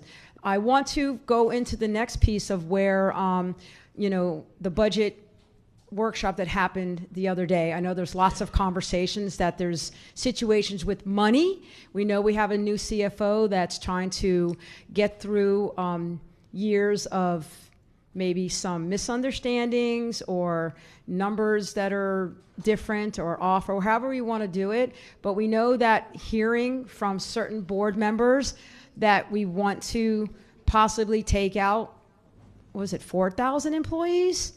That's a lot, even though we have over 20,000 employees in the Broward County Public Schools. We know we have over 250 schools. We know there's always a conversation going to happen that with low enrollment here, enrollment that, there needs to be strong meetings and conversations of really understanding what is low enrollment. What really is low enrollment? What are these projected enrollments are going to happen when we get those budgets? The admin is in charge of the budget, but they have conversations with people in the budgeting office and their academic directors and their deputy superintendents, multiple conversations of what they want. I do know that our schools still have struggles with having enough teachers and our ESPs in our schools. We know they struggle with enough custodians. We know they struggle with a lot of employees in those schools. So what is really happening? I know you all visit the schools, but do you go into the schools? Go into them. Stay a while. Don't just go there for an hour. Stay all day. Really go in there. Do we really have enough security? There's a lot of things I'm hearing. People are retiring out. People are moving on. People are resigning. Unfortunately, people might get terminated, and they're not replacing employees. We still have plenty of schools that are way over class size. We shouldn't have 100 students in a locker room, should we? Those are examples. We shouldn't have 80 students in an art room. We shouldn't have 100 students in a band room. We shouldn't have 50 students in a math class. We shouldn't have 50 students in an ELA class. Yes, it's happening. If it happens in one school, that's too many. So we want to talk about decreasing the employees. There needs to be really, really bigger and stronger conversation to the public of what that would look like and when it's going to happen and how it's going to happen. Not 2 weeks before June 4th when the end of the school year happens and our educators and all of our support people that work on, hands-on with our students in our schools are now being told we no longer have a position for you. Not okay. If it really is about the student, make it about the student. It is so annoying to continue to hear, it's about the student, but your actions don't show it. It really doesn't. Direct the superintendent to direct the staff to have really strong conversations. And when a principal is really saying, I need employees in our schools, do not be upset at them. Do not act like that they're not taking care of the school. That is taking care of the school. They don't know how to handle a budget. You guys create the budget for each individual school of what the principal should have, and then there is this showing that, wow, we really have a good amount of students. We need more hands-on with our students. You got this push to not have any school a C.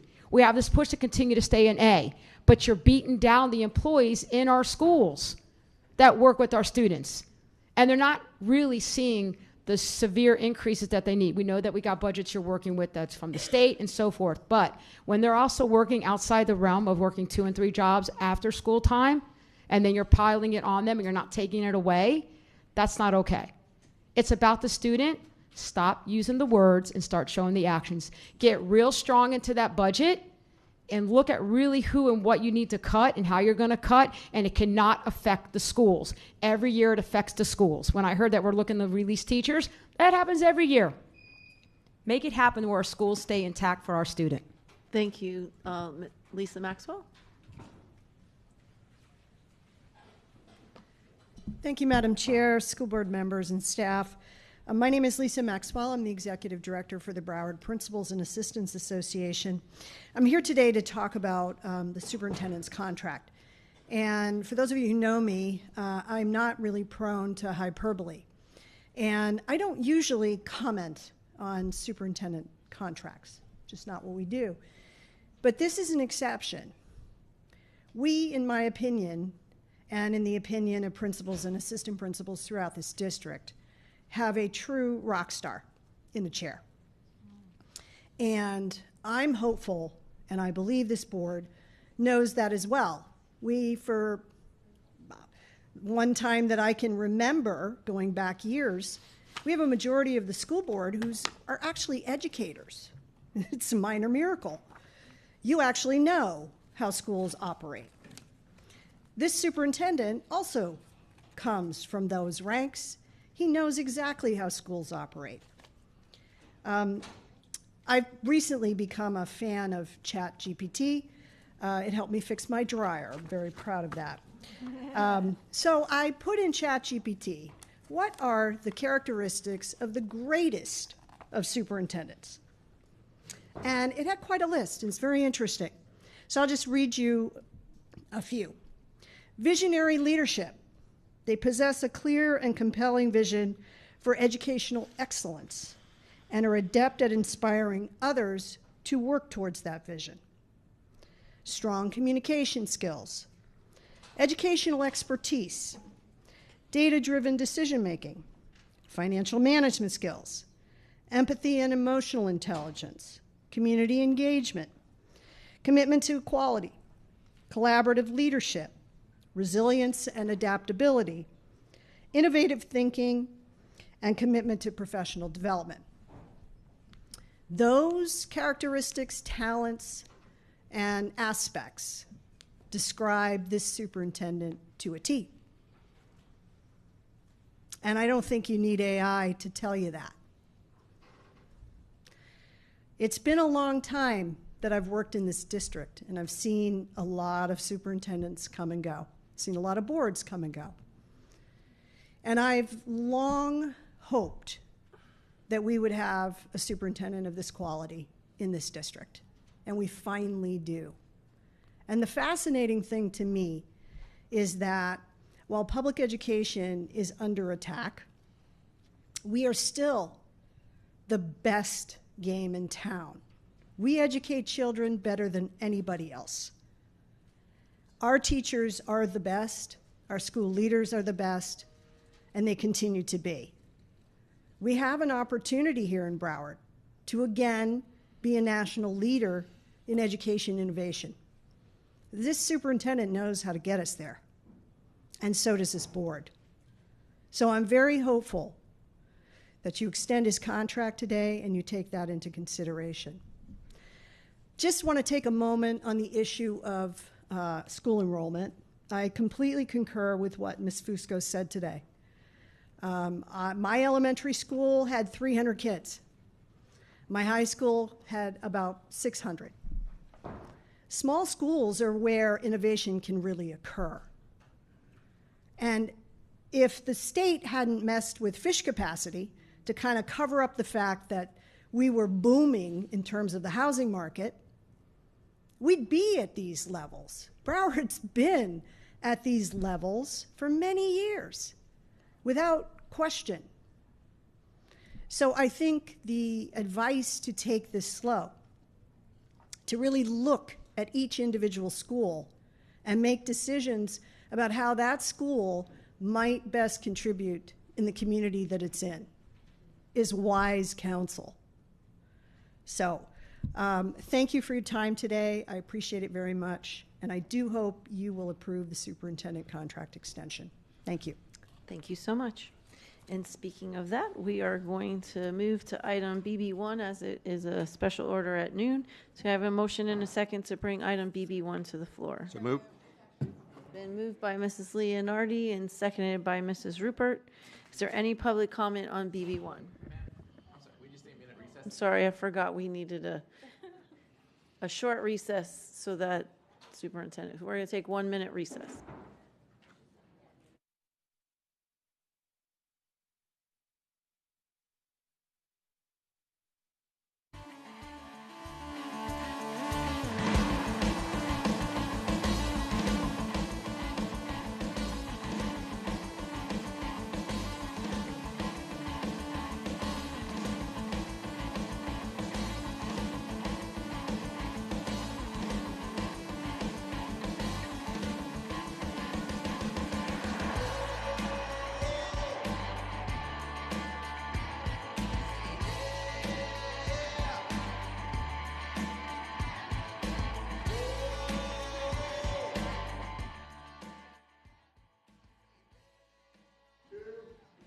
Thank you. And we will start with our first public speaker. The first two up is going to be Kimberly Morehorn and Narnique Pierre Grant. If they can line up to either of the mics. After that, we'll have Dr. Natalie Lynch-Walsh and President Lisa Maxwell. Or I'm sorry, Executive Director Lisa Maxwell.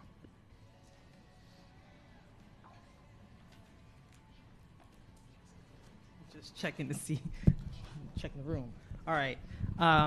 So we're up for this is the superintendent contract. So I would just tell the board when you are looking at the contract and you're discussing it, does this person make children first? I know the BTU president talked about making children the priority. I'm always been an advocate about making kids a priority. And majority of the times you guys have your conversation on the dais. It's all administrative, and while it may affect the kids externally, but directly, I feel like we need to have someone at the helm who make kids a priority. And if Dr. Superintendent Hepburn is that person, then you make sure that you provide the best contract to keep him here. I know some of the things in the contract has something to do where he lives. I think if you have a candidate who lives either in Dade County or Palm Beach County, the part of that where he needs to live in Broward County, I think you should lift it. And I said, as you go with whatever superintendent, you make your adjustments. So I think he should be allowed to live as long as he's 30 minutes out, 40 minutes out. I think that should be sufficient. My experience with him has always been a positive experience. Based on our conversations, I feel like he puts the kids first.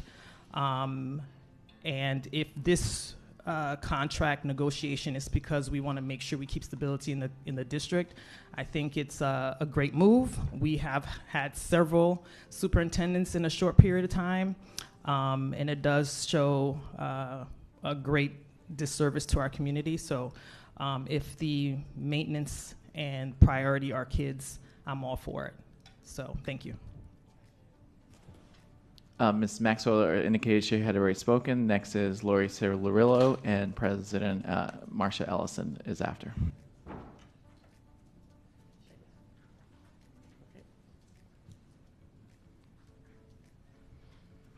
Good afternoon, everyone. Lori Cerullo, Junior Achievement of South Florida. It's a pleasure to be here with you this morning. I don't normally do this, but I felt compelled to speak today on behalf of Superintendent Dr. Howard Hepburn. I want to speak in support of someone that I believe is exactly the kind of leader we need for our schools and our community. Dr. Hepburn brings a clear vision, an unwavering commitment to excellence, a refreshing culture of accountability and empowerment to Broward County Public Schools. He isn't just focused on making the district better than before. He is focused on making it the best. In his words, for the first time in a long time, it's a superintendent whose words are matched by his action. Under his leadership, we're seeing a renewed energy and momentum. Educators are engaged, partners feel valued, and for the first time in a long time, and I've been working with the district probably over 20 years, there is a sense of alignment and possibility and hope across the district for our children. One of the things I admire most about Dr. Hepburn's genuine appreciation for partnership. He knows that schools cannot thrive in isolation. They flourish when surrounded by a strong, connected community. It's been a long time since I've seen a superintendent who is so authentically welcomes collaboration and recognizes the values that others and other organizations can bring to the table. Both myself and Junior Achievement's board and our entire team look forward to building the best school district alongside Dr. Hepburn and the school board.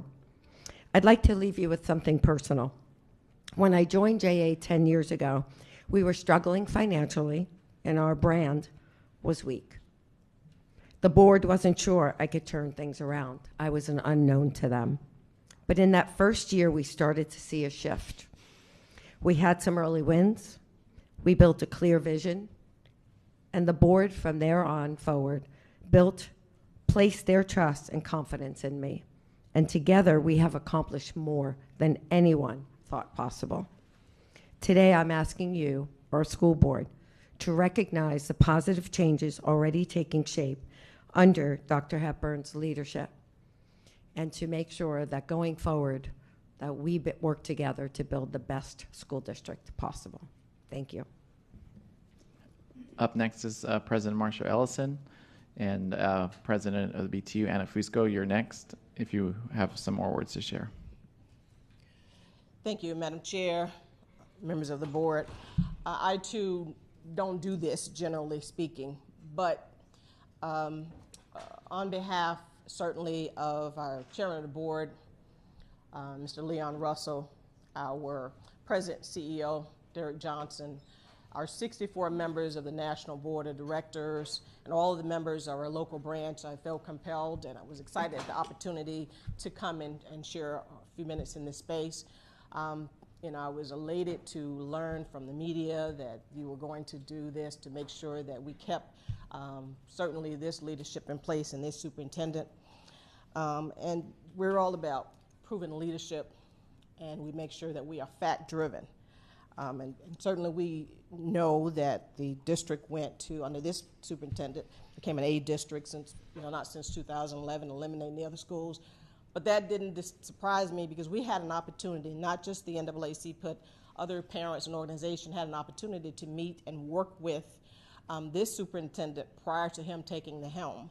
And on every meeting, every conversation, it was about what was best for our students, our school leaders, making this district an A district. It was every conversation, what we could do as a community, as a district to make it better and make sure that our children have certainly a high quality public education. And that has not changed. We talk about stability and strategic vision. We have to have vision. This is a big ship. And so under this superintendent, we've certainly had steady leadership through these, some awesome times have been tough of this transition, and guiding the district with a bold, long-term strategic plan has been vital to this big ship that we're trying to go. Making sure that the resources are in place, that school realignment is tough. Not everybody agrees, but we understand. We had an opportunity to have those conversations with the parents and making sure that anybody who wanted to get the information to weigh in, that was imperative to make sure that we were able to be included. Transparency certainly is important. And when we talk about community partnerships, this superintendent has certainly strengthened our partnership, but has also rebuilt and built partnerships. And it is more difficult to rebuild than to build, because once something has been destroyed or it's been damaged, it's very difficult to make sure that that you rebuild that relationship. And that goes to not only the parents in the community, but also to our local municipal leaders, to our state legislators, to our national leaders, both elected and otherwise. And so we know that advocacy is important and vital to the mission that we have. And just know that we've had an opportunity to meet, and you will continue to support and vote yes today to keep this superintendent. Thank you so much. Thank you. Up next, we got President Fusco, and to close us up, we have Mayor Felicia Brunson.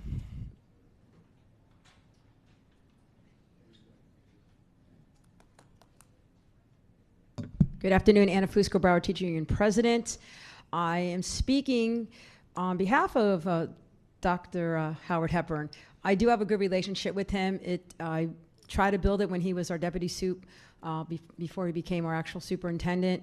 One thing is that he's excellent at taking my calls, returning my calls. I try not to call him as much as I can, but he knows when I'm calling him, it's because other leadership is not answering the phone.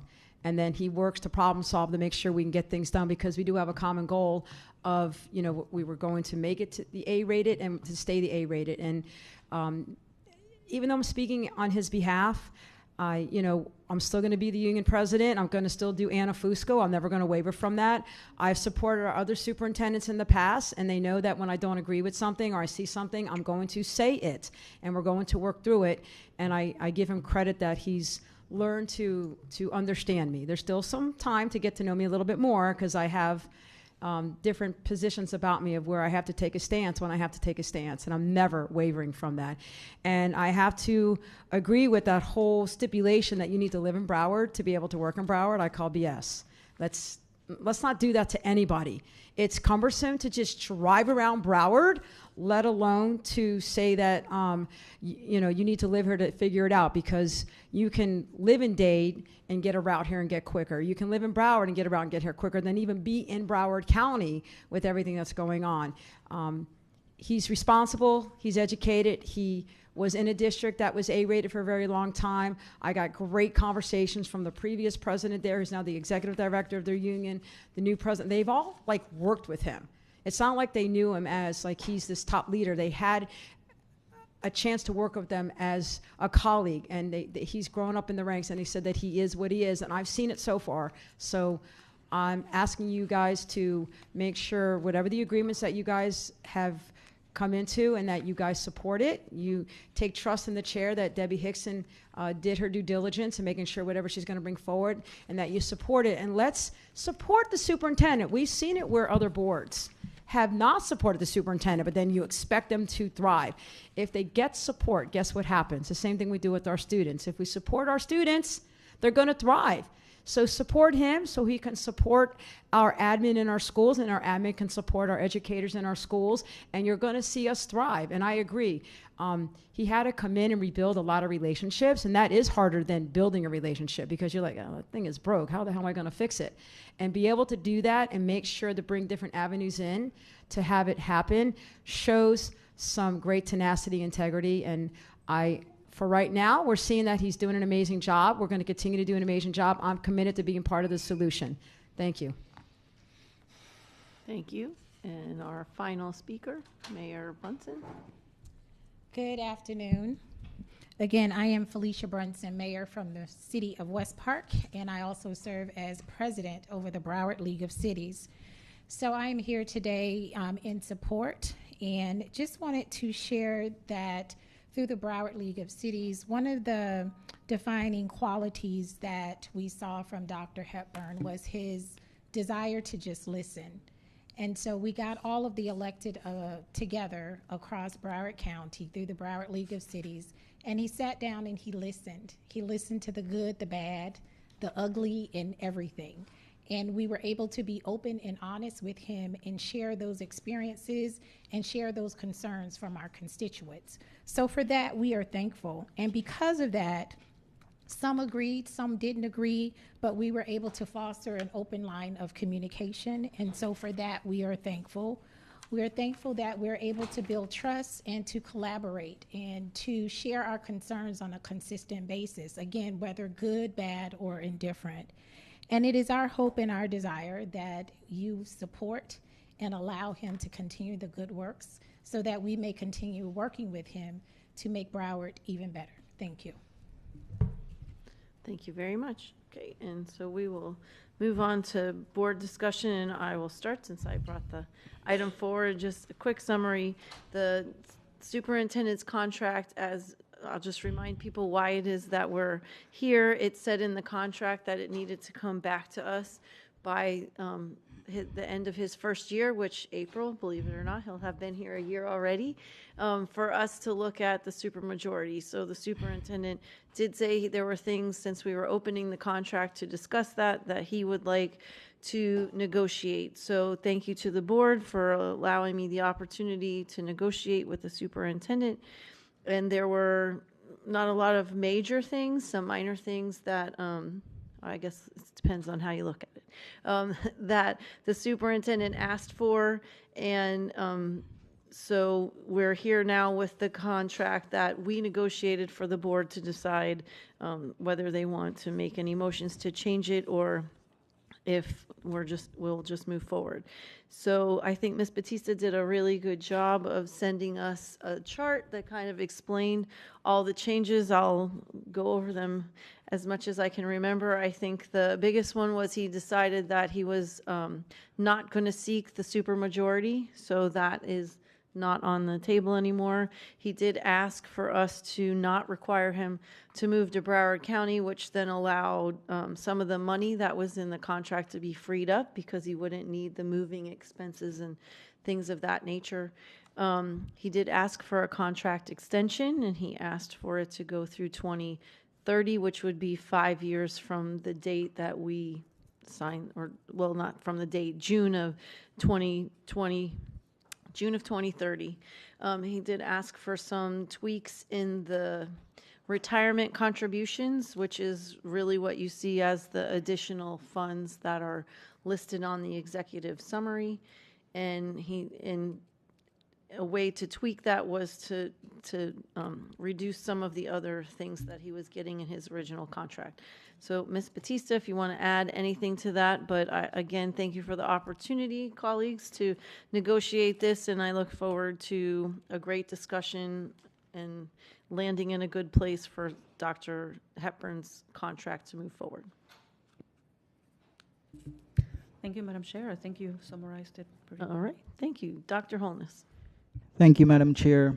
So I echo a lot of the wonderful comments from the audience regarding Dr. Hepburn. And we've heard from the Broward Teachers Union President, Ms. Fusco, has a lot of positive things to say. And it's great that that relationship is intact. We also heard from the NAACP President, Madam President Marsha Ellison, in support of our superintendent. Now, what I'll say is, since Dr. Hepburn came on board, you know, we can confidently say we do not have any D's or F schools. I know in my district alone, we had 5 D's and 2 F schools, the only 2 F schools in the entire county. So I know this is a concerted effort with staff, but it is under his leadership. And we became an A-rated school district under his leadership. Under his leadership, we have the School Transformation Office, which is seeing major improvement in our schools that have performance concerns. We've seen improvement in our overall district culture. He's a genuine individual. He's responsive to me and the other board members and to the community. And he listens very well. Now, I've seen improvement as well, and ongoing improvement in customer service across our schools. Our superintendent himself goes to different schools just to see what the customer service is like, to work to improve it. I've seen him at schools. When I visit, he would stop and pick up paper off the ground. That's the kind of person he is. He does not wait for someone to do it. He leads by example. And he's responsive. I've seen ongoing efforts to improve our facilities. So I am asking the board, regarding the item about moving, that is unnecessary, because he's here, as far as I'm told, 7 o'clock almost every morning, and earlier, right? And he leaves at night, oftentimes. I mean, he is completely dedicated. I wouldn't even know he's not from Broward if I didn't. I would have thought he's in Broward because of his commitment and dedication, and also because of his love for Broward schools. I think we have a great superintendent. I think a lot of counties would want a guy like this, and we want to keep him.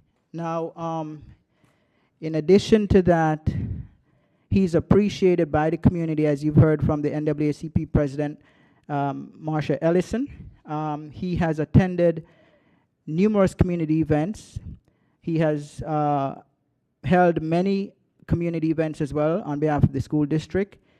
We are in a much better financial position, because we were concerned before about fund balance and so on, and he's brought on Ms. Johnson, that I believe that we will probably have no longer worries about fund balance, hopefully by the end of this year.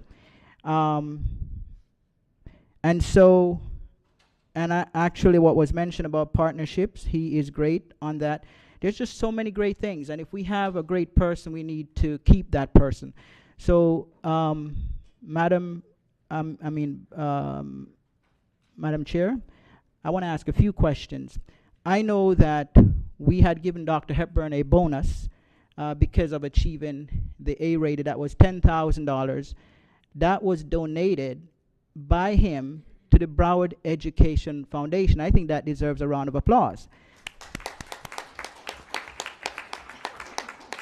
And so when you look at a guy like this, I know his base salary when he started was $340,000. I know Dr. Licata started with $350,000. Is that correct? Ms. Batista? Yes, that's correct. And Dr. Cartwright, do we know what that was? Ms. Batista. I think there was a follow-up recently, and I believe her amount was $340,000. Okay, so I believe when we offered Dr. Hepburn the $340,000 as opposed to the $350,000 that was offered to Dr. Licata, I believe that was, the concern was his experience at that time. I believe that we weren't sure what he can do, and he has proven what he can do. So, Madam Chair, I am going to, in addition to what's here, make a motion to bring his base salary to $350,000, which is just an additional $10,000 am I able to do that? So, Dr. Holness, if you look in the executive summary, because of the 3% increase that all employees got, his salary moving forward is $350,200. I'm aware of that, but that was earned through normal increases. Right, but if you make it 350, it'd be less because he's making 350,200 now. Well, the 3% I would want to stay in place as far as his raise, but to add 10,000 to his base salary. I think he's asking 350 before the 3%. Right, okay. So, Ms. Batista, can you speak to that?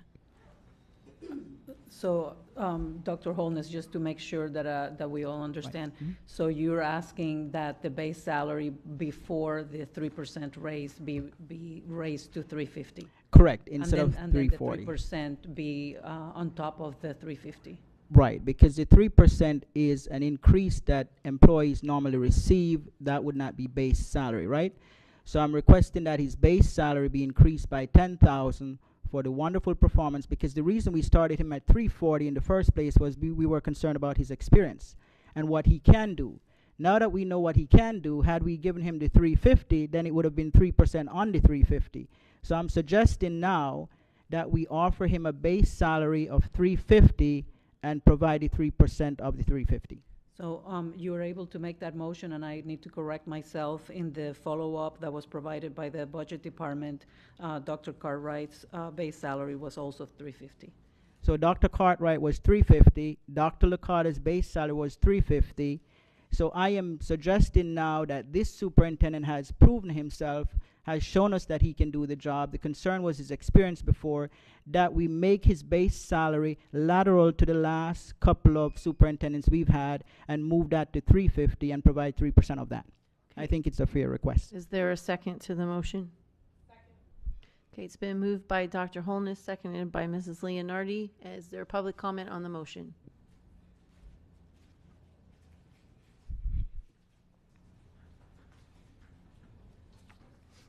Anna Fusco Broward Teacher Union President.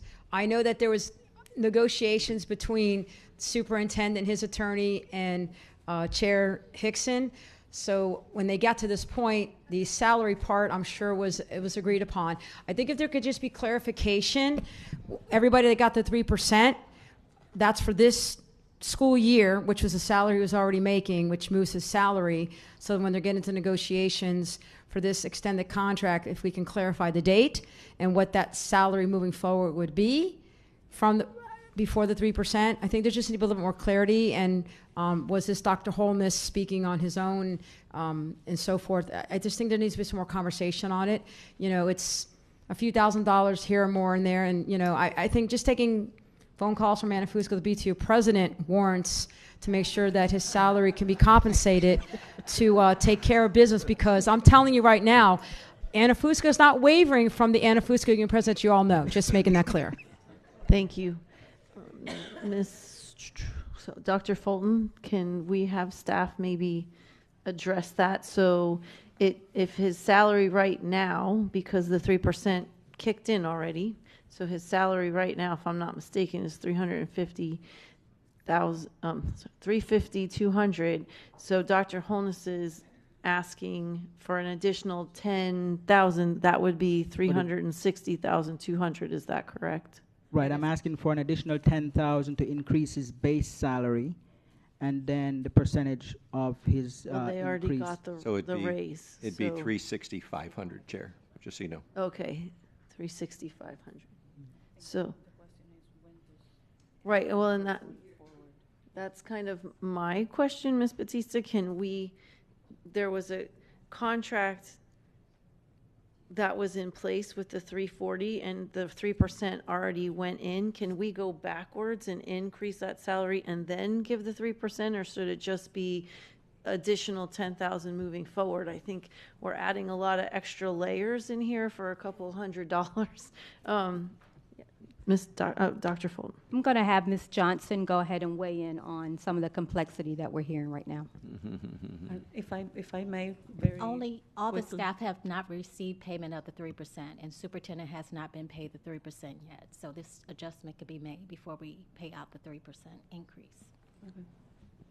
Ms. Batista. No, that's fine. So, well, but I think the legal question I'm asking is, the contract is moving forward. So I guess to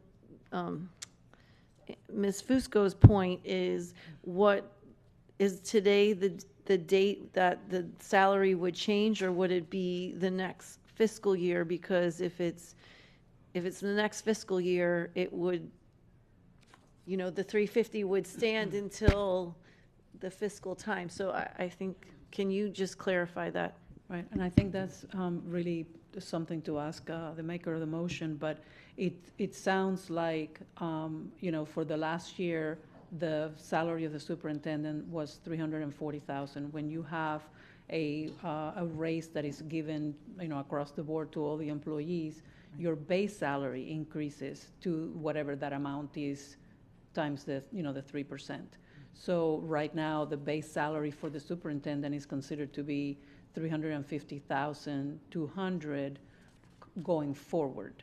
So the question would be, would you like to, is the motion that the superintendent make that amount, the additional $10,000 for the coming year, not retroactively to the beginning of last year? Is that correct? Or Okay, so Ms. Batista, if there are significant complexities to make it happen for the past year, then I am okay for this to happen in subsequent years.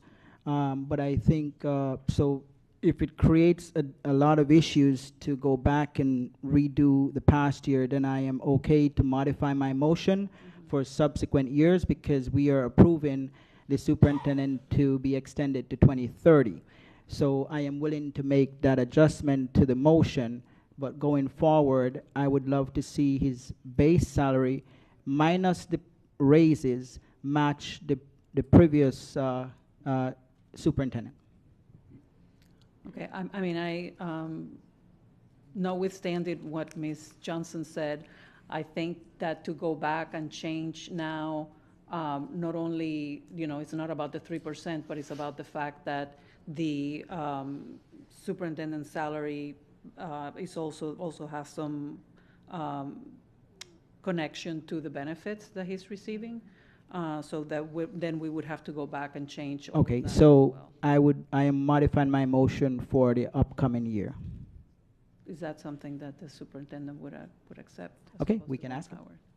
Would he accept Good more afternoon. money? Once the motion is approved, then Dr. Heffron is willing to consider anything that you all have for him. Thank you. So to clarify, your motion is moving forward, his salary would be $360,200, because Correct. you'd add $10,000 to what it is right now. Yes, it would reflect the increase of the base salary of 10. Okay. Ms. Thompson. Ms. Batista just mentioned it affects other benefits, so how much would that it actually end up costing? Is there a way to figure that out? Ms. Johnson. Through the chair, sorry about that. I have to do the calculations, but it'd be a minimal increase in the benefits cost because it's based on percentage. Okay. Dr. Zeman. $4,339. So that's plus the 10. So that's the total cost to his compensation. Let me go back to my comments, though. We're in open session, Chair? We're Or we just still talking on the about motion. We're talking about the $10,000 Yes. motion. Yes, we're on the motion. I'm sorry. I just want to share two direct comparisons as we consider this. Our county administrator, and again, all public records, Monica Shapiro's base salary is $461. Superintendent in Los Angeles Unified School District, more years of experience, certainly a lot more years being superintendent, kind of the gold standard by many folks' assessment. Alberto Cavala, his base is $440. So good numbers to keep in mind. I think to Dr. Holness's point, I understand the intent here. It is not uncommon in executive compensation to have adjustments based on experience, largely because you want to have room to give, increases for, I'm hoping, 20 more years of Dr. Hepburn, right? So when you accelerate it earlier in a career than other executives might have gotten, you get to a cap where the public starts to look at the salary and says, wow, why are you doing this? The other point that I think is just important about this particular number is with the additional benefit negotiated with the chair for tax-deferred income, so a $30,000 increase toward his retirement account, that gets you roughly a 9.2% raise in compensation. That, in the face of us looking at very significant budget reductions this year, is a lot.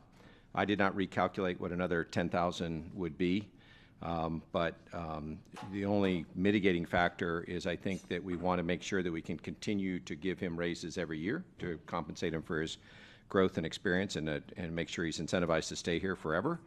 And then the fact that there's already 9.2% baked in from last year to this year. We gave teachers a 3% raise this year. That means we would be giving the superintendent 3 times what we gave the teachers. And I know that the community has some sensitivity to that as well. Thank you. Thank you. Any other comments on the motion? Mrs. Leonardi. Thank you, and I appreciate the points that were raised about the salary of the county administrator, and I think it's important to note that Broward Schools is the largest employer in Broward County. The superintendent, oversees an organization of 30,000 employees, 200,000 students, something that has probably the largest impact on Broward County's economy.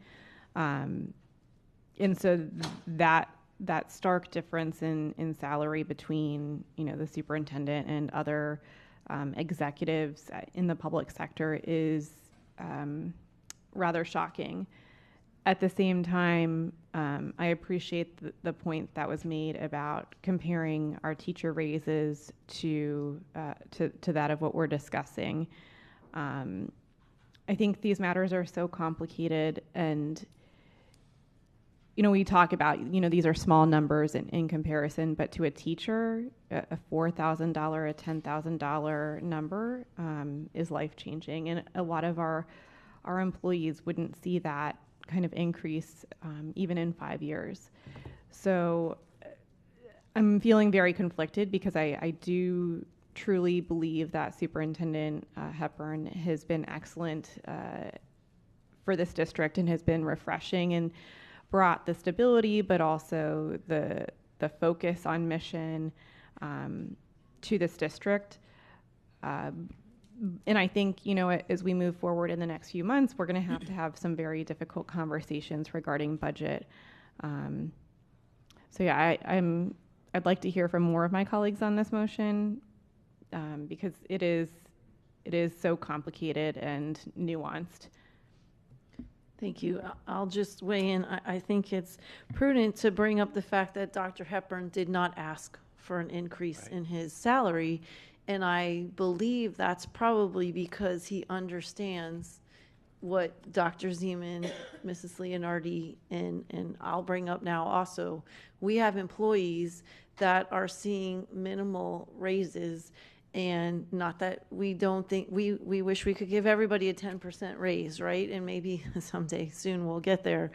But I think it is complicated, but I think he was I don't know this, but I would guess that he was intentional in not asking for a salary raise because he was cognizant of how that felt, because he's been in the mix of all of our employees and hearing the strife and the teachers and the bus drivers. So I'm sure he would appreciate it. And I don't think that if we say no, it isn't that we don't appreciate him, but we're in a very difficult place in terms of our finances. And, maybe we could look at the contract next year and see where we are with our funds and what it looks like so that we could bring everybody up. But I know that our community, our teachers, our paraprofessionals, our bus drivers, our custodians, they're all going to look at this and think, well, what about my value? And I know it's one person, so it's much easier to do that, to give them raises, but we look at when we see the H items, somebody, because of the way the contract is written, automatically gets a $4,000 raise. And it's very difficult as the board member to explain that to people. And as a former teacher, it was hard to swallow when I was a teacher and getting a $500 raise maybe during the school year. So as much as I very much appreciate Dr. Hepburn, and he knows that, he answered my call on a Sunday morning because there was a bus issue with Special Olympics this weekend, 7:30 in the morning. He definitely, and Mrs. Paul, it's not that he doesn't deserve it. I just don't, I think he was intentional in not asking for it. I think it will not go over well for a lot of our employees, and I just find that maybe now isn't the best time because we are compensating him more in other places. So I guess that's where I'm landing here. Ms. Bowman. Thank you, Chair.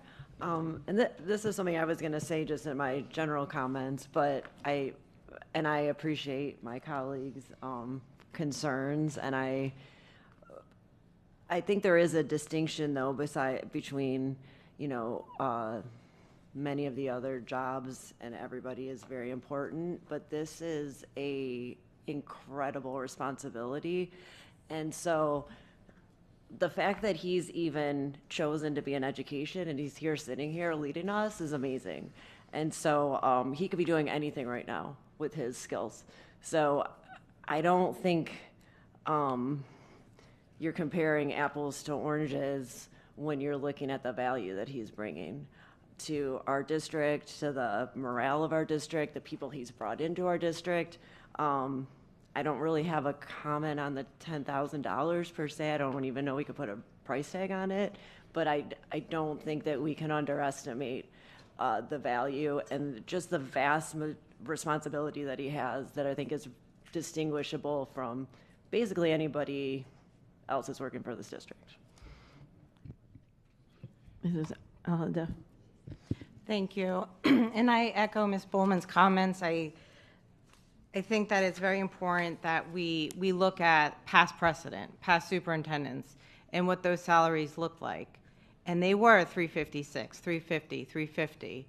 And I think that's where Dr. Holness is coming from, is to bring Dr. Hepburn up to the 350, or now the 360, 10,000 more. And if you look on the fiscal impact, there's things that he's not getting, which is the $15,000 for moving expenses. So I'll just stop at that point right there. So I'm in agreement with the 10,000. At 3 o'clock in the morning when the phone rings, it's our superintendent that's answering the phone. It's the weight of this district is on his shoulders. And we're so lucky to have Dr. Hepburn here being the superintendent for our school district. And one thing I wrote down on my paper was stability, stability, stability. And Dr. Hepburn is the one that is creating that for our district, because we were in a rocky path, and he has guided us. And so I support the motion. Madam Chair? Yes. If no one else wants to speak, I just want to make a final. Everybody's good? Okay, go ahead and you'll wrap us up for the motion. Great. Thank you. So I do agree with Board Member Bullman, and I also agree with Board Member Al-Hadaf. I think the 10,000 is a small token of a gesture of how much we appreciate him, because I know when I first got here, it was pretty chaotic. We had a lot of issues.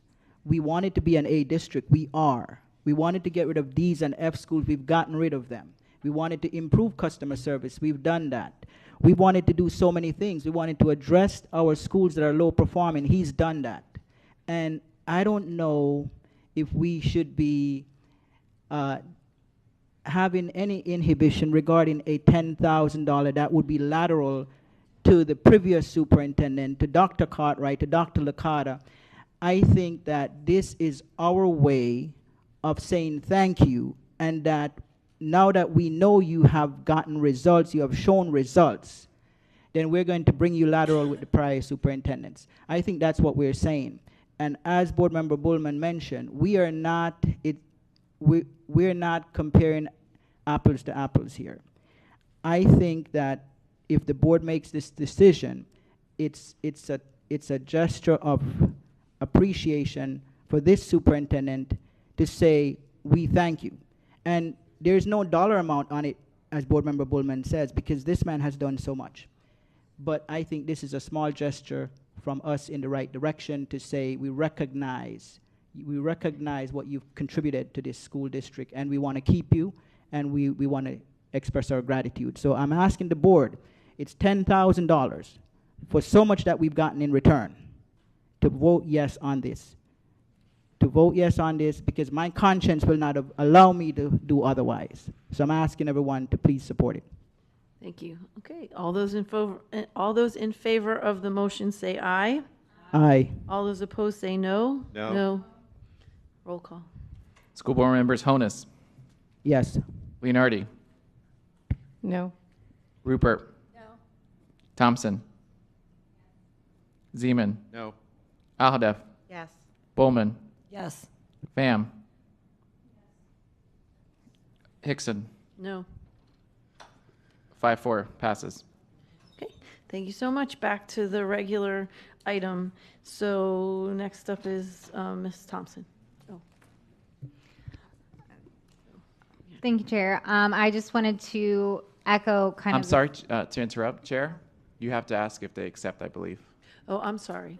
Dr. Hepburn, do you accept the additional $10,000 plus benefits?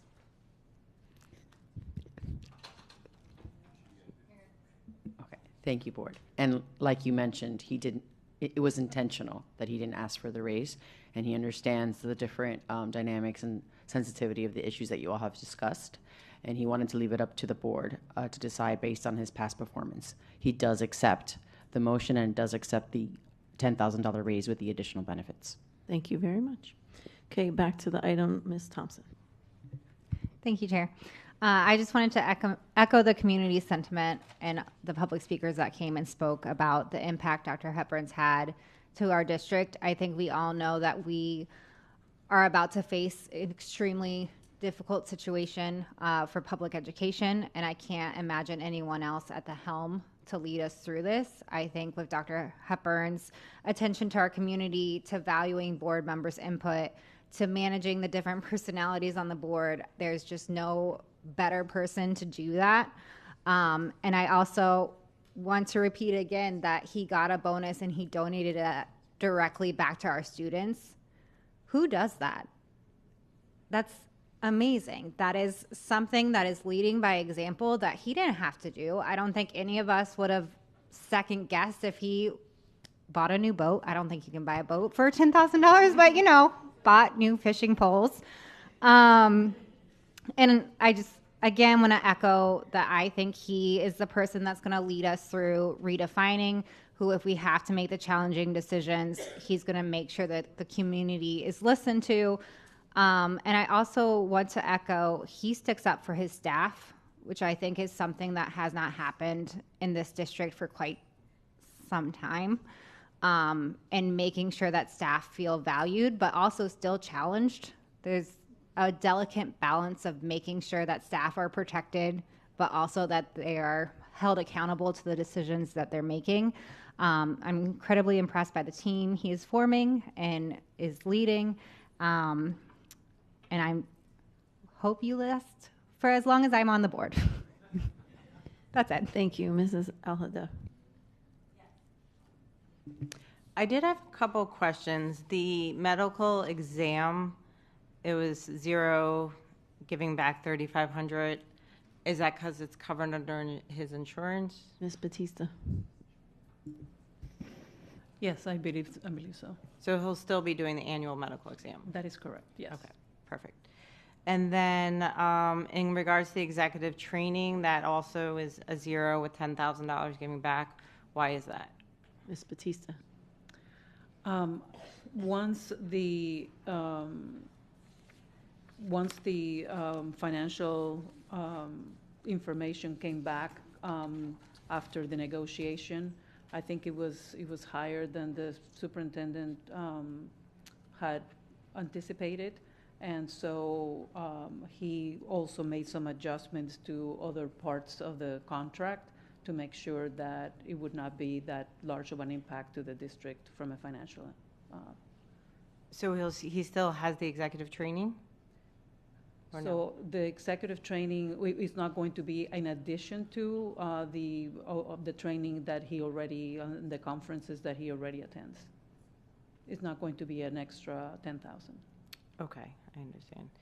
And then as far as the attorney fees, from my understanding, I know he is the sitting superintendent, and anytime the superintendent or anybody up here would need to have counsel, that those attorney fees would be paid for.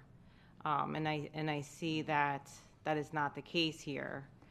So I move to add to pay up to $5,000 for his attorney fees. Second. It's been moved and seconded to pay the attorney's fees. Is there any comment, public comment on the motion? Okay, board discussion. I'll just say it was something that he asked for. It was in discussion, Ms. Batista and I, when we caucused on it, it is expected in the initial negotiations, but we didn't ask for this negotiation, he did. So we made a decision not to include the attorney's fees because it wasn't something the board initiated. Dr. Hepburn asked us to open this up so that we could renegotiate his contract, and that was why, and he said, you know, okay to that negotiation when we were discussing it. So that's why it was removed, just so you know. Mrs. Leonardi. Thank you. Maybe I'm not remembering correctly. I thought it was in the initial contract that we would be opening this up to address the supermajority vote within a certain amount of time.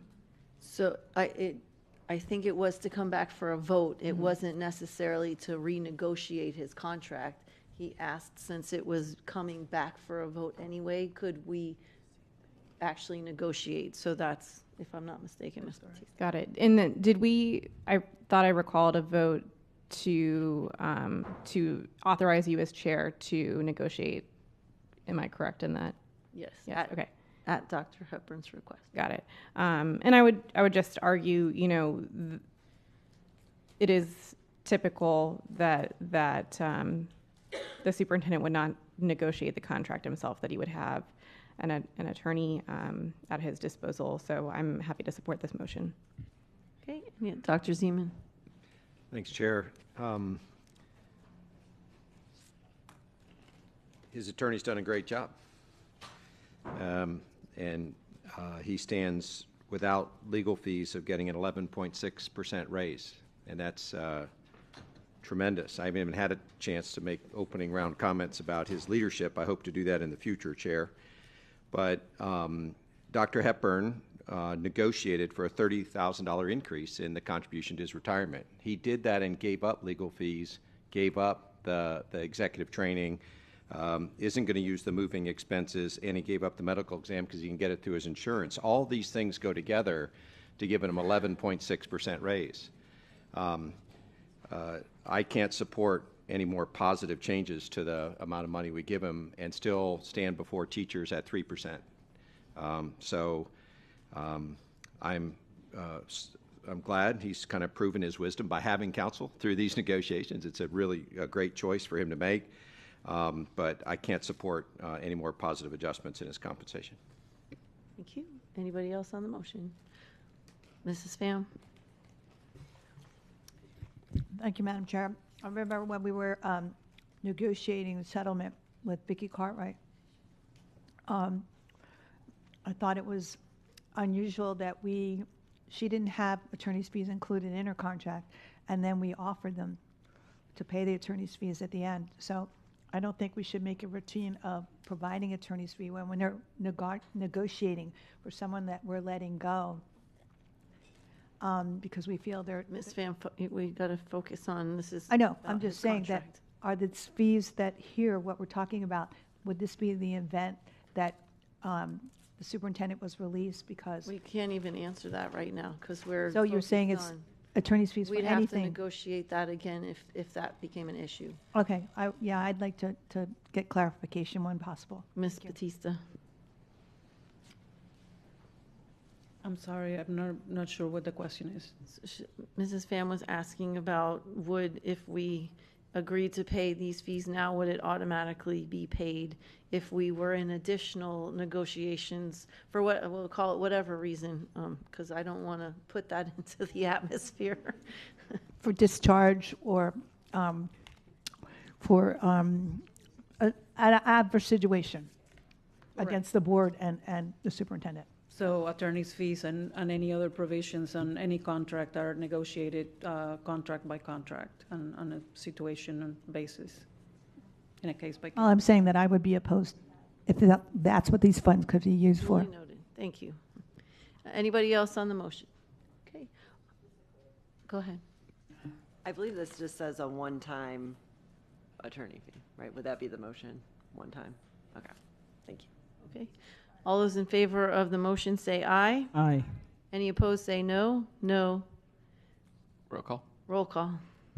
School board members Rupert. Thompson. Zeman.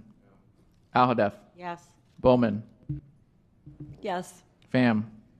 No. Hickson. No. Honus.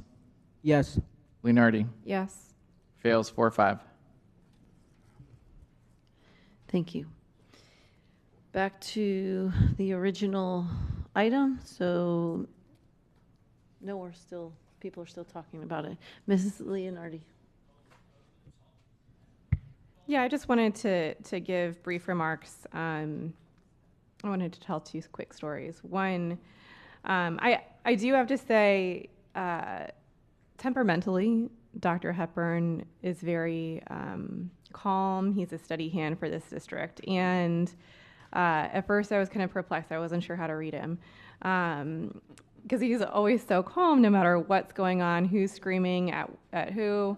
And the one time that I've seen him emote, really, is when we were talking about repurposing and Broward Estates. And it wasn't because we were getting yelled at or anything. It was because he was so passionate about the Early Learning Center for Children. The only times I've ever seen him really get fired up is when he's talking about kids and what's good for kids. And I think that's really indicative of who he is deep in his soul and why he's right for this district.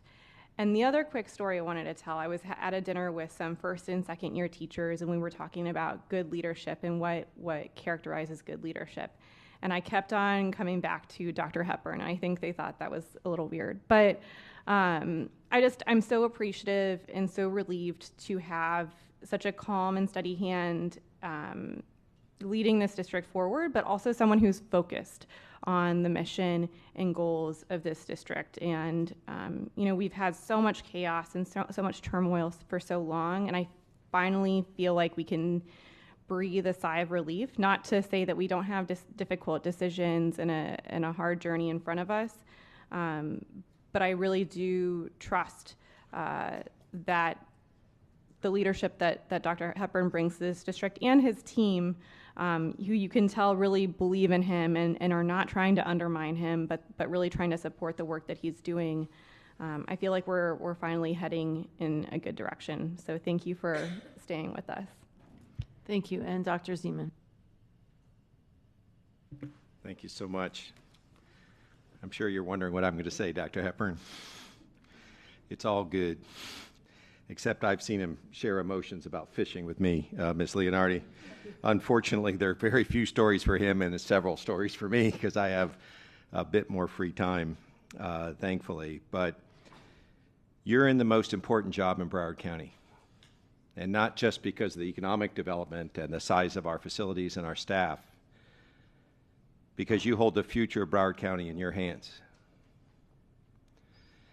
And in my 4 decades since college, I've learned a few things about leadership. And it comes down to really two things. Can you generate positive outcomes? And do you recruit people to come behind you to make sure that we'll perpetuate the greatness that we've experienced so far? And in both measures, you're exemplary. When I look at the people sitting on the front row, and I can count the ones that you recruited, and there are people that recruit folks, but they don't recruit talent like this. This talent is exciting, and you've only been here a year. And with this front bench and with everyone working behind that front bench, any investor would be buying your stock. Any VC would come here and say, wow, look at Broward County's public schools, I'm in. We have 43 C-rated elementary schools right now. I cannot wait to see what the count is at the end of this year, because it's going to be a hell of a lot less than 43, largely because of the leadership team working on the things that matter the most to us strategically. We are a learning and education institution, right? And that's what you focus the team on. And there's other things we do that are incredibly important to our community, from mental health to social emotional learning to athletics to whole person development, however you want to describe it. The person who sits in that chair is the most important person to the welfare of Broward County. Ms. Aladaff talked about the weight on your shoulders. It is amazing. Do you know how much 1,300 square miles and 2 million people weigh? It's a lot. And thank you for carrying it so well. To Ms. Leonardi's point, I don't know how he's so calm. I've seen him get animated in one-on-one meetings, but not so much in public, so I appreciate that. But I also want this board, for those of us that was here 2 years ago, to reflect on the immense risk that we took. How many months of searching time did we spend trying to find the next superintendent? How many days? How many hours, minutes? None. Out with the old, in with the new, and boy, were we taking huge risks. Sometimes with great risk comes great reward. I would say that this is that case. I got to tell you, Ms. Aldeff, I was scared to death. I mean, I loved him, but I was still scared to death when you made the motion to move quickly to him. But you have made us all look incredibly wise in the recruiting of you. Can we do better? You keep saying we can, so I'll say the same. I think we can get better. Our speed is still slow to the community. Our agility is still lacking. Our commitment to building the greatest school district in the country, sometimes people shake their head and say, really? Look what I just saw yesterday. Our ability to gather data to make sure we're using data-informed decision-making. Our inability so far to ingest AI into this county. There are certainly things we can and we will do better, but I'm incredibly optimistic about those things, and I'm optimistic that you love the red. And for people that don't understand love in the red, if you have a red light, a yellow light, and a green light for scoring something, most people run to the green and they want to tell you how great they are and the things that they're good at. And Dr. Hepburn is always focusing on the areas in which we can get better. So thank you for loving the red and for everything you've done for my community. After 61 years of running around this place, I can tell you that in the last 12 months, it as a community has gotten better. And you contributed more to improving my county than anybody else in the whole county. So thank you very much. Thank you. Mrs. Rupert. Thank you. What I can say about Dr. Hepburn is that he leads with his heart. And when he gives you his word, he sticks to it. And that's a leader that we were sorely missing for a while, and the chaos ensued. So I'm thrilled that it looks like the contract is going through, I believe, and that we're going to have many more years with Dr. Hepburn. So thank you so much for taking us on and for holding our hands a little bit when things got bumpy. But I believe in you, and that's big. So thank you. Thank you, and I'll close us out with saying thank you again to my colleagues for giving me the opportunity to negotiate. It was my second time, and this went much better. I think it's the first time someone has disagreed that I didn't give enough money in the contract. So thank you for that, and I'll echo everything everyone said. Dr. Hepburn, we have daily conversations, and I appreciate them. I appreciate you. I'm very excited to give the stability to the district through this contract, and to give you the stability to know that we want you, we appreciate you, and we are looking forward to a lifetime together. So thank you so much for that. It feels that way sometimes. So lifetime all depends on whose life it is, I guess. So anyway, all those in favor of item BB1 as amended, say aye. Aye. Any opposed? Passes unanimously.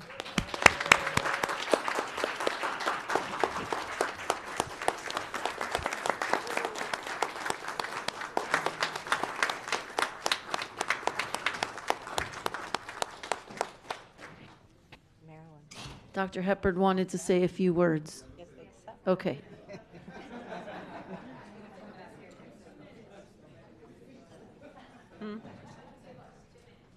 Okay.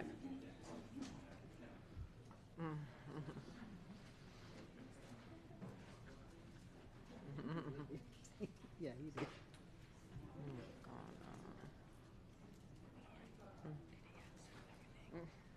I think he's going to do it now.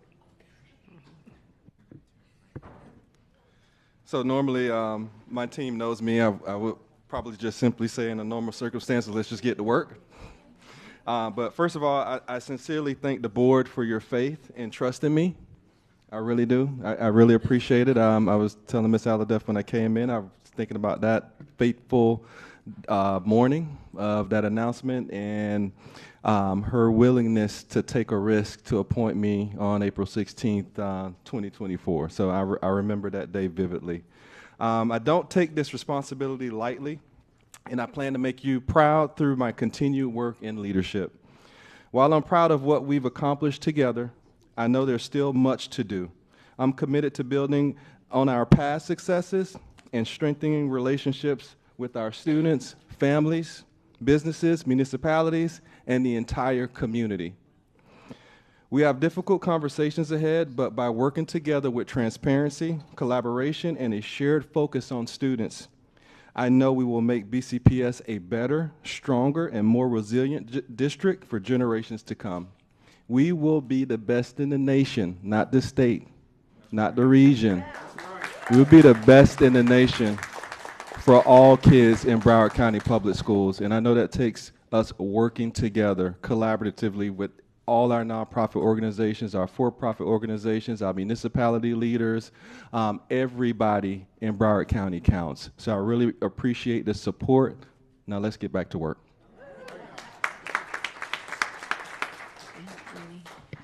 Can I have a motion and a second to bring item B5 to the floor? So moved. It's been moved by Dr. Zeman, seconded by Mrs. Leonardi. Is there any public comment on B5? Okay, board discussion, Dr. Zeman.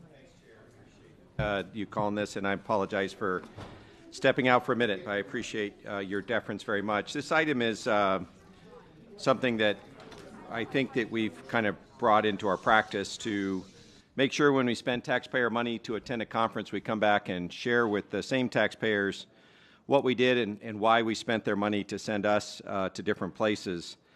I've been to 2 conferences in the last few weeks. One I went on my own out to Arizona State University's GSV conference for 4 days to learn about AI in education and to learn more about their K-12 report outs from that very innovative group.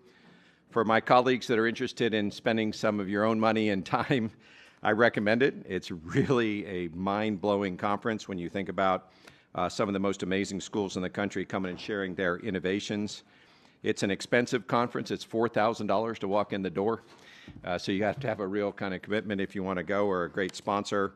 But it was an absolutely wonderful experience, and I'll be able to approach topics that we deal with differently because of that Arizona State University Golden Silicon Valley conference out in San Diego.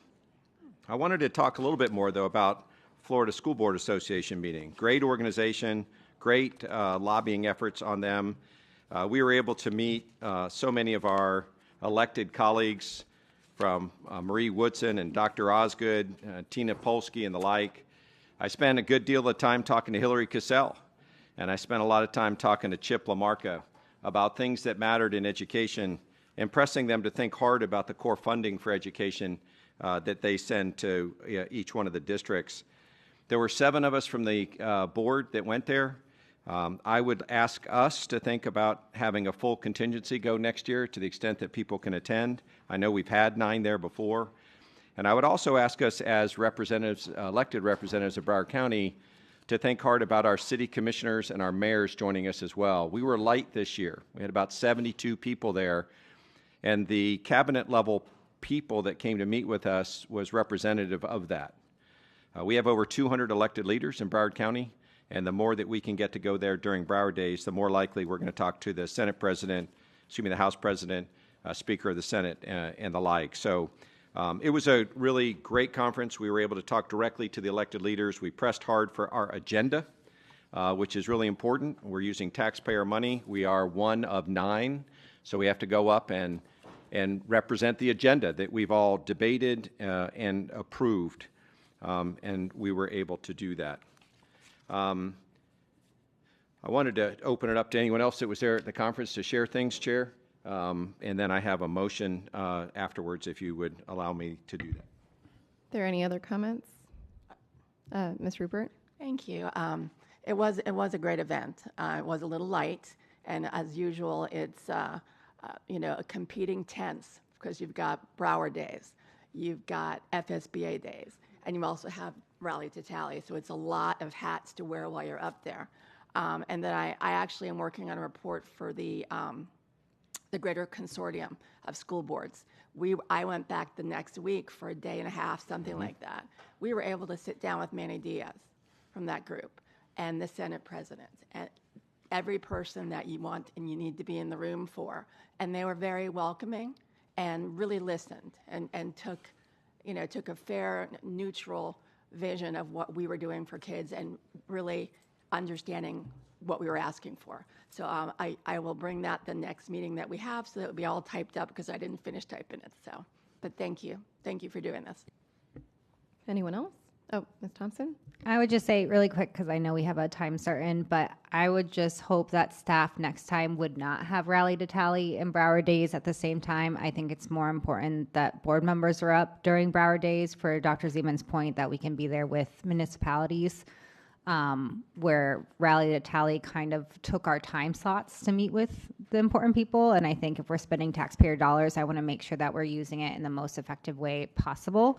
But all in all, great experience. I loved going with the kids, and I think that was the best part. So,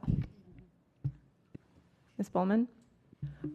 Agreed. Definitely the best part was sharing the experience with our students, seeing how the democracy works, and visiting some of our favorite representatives from around the state. And I just want to give a shout out to the staff that drove on the bus for 7, 8, 9 hours there and back with the students. That takes a very special temperament and willingness to dive in. They didn't have to do that, and I think that it was really awesome that we have that level of commitment in our district. So I really enjoyed it as well. Dr. Holness? Thank you, Chair. I certainly enjoyed Rally to Tally portion with the children, with the kids. It was amazing the kind of questions they had for the different senators. I know we went to several state reps and senators, one being Senator Osgood and others. And I was just amazed at the depth of their questions, their concerns, their advocacy. And it makes me proud that we have such intelligent, awesome kids in Broward County, and I've always enjoyed being with them each year. So thank you so much. It was a great experience. Excellent. All in favor? Oh. I asked if I could come back and speak again. Do you mind, Chair? Go ahead, Dr. Thank you. And I'm going to ask for your deference on something else. I have a motion to make related to the conference up at FSBA, but I'd like to make it to the whole board, and we're missing a couple members. I'd ask if you would be willing to recess the meeting to go to the attorney-client and come back to B5 when we're done. Could we recess, or do we need a table, Ms. Batista? Yes, you can either table or you can recess, I guess, in the middle of this item and come back and pick it up at a later, when we come back. Okay. I will recess the meeting.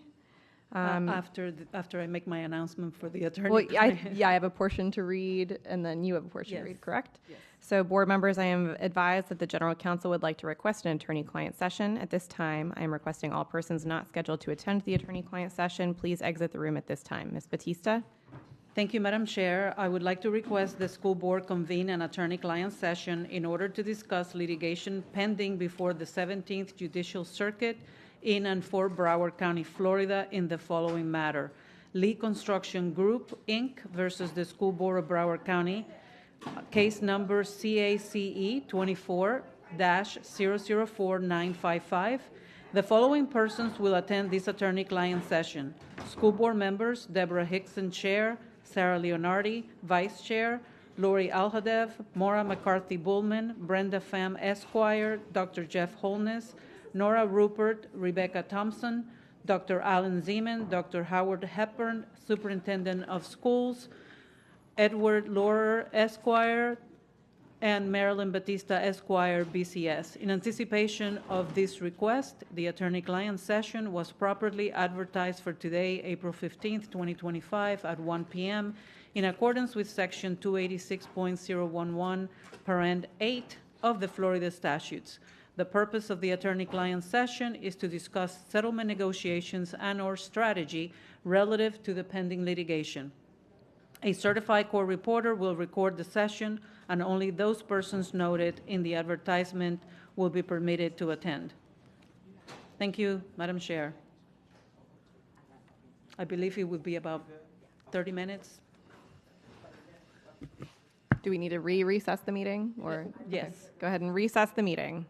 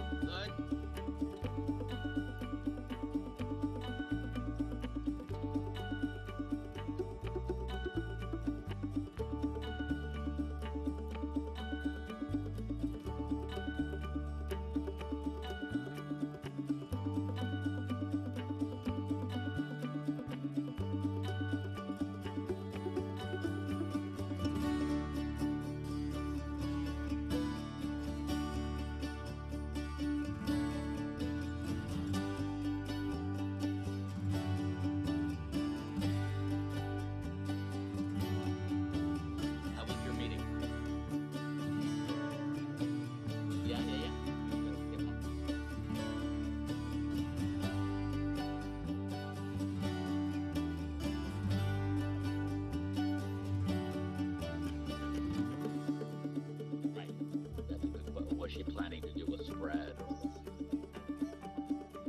Uh-huh. Right. Right.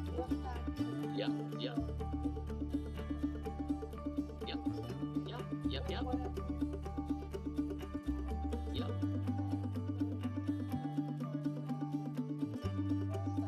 Right.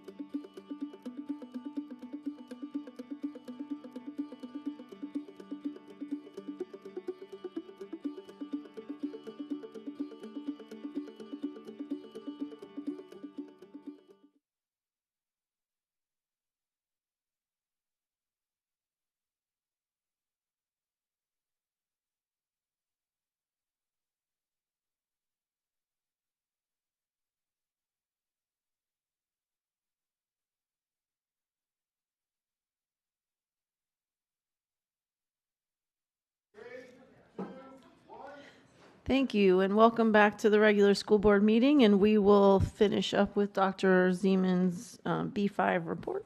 Thank you so much, Chair. I'm done with conference reports, but I do want to ask you a question and maybe get some support from the General Counsel. When we travel on taxpayer funds to do lobbying in Tallahassee, are we being sent on behalf of our taxpayers to advocate for the legislative agenda that we approved as a board? Ms. Batista. Yes, if you're traveling through the school board for the legislative, I guess either Broward Days or the Rally to Tally, you are going under the auspices of the school board to advocate for the legislative agenda of the school board. And Chair and maybe General Counsel to share with it, what's the redress if a member of this school board uses taxpayer money and advocates for things that are not on the agenda that we've approved as a board? Ms. Batista. So if a board member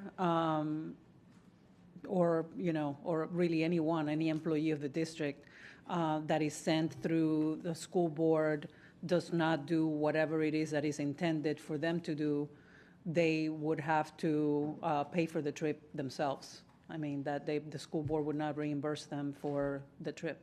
Thank you. And Chair, is reimbursement made when we approve a trip for a board member, or is it made when they request an expense reimbursement from the district?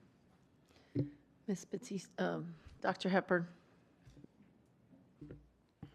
I'm going to ask Ms. Johnson about reimbursement for the trip. Is it post? It's the reimbursement for a trip is,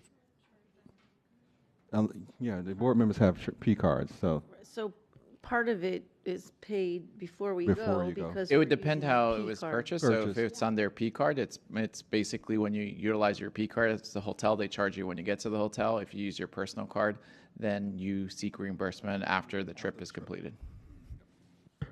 Thanks so much, Chair. I observe behavior that's inconsistent with that, and I want the public and my colleagues to understand how seriously I feel about spending taxpayer money and advocating for what this board does and following the character traits that we have adopted in Broward County. They're all very important things. When you request approval for travel on official Broward County Public Schools business at Tallahassee and you fail to advocate for items, or you advocate for items that are not on our list, you are violating our policy and might be violating the law if in fact you ask for reimbursement. If you make public statements during the criminal committee hearings that did not reflect the consensus of the school board, you're at least violating the policy of Broward County School Board, and if you ask for reimbursement to do that, you may be violating the law. If you're admonished by the chair and senator during the critical criminal committee meeting for what you're done, that's another indication that what you're saying, which is not passed by the board, is misrepresenting what the board has done in our business. If you engage in conduct that brings disrepute to Broward County Public Schools, including misrepresenting our process for reviewing books in our libraries, that's a clear violation of what we've discussed here today. I understand there's a lot of ways to police and to regulate behavior of elected officials. I'm just making an announcement today that if I see a government official violating any one of these rules, I'll do everything I can, including censor, ethics reporting, and even criminal reporting, if there's anything that goes on with public money. When we ask the taxpayers to give us money to go somewhere, we are going with specific intent. And we must come back and say that money that we spent is furthering the benefit of Broward County Public Schools. To go to Tallahassee and say something that is objectively not true and to bring up issues that are not on our agenda is inconsistent with the way we operate as Broward County Public Schools. If I see any kind of behavior like this again, I will do everything I can to make sure that that member is held accountable to the taxpayers, All of our funds must be spent to further what we have in our strategic goals, and what I observed is not in that way. Thank you, Chair. Thank you. All those in favor of item B5 say aye. Aye. Aye. Any opposed? Motion carries unanimously. Okay. Next, we have a time certain at 2 o'clock for item B2. So can I have a motion and a second to bring item B2 to the floor? So moved. Second. It's been moved by Dr. Zeman, seconded by Mrs. Alhadeff. Is there public comment on the motion? On the item, we On have the item. 16 registered speakers, ma'am. Okay, so based on the fact that there's 16 and we have a limit of 30 minutes, we're going to give everybody 2 minutes to speak. All right, first up on the mic is going to be City Manager of Coral Springs, Catherine Givens. After that's going to be Commissioner Sean Serra. After that will be Narnique Pierre Grant.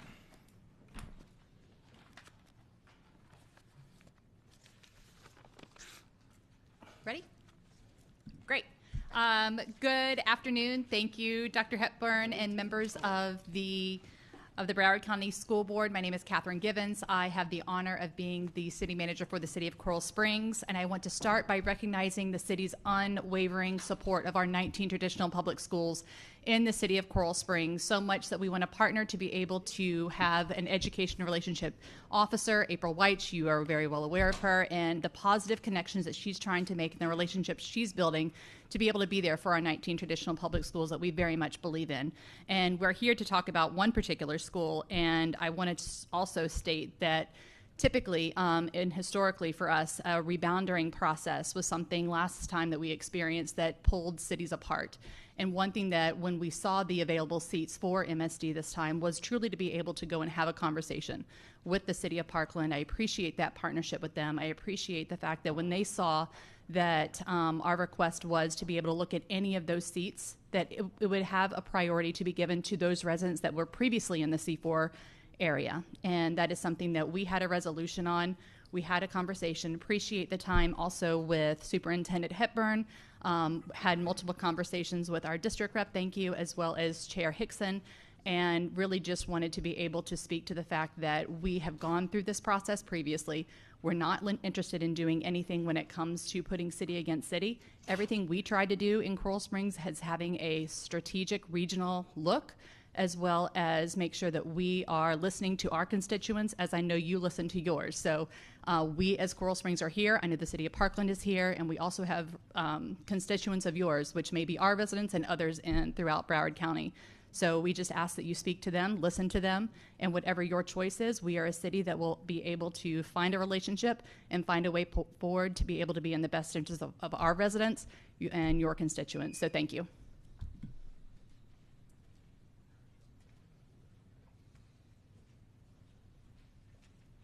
Good afternoon, Board Chair, Vice Chair, Board members, Dr. Hepburn. Tremendously honored to be back home. Sean Serra, 30 years retired, Broward County Public Schools, proud Commissioner of Coral Springs.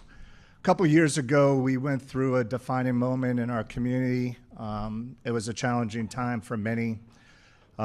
We have two great cities that partner in every way, shape, and form. Great leadership at the highest level, as well as the commission that has a huge heart and a community that really wants to be in the Northwest Quadrant, put their kids in our schools, and really have what they are hoping to have them all-American dream and experience. Our ultimate goal is to keep kids in Broward County Public Schools within the system. And like I said, a couple years ago, we went through a very challenging time. We've been collaborating with our friends from Parkland. I think we have a great vision as to how we can move this forward, where those that were impacted in a negative way, or at least in their minds in a negative way, have an opportunity to have first right of refusal to have this Marjorie Stoneman Douglas opportunity if it presents itself. And then moving forward and somewhere down the road, have a greater vision of how we can fix this, not only in our community, with regards to the city of Coral Springs and Parkland, but across all 31 cities. The ultimate goal, once again, is to make sure that these kids have a great learning environment that's safe, but also the adults on that property that are working and leading in every way, shape, or form to make sure that their educational needs are met and that when they go off, they have the opportunity to be great. So thank you for your time. We appreciate your consideration, and we look forward to working in collaboration with the City of Parkland to help our residents. Next up, we have Danielle Hoffman, Rachel Constantine, Sasha Hilbin. Thank you. Sorry.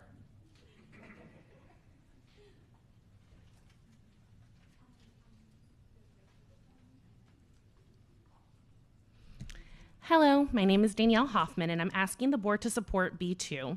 This will allow those zoned in C4 the opportunity first right priority to open seats at MSD without taking resources from redefined BCPS that has been highly supported by the board as a way to help teacher compensation and academic success around and across Broward County. I do believe a friendly amendment to prioritize siblings and expedite this agenda item to take into effect the 25th and 26th academic year is necessary. This will ensure the students impacted by the tumultuous bounding process 2 years ago are getting the choice to attend MSD. I also feel that as BCPS is working to redefine and elevate academics in our district, they prioritize low matriculation schools and work with local cities to help bridge and support the economic gap. As the superintendent stated, his concern with the $79 million deficit, I would think it would be physically irresponsible to utilize resources in times when there is a solution on the floor that would not require a long, drawn-out taxing process. So I ask the board to be fiscally responsible and also add the friendly amendment. Thank you.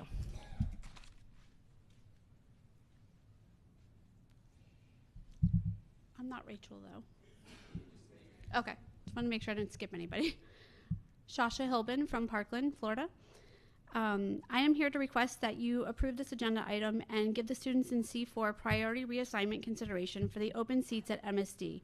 I would also like to request that you make this possible for the 2025-2026 school year, along with sibling consideration.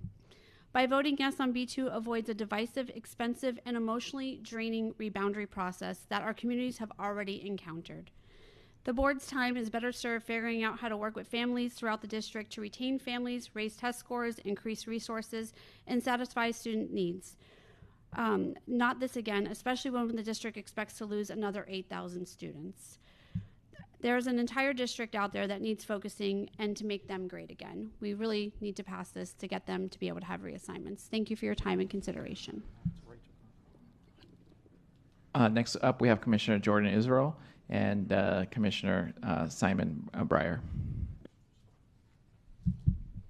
Good afternoon, Madam Board Chair, board members, Dr. Hepburn. Thank you very much for having us. I'm here today also to urge your support for B2. I want to echo our colleagues in Coral Springs that this process and the rebounding of the process was, I think, took a toll on the communities, and only because both communities feel so strongly about education. And that's the plus here, is recognizing that we have similarly aligned values. And I also echo their sentiment that by allowing the reassignment preference and priority, it gives the students the opportunity to go back to MSD, who may have otherwise been reassigned from there, but also it focuses the efforts of the district on righting the district, so to speak. Putting the dollars where it makes sense. The demography and all the aspects that go into this, not just the time that the community expends for making sure they go through all the different boundarying issues, but for the staff and the administration of the district. I think it's important to recognize that if the communities are aligned in how we move forward, then the best step is to listen to the communities and take their word on it, because ultimately, if the goal here is the pillar of the students, what's best for the students, then that should be the focus. We don't want to throw the baby out with the bathwater and look for trying to solve a problem by creating a bigger process, when in reality, this amendment itself, or the rulemaking policy, will effectuate the goal that everyone jointly is looking to solve. So I thank you guys for your time and your consideration of this. I know obviously this is something that all of us have spent a considerable amount of time on, but hopefully this amendment and this rulemaking policy allows all of us, communities and the district, to move forward in an aligned fashion. So again, I urge you to pass it, and I agree also with the amendment of the siblings. I think that's fair, so I would consider that as well. Thank you. Up next, we're going to have Commissioner Breyer. Behind him, we're going to have Cynthia Murphy and Mayor Rich Walker. Good afternoon, Madam Chair, Vice Chair, Dr. Hepburn, and the board. Thank you for having me. Simeon Breyer, City Commissioner in Parkland. I'm also a MSD graduate, class of 1993, proudly. We join in support of, as my fellow commissioner, our vice mayor rather, said, we join in support of the city of Coral Springs with regards to this agenda item. We agree that there should be prioritization given to those students affected by the boundary change 2 years ago with regards to available seats at Marjorie Stoneman Douglas. Obviously, we went through the boundary process 2 years ago. We do not wish to revisit that process, and we want to ensure that we continue to stand arm in arm with our city to the south, Coral Springs, whom we have a great relationship with, and so we're fully supportive, whether it's the agenda item or some slight modification of that, as long as the students in the affected boundaried area get prioritization along with their siblings for the open seats at Stoneman Douglas. With that, we thank you for your consideration and time today, and continue to thank you for your service to our city and our county. Thank you very much. Good afternoon. Rich Walker, Mayor, City of Parkland, Chair, Vice Chair, rest of the board members. Congratulations, Dr. Hepburn, on your new contract. Well deserved. I also support this amendment, and I appreciate our partnership with the City of Coral Springs. As Commissioner Sarah had shared earlier, I think that relationship is extremely important to us. This amendment includes a reassignment priority designation for students residing in areas impacted by changes in school attendance zone boundaries. As the district undergoes its resizing, this initiative will have a tremendously positive impact. This countywide action will mitigate the potential long-term effects of the adjustment throughout the county and will provide more students with choices in the future. As the mayor of a city that recently went through the boundary process 2 years ago, I understand how difficult this period was for our residents in both Parkland and Coral Springs. The stress and strain associated with such changes are significant for families and also this board. The reboundary at MSD was essential given that both Parkland and Coral Springs are experiencing growth and demographic shifts. This would be a solution I believe both cities of Coral Springs and Parkland would view as an amicable and mutually beneficial. This agenda item will provide preferential treatment to those students affected by the recent boundary changes, sparing them from enduring the challenging process once again. And I think adding siblings, which I heard earlier today, I think that's a fantastic addition to this proposal. Ultimately, this initiative will not only support these students, but also grant the entire county greater flexibility as the school board continues to implement necessary changes. So again, I implore you to support this amendment, and thank you for everything that you folks do.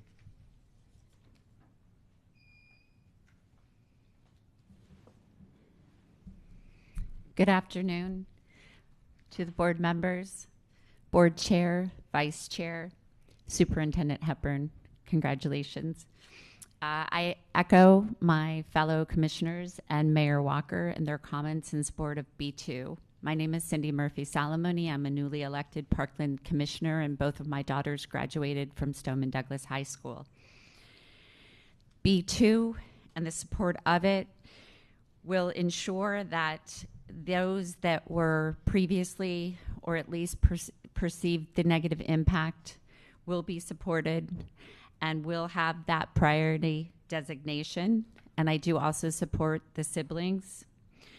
We need to listen to our voices, the voices of our constituents, and of course, most importantly, promote the safe, optimal learning environment. We appreciate your consideration. Thank you. Nicole Morris.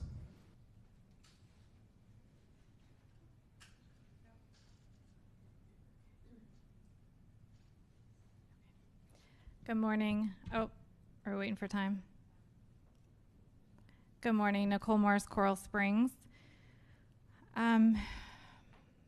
Okay, so this is foolishness because on February 28th, I asked for this to be brought as a priority. I asked for priority to be assigned to the students that were recently rezoned, and we were told by the district it could not be done for this year.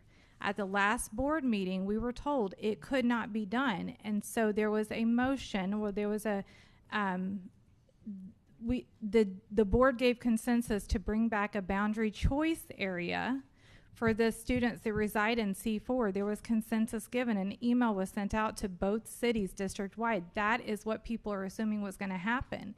And this item coming today is political theater. It's just to override what was given. I've already heard we shouldn't do the boundary choice area. We just passed 6,400. I absolutely agree we should have priority. Absolutely agree. But bringing this back now is just for show. It's just to undo what was just done. Having a boundary proposal come in the fall would not create a special process. It would go with all of the other boundary proposals. It would go to a boundary committee. What we didn't get last time was an objective look from a boundary committee. You pitted two communities against each other. There was no one that looked at this from the outside. And so you all said that you were going to give us this boundary choice opportunity. At least keep the opportunity on the table. I spoke to school choice yesterday. There will be sibling priority is already there. You don't have to add it. It's already there. It will still put students in a lottery. So if there are no spaces in 2 years, there will be no lottery. The boundary choice area just gives back the 150 seats that you just took from these students, and now you're taking people from the outside. You took 176 seats from them, and now you're given 150 in reassignment. This is foolishness. Thank you.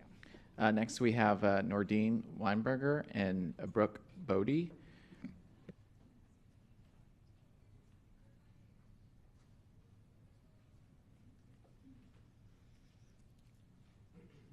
Hello, Superintendent, board members. My name is Nordine Weinberger, and I'm a Coral Springs resident who represents concerns of families in the C4 area. Today, I'm requesting implementation of a choice boundary for the C4 area, effective for the next possible school year. This boundary would allow parents to choose between Marjorie Stoneman Douglas and Coral Glades High School for their children.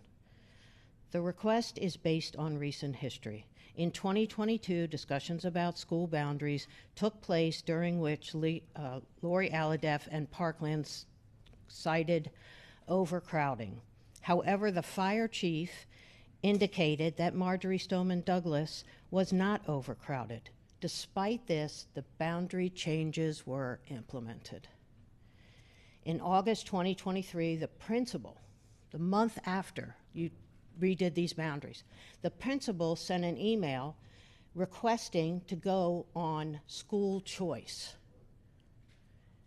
1 month after you took 150 kids and had all of this hoopla, because her enrollment was down and she was going to have to lose teachers. Do what's fair for Coral Springs. Put the kids that you took away with the choice to go back permanently, not halfway until they change, but permanently with a school choice boundary. Thank you.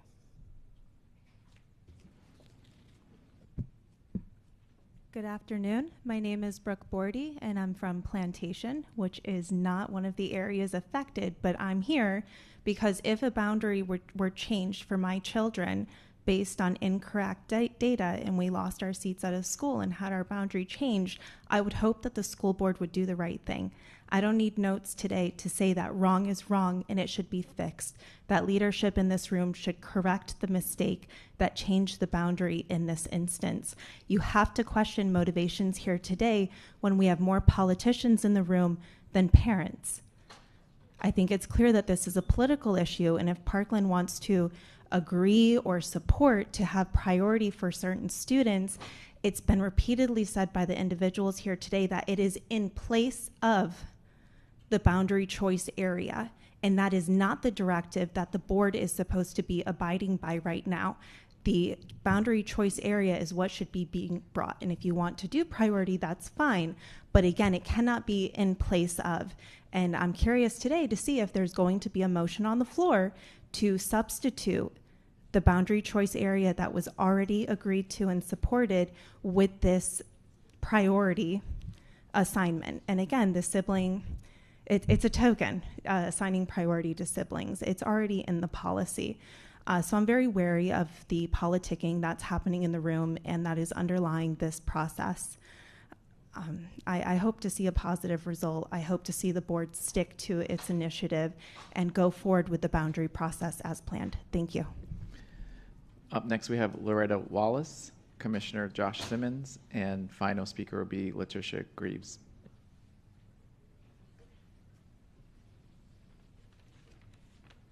Good afternoon, board members. I'm reading off from an email from one of the parents who could not be here today. She had to pick up her child from school at 2 o'clock. Hello, board members. Today there's a special B item that is being brought before the board to offer priority to recently rezoned students. It is my understanding, as per Ms. Wanza, that it's too late in the year to grant priority and there is no way this will happen. Coral Springs asked Ms. Aladef to bring this item in February when it was announced that MSD was open for reassignment, but she did not. Today's item is for political optics. I believe the intention of this item is to try to negate the consensus the board gave at the last meeting to bring a choice boundary, and so I implore you not to allow that to happen. A citywide email was sent out by the district to the residents of Coral Springs and Parkland, informing them of the boundary choice area proposal coming in the fall, and there has not been any communication stating otherwise since. This is exactly what happened 2 years ago when the district sent communications out to the cities telling them there would be no changes to boundaries when that very night they passed the boundary change.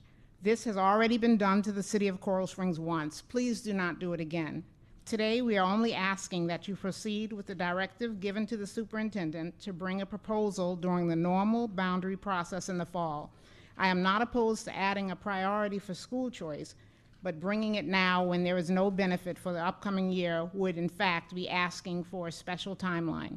Please do not allow political agendas to change the directive given to the superintendent and the expectation from the C4 rezoned community. Thank you.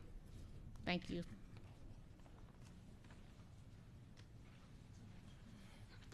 All right. Good afternoon, everyone. Joshua Simmons from the wonderful city of Coral Springs. To the chair, vice chair, superintendent, board members, thank you so much for hearing us today. And while I am a politician, I am here on behalf of my residents and my commissioners that cannot be here today. So I understand how incredibly difficult your job is. It is not our job to decide these things. It is yours. And for me, I don't know if this item is the one that solves it. I don't know if the boundary choice item is or option is the one that solves it. For me, just being a simple constituent in Broward County is undoing what was done wrong 2 years ago. So whatever option gets us close to that, that's what I am asking for. Whatever gives us the option for those families that wanted to choose to go to Marjory Stoneman Douglas to have that option. And not something that has to be looked at every single year, but something that's permanent so that these families in this area feel comfort knowing where they're gonna want their children to go to. Because I'm also a little bit concerned with the threshold in terms of when schools tap out at accepting reassignments.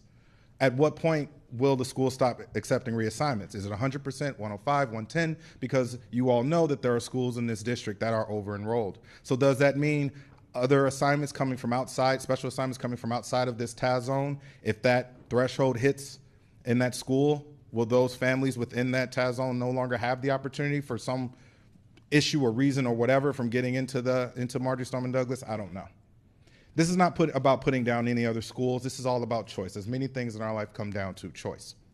And I want to make sure that those families who maybe 2 years ago, 3 years ago, moved into this area thinking this is where they wanted to go. Imagine if a family moved there because their student wanted to go and be a part of that wonderful band that's at MSD, and now they no longer have that opportunity. So I am asking you to decide what is the best decision to make sure that these families have that opportunity of choice.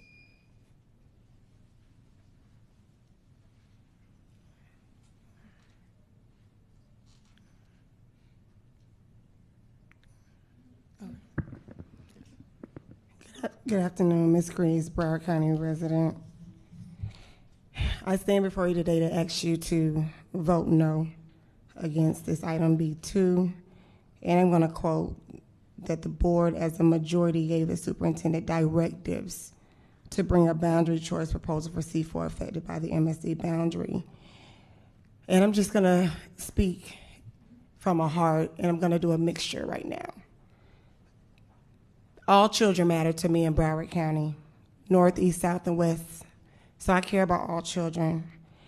And what I have an issue with today, if you do vote yes on this, is that you're not showing all the children and residents of this entire Broward County School Board District that you care about all of them, not just those with the money, the status, or ability to inundate you with emails to influence a decision to keep students out of what they feel is their school.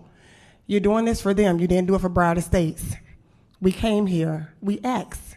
You said it couldn't be done, but you'll do it for them. I have an issue with that. A real issue with that. I'm watching and I'm listening. I'm holding everyone accountable. I respect your decisions. And Chair, I appreciate all that you do as far as listening to the community. Those parents cried out the same way these parents are crying out for Broward Estates. So I'm asking you as a board, as a whole, to vote no, because I'm watching, because you're not listening to what Broward Estates wants. And we're also watching what happens to Lauderdale Manors as well. So I'm watching everything that you do, and I'm holding everyone accountable. Thank you. Madam Chair, that concludes our registered speakers. Thank you. Before we go to board discussion, Dr. Hepburn, you wanted to make a statement? Yeah, so just to clarify, unless Ms. Batista says otherwise, that the item that I was directed to implement, which is the boundary change for that C4 TAS zone, is still applicable because we haven't gone through a process to do anything other than that right now. Ms. Batista. Thank you, Madam Chair. Yes, that is correct. This item in no way negates the direction that the board gave the superintendent at the last board meeting. So both of them can go forward, both items can go forward. Thank you. Okay, so we'll start with Mrs. Al-Hada.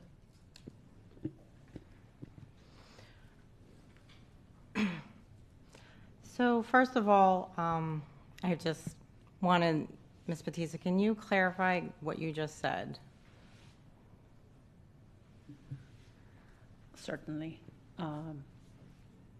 So this item that is before the board is to make an amendment to the priority for school choice policy, which is policy 6400. The item that the board directed the superintendent to work on is for the policy 8010, which is the boundary policy. And that policy would have to go through the process, as we explained at the last board meeting, of having public participation, having a school boundary committee, and going through that process to change the boundary of the school, if that's something that the superintendent finds is necessary. Okay, I guess I just have problems with you saying that it was an agenda item. That was not an agenda item at the end of the board meeting. The board gave consensus to the superintendent. It was not an agenda item.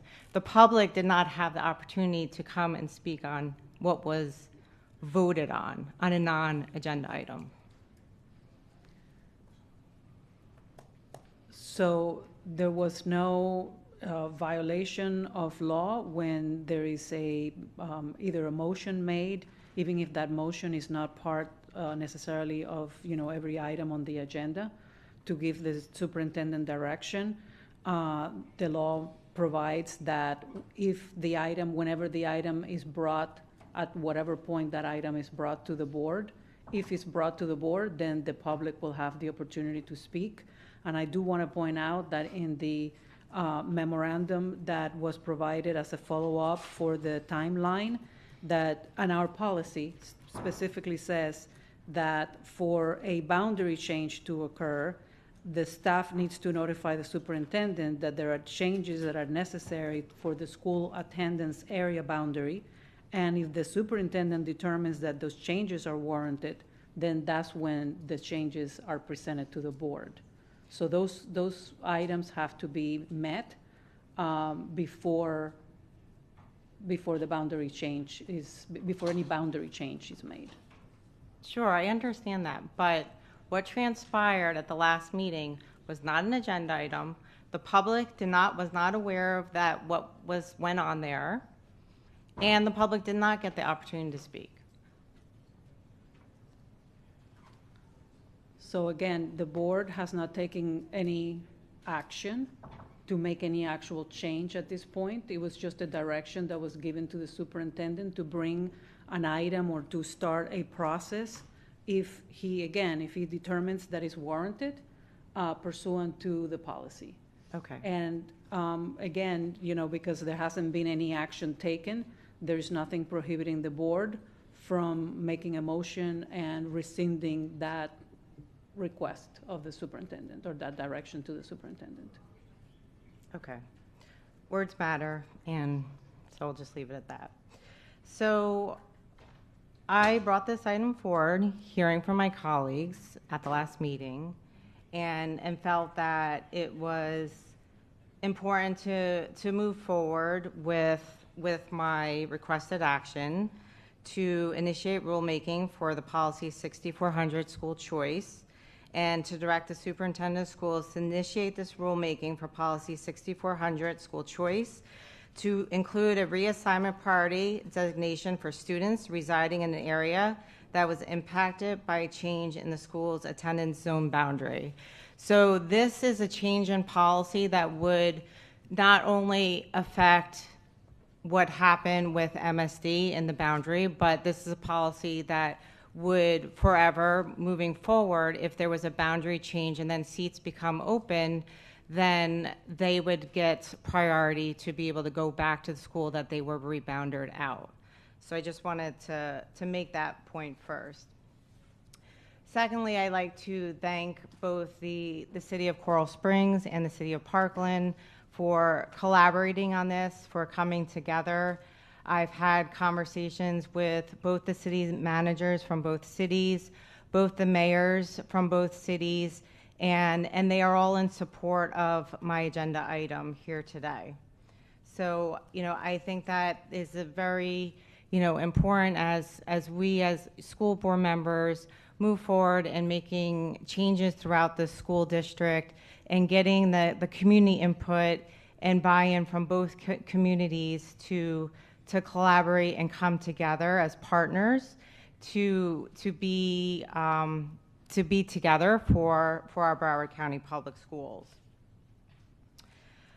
So I do have a few questions. Dr. Hepburn, if you can explain how this language would be applied in the policy if approved through the rulemaking process, and speak specifically in the policy, I think it's page 18 under C, assignment priority, where this would go, and also speak to number 7 on page 19 about siblings. Dr. Hepburn. Yes, I'm going to ask Dr. Wands. I know she has her team here too for backup to answer those questions for you. Thank you, Dr. Hepburn. Ms. Audit, to answer your question specifically, so how would it be applied in the policy? So it goes through the rulemaking policy process, and it's adopted by the board or approved by the board. Then on page 18 of the policy, where it speaks specifically to assignment priority, under reassignments, we would add language there for whatever the exact language is approved by the board that speaks to students who reside in an area that was impacted by a change in its boundary. So that's where the language would be, inserted there. And then so the first thing I think we need to make sure everyone understands is reassignments only come into play when a school has seats available, right? It's not, every year they're guaranteed that they're going to have reassignments. If they are at 100% of gross capacity or they are projected to be, then it's a school that may not be on the list to receive reassignments. So it would be inserted there. And then I think the other thing that is important to say, that the rulemaking process will not be completed even on the strictest of timelines. We will not have this done before the end of this school year. which means we will be awarding seats now based on what is currently in the policy for all of the schools that are still accepting reassignments through the end of the school year. So this language would be applied when the window opens in the fall of 2025 for the 26-27 school year. It's just important so that everybody understands we would have to complete the rulemaking process in order to apply this language. And on the strictest of timelines, we will not be done before the end of the school year. Okay, but you can confirm that there is 26 students currently from C4 who have applied to go to MSD, and that there's 147 open spots for reassignment at MSD. That is accurate. So the 26 is as of yesterday. Now I don't know what has come in today, but as of yesterday, when we checked numbers toward the end of the day, there are 147 available seats. That has not changed. But as of yesterday, there were 166 students total that applied, and of the 166, 26 were from what is known as the C4 area from the boundary change. Okay, and to the superintendent, is there a way to expedite this policy if the board passes it today? Dr. Hepburn. Yes, I'll have Dr. Wanza or even Mr. Sullivan to weigh in on that. So I'll start, and I went specifically to this department yesterday and Mr. Hill can weigh in for a timeline. If the board approves this today, the board is approving the direction for you, obviously, to direct staff to implement rulemaking. So then we'd have to go through the process. So then I went to Mr. Hill yesterday, give me a timeline based on everything that's going on right now. And that's how I got to, we won't get done before the end of the school year, but I will allow Mr. Sullivan and Mr. Hill. I believe the quickest we could expedite it would be August 19th when you factor in the different rulemaking timeline. Okay. And then can you speak to the siblings in policy currently now? Dr. Hepburn. Dr. Wanza. Okay. So currently, right now, on page 18 in the assignment priority, number 7 is there, and it says district students who have a sibling currently attending a school where we are awarding reassignments. So right now, I'm a family and I have a student who, for whatever reason, currently right now is at Marjorie Stoneman Douglas High School in the 10th grade, and I have an incoming 9th grader, regardless of where I live, because Marjorie Stoneman Douglas is accepting reassignments, there's a sibling priority already in the policy. Okay, so so we would not need to amend my motion? Correct. Based on the current policy language, there's already sibling priority there. Okay. I'll hold my comments for later. Next is Board Member Bowman.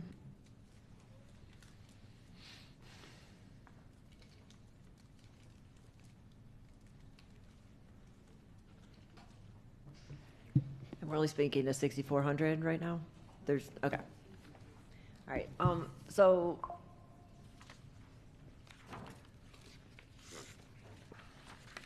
I'm sure you haven't done the projections, but I guess with the timing, unfortunately, if we can't get this done by until the new school year opens,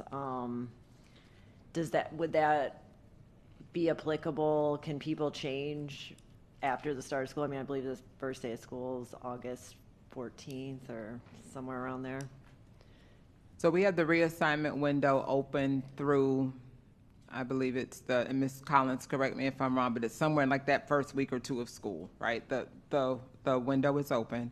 What I will say is right now there are enough people who have submitted an application for an open seat in the school.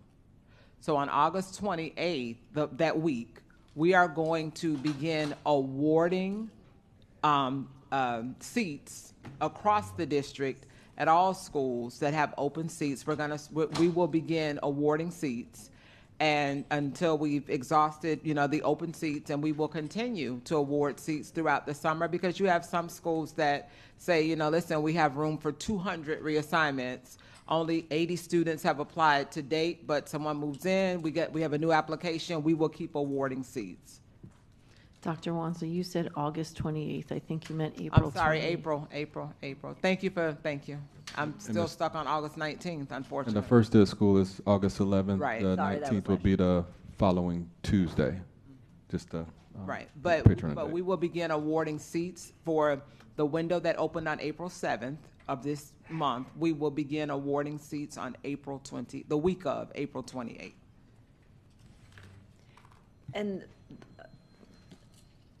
when you set the available seats, is there any flexibility with this? I mean, I'm just looking at the numbers that you gave us. There's 147 available seats, 166 students applied, 26 were from the C4 boundary. I guess, first of all, I would question whether the availability of the seats was advertised to the C4 boundary. I mean, does this indicate the interest at this point since they've changed schools, or is this a lack of knowledge? I mean, I don't know that you would know that. Those are just some questions I would have about this. Dr. Hepburn. Yes, and City of Coral Springs can nod their head if I'm correct. From my understanding, they've had meetings within their communities and educated their community about our process and our window, and they've actually collected information themselves about who wants to take advantage of the opportunity and given us that information. So they've been well educated on the opportunity. Okay. If that's correct, yes. That's correct. Okay. All right. I think that's all I have for right now. Thank you. Mrs. Pham.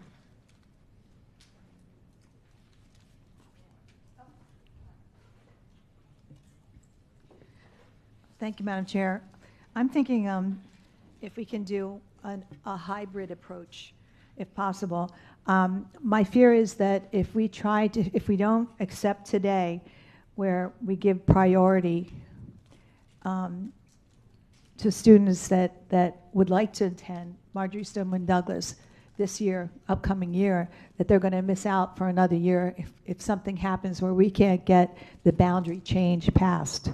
So I'm wondering if we can put this into effect for now with a promise that that's coming through down the pike so we can change it back so therefore the students aren't penalized and lose another year. So I'm hoping the board will consider that, so where they can both work together, these motions. Dr. Hepburn, can you explain to Mrs. Pham the process again? Dr. Wanza. So if the board votes in the affirmative for the item that is before them today, we will start the rulemaking process. However, as I said, and I'm gonna keep repeating it because I've told we can't communicate it enough. Whatever action is taken today, if it is in the affirmative to initiate rulemaking, we will do that. We will complete that process, but the new policy language will not be effective in time enough to complete awarding seats for this year. It would be for the seats that we would award for the 26-27 school year. Thank you. I through the chair. Yeah, I comprehend that. That's not the issue. The issue is how can we process these students now so they're already positioned. I think what we need to do is put in place where they're given priority, the people from D4 now, through this motion. And then we also do a boundary change. So this is a motion just giving school choice. And the other one would actually be the boundary change, assuring that they stay in that feeder. So if I may, and Ms. Batista, you may have to assist. 6,400 went through rulemaking. It was approved in October. I don't know that the board has the authority just to say, we are going to change a policy right here on the dais. It has to go through rulemaking, and after it's gone through the whole public input process and everything, and then there is contemplation by the board of what the board will adopt as the final language in the policy. So, Ms. Batista, thank you. That's accurate. So the answer is we can't, regardless of what we do, we cannot implement anything for this coming school year. It's too late in the process. Through the chair, any way that we can even do a waiver, anything to help these people. We need some solutions here. We need to know what we can do as opposed to what we can't do. What alternatives we have that we can execute on to help them. Ms. Batista. So the waiver of a policy would take the same amount of time as the adoption of a policy. There's a state statute that governs how the process goes through, so. Administrative procedures, not statute, sorry. Okay, anything else? Okay, next up is Board Member Thompson. Thank you, Chair.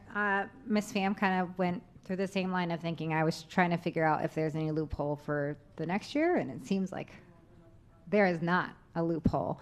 And I just wanted that expressed to all the community and also our commissioners that came in kind of asked for an expedition of this. Unfortunately, our hands seem to be tied. And then my other set of questioning was kind of how this decision would potentially impact the previous board's vote of the rebounding. It seems like there's not. I think it's a little confusing how this is all being laid out, not only on the dais, but also to our community and to the families in these areas, because I was hearing from both cities' parent advocates that these changes have been happening to their community, it seems, every year, and that's not the way we win back students, is creating more chaos. But I wanted to also have a conversation about redefining and how changing of these policies kind of interact with any policies down the line that is with boundarying. And I know, Dr. Wanza, you and I talked about this yesterday, but if you could give some highlights to my colleagues, because I want us to have a better district approach to this. I think with redefining, there are a lot of boundary conversations that we should be having, not only in the Parkland, Coral Springs, but also in my area in Pembroke Pines. And I just want to make sure that we are going along this process equitably and making sure that what we decide for one community doesn't look different for every other community. Dr. Wanza. Thank you. Thank you, Madam Chair. So what is being contemplated before the board right now in Policy 6400 will be applicable to any school, to any neighborhood, to any community that has gone through some type of a boundary change. I will say this here, that the board may want to consider as the language comes that there may want to be some kind of a time frame. And the reason why I say that is I live in a neighborhood, well, I grew up, I no longer live there. I grew up in a neighborhood that went through a boundary change 35 years ago. So the board may or may not want to contemplate, is it within 5 years, is it within the last 10 years, or is it in perpetuity? That's just something that that will come through the discussion of rulemaking when we get through the process, if it's voted in the affirmative to do that today. That is separate and apart from Policy 8010. Policy 8010 is, the process that we go through as it relates to establishing school attendance areas annually. And the direction given at the end of the last board meeting was for a timeline and an option to come back around establishing a choice boundary area for what was the impacted C4 area from 2 school years ago. So what is being contemplated here today would be applicable to all schools every school year, as opposed to the boundary process. We look at groupings of schools, select schools, whatever we bring to the superintendent, then it's ultimately decided that we're going to go out, have community conversations. It may not impact all schools throughout the district, but the policy language for 6400 would be applicable to all schools in the district. Okay, and then as you led into my next set of questioning is a timeline, especially when we're going to be having conversations about potentially changing boundaries or closing schools or repurposing schools. I do think there's some merit in setting a timeline, because how many boundary changes have we had in the past 30 years, would you say? So I don't know about 30 years, but I had Mr. Beck do some research, and we went back to 2008. So, we're almost at 20 years there, just shy of 20 years. And there were upwards of 2.5 pages, because we did a table. He can tell us the exact number, but there are several that we've done. And that's why I said this language would apply. It would, district-wide. So the 6400 ask, if you will, would be applicable to all schools throughout the county. And Mr. Beck can kind of give an approximation of a number.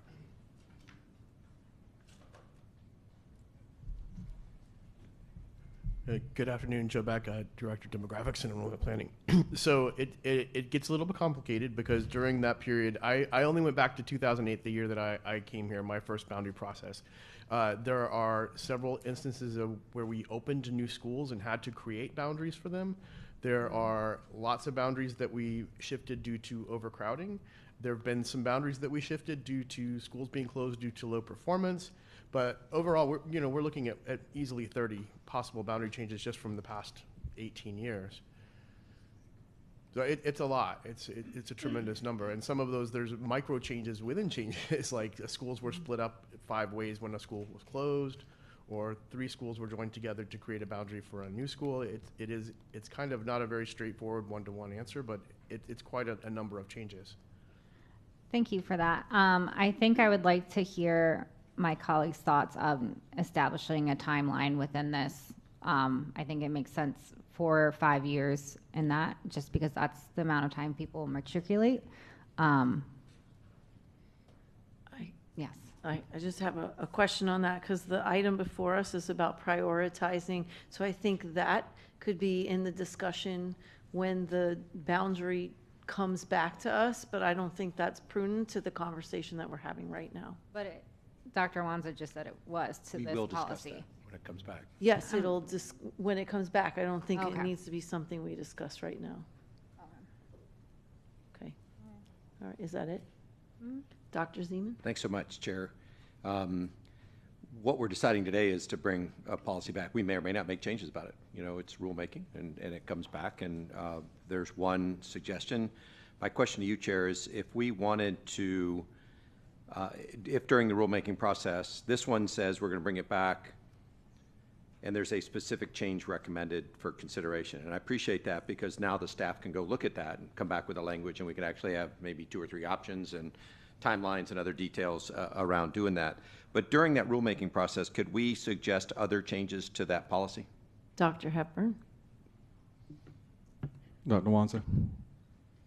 So that would be, and I'm trying to listen to what happened a few items ago. When we would come to the workshop and we would get the input from the board, that's where obviously we would hear the input from all the board members before we would bring back what would be the superintendent's final recommended Thank you very much. iteration. I appreciate that. I'm just going to tell my colleagues here that I'm fascinated by the opportunity to use distance from the boundary as another criteria for admitting kids, not just for one area that got changed within 4 years or 10 years, whatever number we end up with. And I appreciate the recommendation to have a number in that, because that we don't want to go back to when I was at Dillard Elementary School. And I mean, I'm not sure that we have data that goes back that far, but there's a limit that makes sense to this policy, and I appreciate you bringing that. I also think there's some logic in considering whether or not proximity to the school will make sense. And there's a lot of research on neighborhoods staying together, kids that grew up playing soccer and baseball together or in one area, and it's kind of cohesive for them to also stay together in middle schools and high schools that they apply for. So we'll bring that up at the workshop, but I just wanted to disclose something that I find fascinating. I want to dispel a few myths, though, that came up from our speakers today and even from one of my colleagues. This process was not chaotic. It was the opposite of chaotic. It was super analytical. Mr. Beck was a member of the team that projected a significant growth of enrollment at Marjorie Stoneman Douglas. If I'm correct, Chair, it was going to go to 114% of capacity. Can we confirm that, please, with staff? Dr. Hepburn. Mr. Beck. So actually, enrollment was 114% of capacity the year the boundary change was adopted. Thank you. Can I have a little credit for remembering number 2 years ago, though, Pretty Joe? good, yes. Whew, wrong category, but got the numbers right. We were told that it was 114%. That was a crisis. I mean, there were safety issues. There were things going on in that school, and we went through a very intentional, analytic, detailed process. I remember 600 people showing up at a town hall to come in and talk to us about it. My good chair gave them each 30 seconds, which I thought was gutsy. But we went through all those comments, and we heard what people said, and we voted for what we thought were the right thing. I'm curious, again, Chair, from staff, were our projections right or were our projections wrong? Dr. Hepburn. Mr. Beck.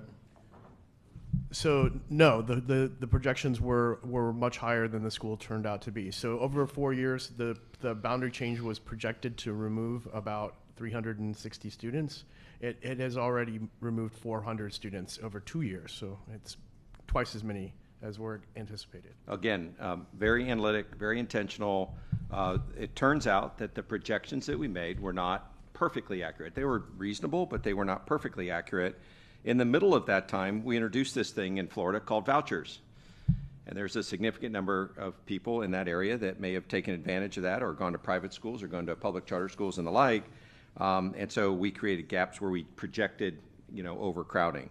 That's what happened here. The last point, if you care about students, let's make decisions about repurposing early in the year. Because the last thing we want to do is to give families, minimum notice about schools, boundaries changes or schools not being open where they thought they were, programs being adjusted and the like. It's difficult sometimes for us to move fast to decisions early in an academic year. We tend, for good reasons, to delay those decisions till too late in the year. And the consequence of that is we don't give parents, we don't give communities, we don't give elected leaders in other areas the opportunity to know what the impact is going to be until it's awfully late in the process. Often, as I have argued, where it's impossible for people to change. Chair, the only other comment that I'll make is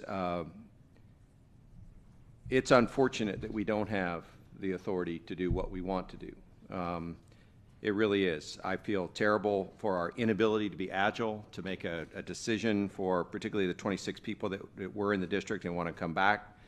But to say that the process we used was chaotic or irresponsible or wrong, it's just not true. We looked at all the data. We made the best projections we could. We made a decision that the board chose to make. I was a member of that board. I made a decision on that. And now we find ourselves in a situation where there's actually not the number of the amount of overcrowding that we projected. And that happens. But it didn't happen because we sowed chaos. It didn't happen because we were irresponsible. It didn't happen because we were wrong about something. We used the best information we had, and we made a hard decision, and it was, I think, 5-4, 6-3. It was close. And now we find ourselves where we are. So to try and bring up history and condemn the people that did it, I think is not really accurate in this case. But I am very sad that we can't do anything quickly for the people that are in that zone and want to go back. I think it'll be fascinating to come up with a timeline for how far back we want to go for these kinds of changes. I also think it'd be very interesting to change our priority so that we get schools with people in the same general area going, and rather than, as my transportation friends have talked to me about, putting 5 people on a bus in Deerfield and driving them to Miramar because they entered in a school choice to change schools. That's incredibly expensive, and it also doesn't really keep general neighborhoods together as they go through school. Thank you, Chair. Thank you. Mrs. Leonardi. So I want us to be very clear because I hear the idea that these two things, the decision that we made last month, and this item can move forward at the same time. But the way I also understand it, boundary choice is different than priority, correct? Dr. Hepburn. Dr. Watson, if you can clarify. Thank you. Yes, Ms. Leonardo, you are correct. A boundary choice area is established through the boundary process. You are absolutely correct. A reassignment priority and a boundary choice doesn't have to contemplate a reassignment, right? If the board through the process establishes a boundary choice area where I live in this residence and I can choose between one of these two schools, right? And it's not a boundary that says, we have a boundary choice area where we have reserved 150 seats and those, seats are available or not available. So a boundary choice is established through the boundary process and it is embedded. A reassignment priority says when we have seats available, these are the people that we would prioritize for those seats. Right. So help me understand how this item would not then replace the boundary choice. Because it's two different policies, two totally different policies. This policy is simply policy 6400 that would apply to every school in the district, that when I apply for a reassignment and I fall in one of these 7 or 8 categories, I have a priority for the seats that are available. To establish a boundary choice area, we would have to go through the boundary process, which is policy 8010. Right. So, and maybe I'm just having a difficult time. It's been a long day. If this applies to, if this item passes and we make the changes and it applies to every school in the district, how does it then not apply to MSD? It will apply to MSD. Right. So how does it not then replace or negate the boundary choice? Because the boundary choice first has to be established to say that regardless of a reassignment, I don't have to put in for a reassignment. If a boundary choice area is established through the boundary process, I have the right to go to either school regardless of the enrollment. Got it. Okay. And so how can we assure, because there is a fear out there that, that we will not follow through with the boundary choice. How can we assure the community that will indeed happen? So I can just speak for me. As of today is April 15th, and if I reappointed for July 1, so I can just speak for me, the gentleman that you just extended his contract would have an expectation of me that I would follow the direction that was given to him on whatever day the last board meeting was. They all run together now. But so then as we begin the process like we did last year, as we come and we sit before the board in August, we would have, as the board said, that they would want, they came to consensus that there's an expectation that the superintendent would bring options for a boundary choice area for what was C4 as a part of next year's boundary process that would take effect for the 26-27 school year. Got it. Okay. Thank you. Thank you, and I'll finish this out. I have a couple of questions. Madam Chair, I was on the list for speaking. Oh, I don't have you on the... I'd like to speak. Okay. Well, since I jumped in already, I'm going to start, and then you guys can go. So, Dr. Wanza, can you tell us what schools already have a choice boundary? So I'm going to have Mr. Beck help me, but there are a few of them, right? And then we also, as many people know, particularly the residents and the leadership from the city of Parkland, we also have for Heron Heights and Park Trail, what's considered a combined boundary. The schools have the same boundary. They tell us which school they want to go to, and then which school has space. And then obviously if neither school has space, that hasn't been the issue recently, then they would go to Riverglades in either one of those schools. But we have about 4 or 5 schools. I'm going to ask Mr. Beck to tell the specific ones, but there are some schools that have gone through a boundary process to establish a boundary choice area. Okay, thank you for the question. So there are 2 types of boundary choice areas, as Dr. Wanzo alluded to. We have 4 schools where if you live in the boundary choice area, you can go to either school. Either school is your school. Usually you only get transportation to one of those 2 schools, but at any time, it's not based on seat availability or anything. You have the ability to choose, and those are between Plantation Middle School and Seminole Middle School, Plantation High School and South Plantation High School, Boyd Anderson High School and Piper High School, and West Broward High School and Cooper City High School. In general, just an extra piece of information, the only one of those is actively active in a given year is the one to assign from West Broward to Cooper City. That one has a little bit of history also. The other type of boundary choice area referenced in Policy 8010 is priority seats. And this is a situation we have for magnet seats at Virginia Schumann Young Elementary and Beachside Montessori Village, where a certain number of seats are established, 150 in both cases, for children living in that neighborhood to get priority to go to that school. That doesn't guarantee that there will be 150 neighborhood kids at the school. It's still a priority for seats that become available in the appropriate grade level. And then Parkland is a different situation. So I want to be very clear because there's some confusion around that. The combined boundary of Heron Heights and Park Trails is not a boundary choice area. It's kind of the opposite of that. Because in a boundary choice area, you get to choose where you want to go, when you want to go. When you live in Parkland, when you move into the boundary of one of those elementary schools, you don't get to just go there. You have to request it and be placed based on space availability. So it's kind of the opposite of choice. Okay, thank you. So we have 4 boundary choice boundary schools. I'm trying to say the words right. So Plantation Middle and Seminole Middle, Plantation High School or South Plantation, BA or Piper, and West Broward or Cooper City. Is that correct? That's correct, yes. Makes no sense, but and then there's priority seats, which is VSY. Is that the only one that has priority? And Beachside. Beachside. Yes. And those are a certain number of seats that are set aside for students who. Is there a time limit on that, or what does that look like? So both of those schools are full choice magnet schools. They don't have an assigned attendance area, so the seats are filled through the annual school choice process. Both of those schools are very high demand schools, so generally all of the seats will be filled during the first choice window, and residents living in that priority area for either one of those schools, if there are seats available in the grade they're requesting, they would get the priority for that. Thank you.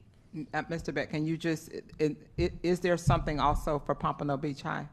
No. So Okay. that's been requested many, many times. The community has requested a priority area, but that has never been established. But what there is, and this is probably where Ms. Collins has to answer this question, is in the magnet policy as it in this choice policy as it relates to continuation in theme. And that's where the students from Crystal Lake, right, and the continuation in magnet thing, which is in policy 6400, and that's a distinction that I think it's important to draw for the community. So yes, that's absolutely correct, Dr. Wanze. And there are other magnet schools that have that similar pipeline where students are allowed. Some of them, like that one, makes total sense geographically. Some of them, New River Middle to South Broward High, maybe don't make as much sense. But that's a conversation we'll be having, I'm sure, with the board in the future. Thank you, and I appreciate that because I think most people don't know the differences between those things, and I think it's important to point it out. And, as has been said already, the direction was given, not necessarily, I don't think, and maybe Dr. Hepburn can tell me what his expectation was, but as the board, we directed him to bring us back the idea or choices on what a choice boundary would look like for that TAS. It was a discussion that we were asking for so that we could look at all these pieces and see what made sense. Is that what you understand also, Dr. Hepburn? That's correct. So when would we see that come to us for this discussion? Because I know everyone's talked about a timeline in terms of making it choice boundary, but I think we haven't had a discussion as a board as to what we actually want to see. So when would that be coming back to us? In August, when we start the process for next school year. Okay, perfect. Thank you. And so I would also, I mean, I hope that continues forward. At this point, unless something changes, I want everyone to understand there's no brakes on that. That has been moving forward. I would like to say that, I appreciate the way that the item came in terms of the fact that it's a district-wide policy and the fact that we are going to be going through repurposing and that we will have other issues that come along. Now, is the wording of this exactly what we might need? I don't know, but again, this was not to change it necessarily, but to bring it back for us to have a discussion. So I think everyone needs to put in context, whatever we vote today doesn't automatically change anything. It is for us as a board to have a deeper dive into what the right wording is, what's right for other places.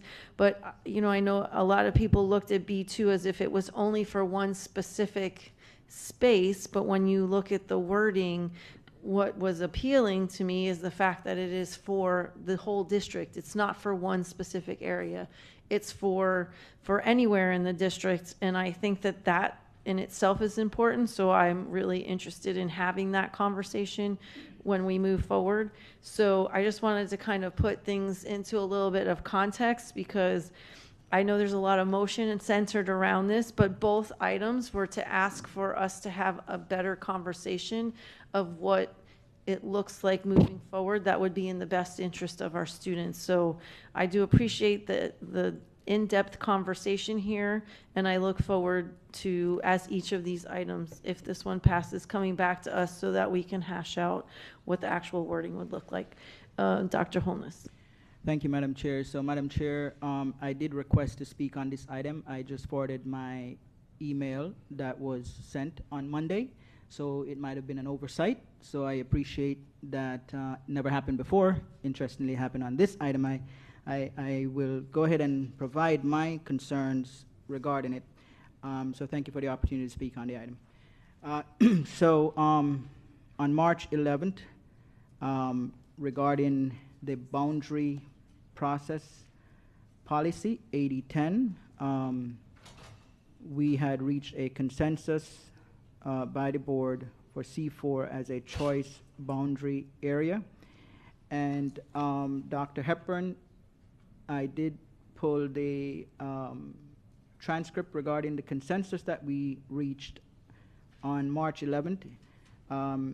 It says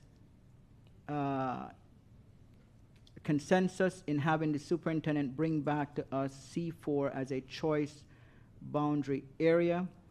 We had 7 yeses and 2 noes on this particular consensus reached.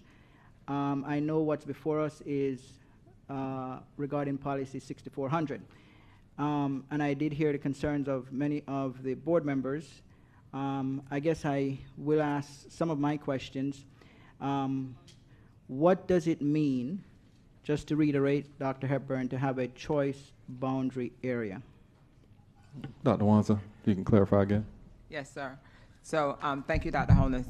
A choice boundary area means we would go as a part of the boundary process that we would kick off in August, bring options in as a part of that package for the board to contemplate and consider us to go out, get community input. So it would literally be a part of the official boundary process that the board would, when it finally adopts the boundaries for that school year, whatever option the board approves would be then a part of the permanent boundary of those 2 schools, that school, or whatever school it is.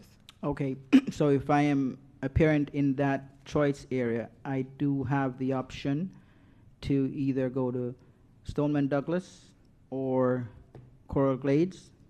Yes, if you reside in whatever, so I'm going to use the C4 area because that's so that there's consistency. Right. The board adopts through the boundary process of next school year that for the 26-27 school year, A boundary choice area for C4 has been established where students residing in that area they have the option of attending Marjorie Stoneman Douglas or Coral Glades High School. That would be recorded in the official action taken by the board. Okay, and this can be effective based upon the consensus we reached in the year 2026, 2027, is that correct? We would go through the process, and then the board would then vote whether or not it's going to be final when the boundaries are adopted. Okay, so I'll yes. rephrase the question. Okay. Is that timeline doable based upon the discussion we had on March 11th to implement this in the year 2026 to 2027? Yes, because it would kick off in August of this year, 2025, and it would be finalized sometime later in the winter or in the spring when the board adopts boundaries for the 26-27 school year. Okay, Yes. so let me talk about this current item, which is based on policy 6400. What does a reassignment priority designation for students imply? So it's okay, Dr. Hepburn, right? So a reassignment priority basically says when a school has seats available, these are the applicants that would get priority for an available seat before anyone else who does not have a priority. Okay, and should it pass, it will be effective, as you mentioned, 2026, 2027, correct? We would go through rulemaking, and it would be applicable, based on all the final language, yes, it would be applicable for the 26-27 school year. Okay, so this is a very important next question. As this item is written, should B2 pass, will it replace the consensus reach for C4 being a choice boundary area? So that's a Marilyn Batista question, but I believe she answered the question and She said did. I that just want it a does not. yes or no. Well, from Ms. Batista could answer it if you like. This item does not negate the other item. Okay. Ms. Batista, so the question is, will it replace the consensus reach for C4 being a choice boundary area should this item pass? This item will not replace the prior direction of the board to the superintendent. Okay. What will it mean for C4 to be a choice boundary area as well as a reassignment priority designation for students? What takes precedence? Is it the former or the latter? You want me to speak? Okay. Go ahead, Dr. Winslow. Okay. All right. So C4 would have the choice, that area would have the choice of attending either school. So they wouldn't have to rely on the language in 6400 to be able to choose to attend either school. They wouldn't have to rely on that language. Understand. So, Ms. Batista, which has more weight? A consensus, because I heard concerns regarding the consensus that wasn't an item and so on and so forth. Which has more weight, a consensus or a motion for directing the superintendent for the same consensus arrived at on March 11th? Is a consensus lateral to a motion, or does one weigh more than the other? Ms. Batista. So procedurally speaking, a motion is more appropriate. When you want something to, some direction to be given by the school board as a whole in a school board meeting, which is what happened, I believe, last time. But instead of a motion, it was done in a consensus manner. Okay, I appreciate that comment. So for what's before us today, since it will not replace the consensus, can we, because I like the idea of district-wide, but I don't like any idea of it replacing in any form or way or having a greater weight than the consensus. So I like the item in some ways, but I'm concerned about it in others. So after this item is voted on, am I able to make a motion for the consensus we arrived at to direct the superintendent to designate the C4 area as a school choice option for students impacted by the MSD boundary change? Since this cannot be implemented for the upcoming year, I request that it be planned for implementation in 2026, 2027. So can I make that motion subsequent to this item being voted on? Ms. Batista? The answer is yes. You are able to make that motion after this item either passes or fails after the. Okay, and it's simply a motion that replaces the consensus. I mean, you don't need to make a motion because the direction has already been given, and that's the direction that the board, has made very clear. But I can. Is that correct? But you may do that, yes. Thank you. Point of order, how is that able to do that after the item is already done? After an item, if I may, after an item is already done, a board member can make a motion that is not related to that agenda item. Wow, open up a can of worms, okay. I'm sorry, but we have to talk about that for a little bit longer. In general, we've done that at the end of a meeting. And our policy says that at the end of a meeting, we open up the for people to make comment statements, motions, anything they want. Would it be advisable at least to relate that to all of us now? That's appropriate as well, and I think that's what happened at the last board meeting. Instead of a vote, the chair asked for consensus instead. So there is no need to make another motion. It would have the same effect as is already. Okay, so Ms. Batista, if I'm hearing you correctly, the consensus would have just the same weight as a motion being made, correct? Yes. Okay, thank you. Mrs. Rupert? Thank you. I'm going to be short and sweet. Following, we had the same brain thoughts over here, Mr. Holness, Dr. Holness, excuse me. Open reassignment window is open until 8/2022, right? Yes, ma'am. Okay. Why could we not pass a resolution like you did for Heron Heights and Park Trails that is in policy, but it made it possible? Why couldn't that work? Dr. Hepburn? Go ahead, Dr. Watson. So I'm going to have Mr. Beck talk about that because so the resolution may have been a part of the boundary process or what kicked off the boundary process. But I'm going to have him speak so that I don't misspeak. But establishing a boundary area is the boundary process. Right. But I'm going to have him. So the reassignment window, we have.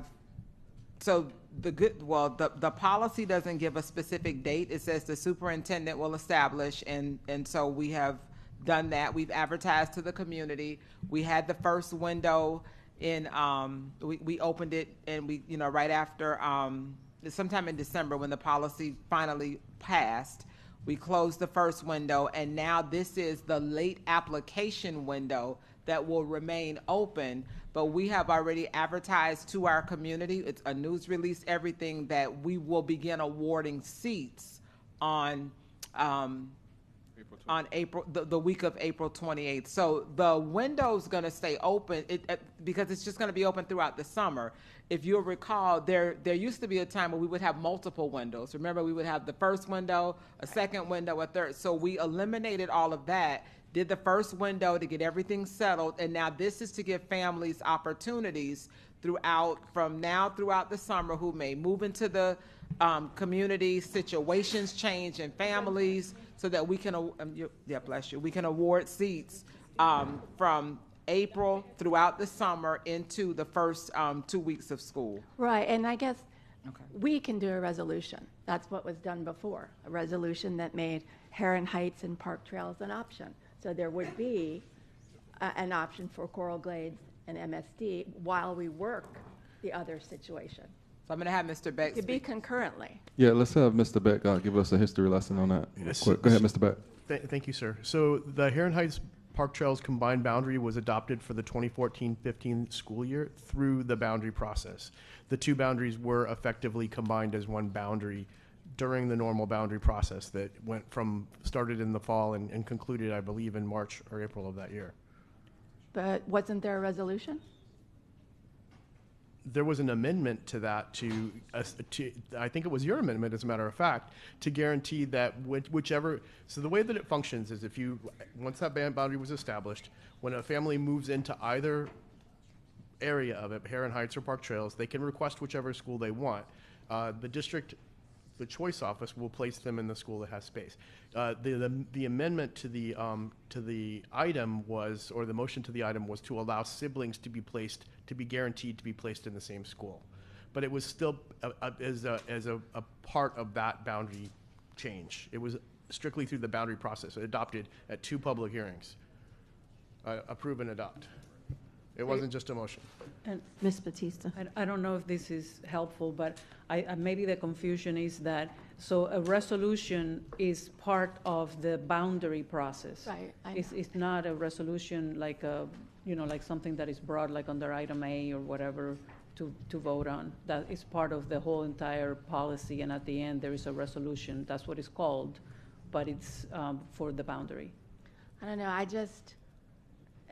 I hate the fact that people came here today thinking that there was going to be some movement, and the policy aspect of it for the rulemaking has its time window. But it seems to me that sometimes you can do stuff that's a little bit more creative but yet legal. So that's what I'm asking for. We're very smart people all around here. There has to be a decision that we could do concurrently. Yeah, so I completely get it. So I know for the public and for our partners, our municipality partners in the audience, as you can hear, it's complex and challenging. So staff, if putting your strategic thinking hats on, if there's anything you can think of that can help with this situation, because I know the board has consensus of supporting both communities to kind of land this plane. So if we can think of anything that may lend itself to addressing this while we're answering questions, because I know the board, your questions also are trying to help us and each other kind of think of some different steps that we could take, because the policy is bounding us by certain steps. The boundary process is bounding us by certain steps that are time-consuming and are going to lead into the beginning of next year instead of before next year starts. Are you done, Mrs. Rupert? So if I was in C4 and I wanted to apply for the reassignment to go there, you said that's open till August 22nd. It is, but and so far we have received 126 applications for the seats, of which we know 26 students reside in what is that C4 area. We're going to begin awarding seats the week of August 28th. April. I guess I'm in August because that's when my anniversary is. I don't know. But April, we will begin awarding seats the week of April 28th. Gotcha. And I am looking through the policy to see if there's anything. I've combed it 5 times. I'm going to comb it a sixth time. I feel like we need Jeopardy music while we're all thinking. So. Mrs. Pham. I'm okay for now. Mrs. Pham.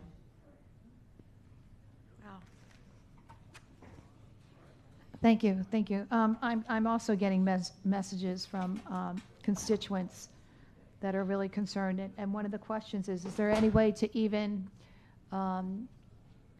leave the enrollment process open longer, or by shifting it so it can at least open doors for these residents that are residing there? Is there, by resolution, can we do that? Anything?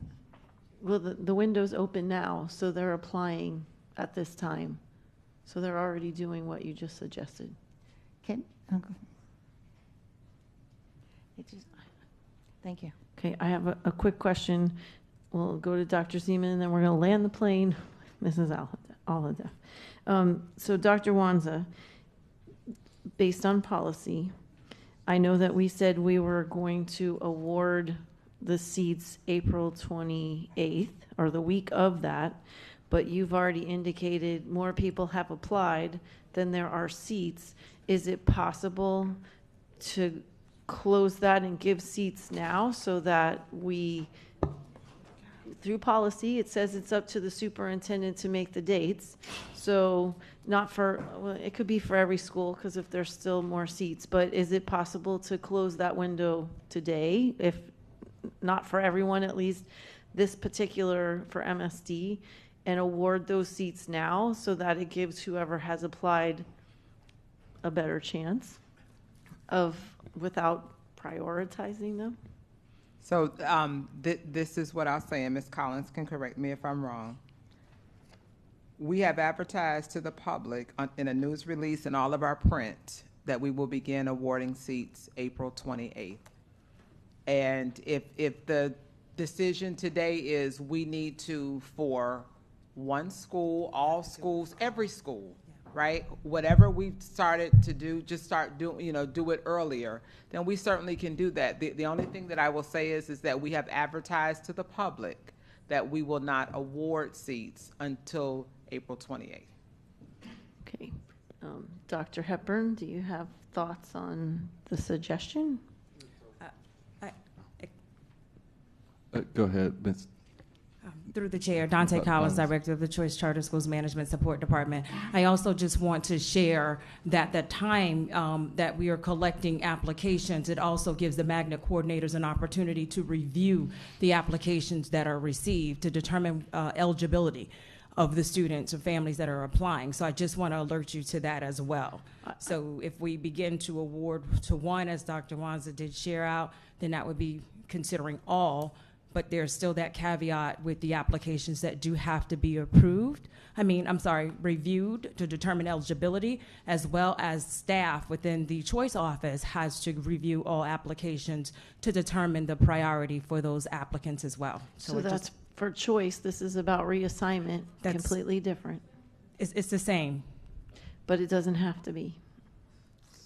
So, I'm sorry.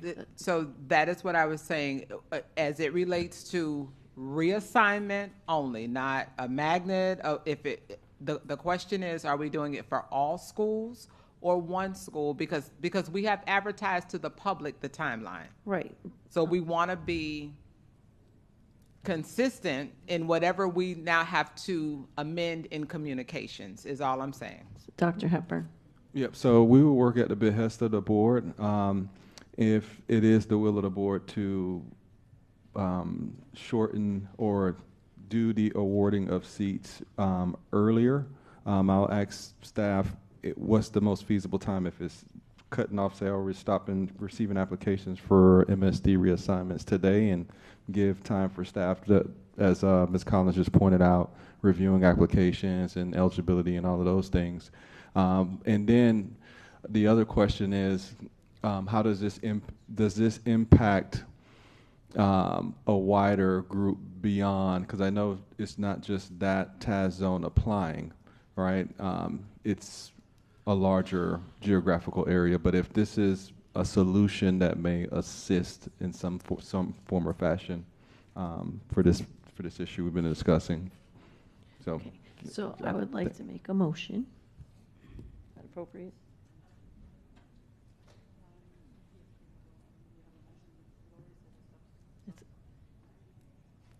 I don't know if it's a substitute motion because I'd still like to see the regular B item go, but a motion to direct the superintendent to change the date for awarding reassignment seats for MSD, closing that window today and awarding seats by the beginning of next week.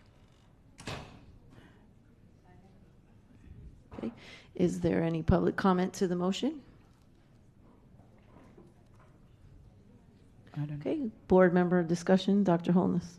Yes, Madam Chair, I appreciate the reason for bringing the motion, but I do have some concerns with the motion. If we shorten the window, what I'm hearing from staff is that they review applications and not all students who apply may necessarily qualify.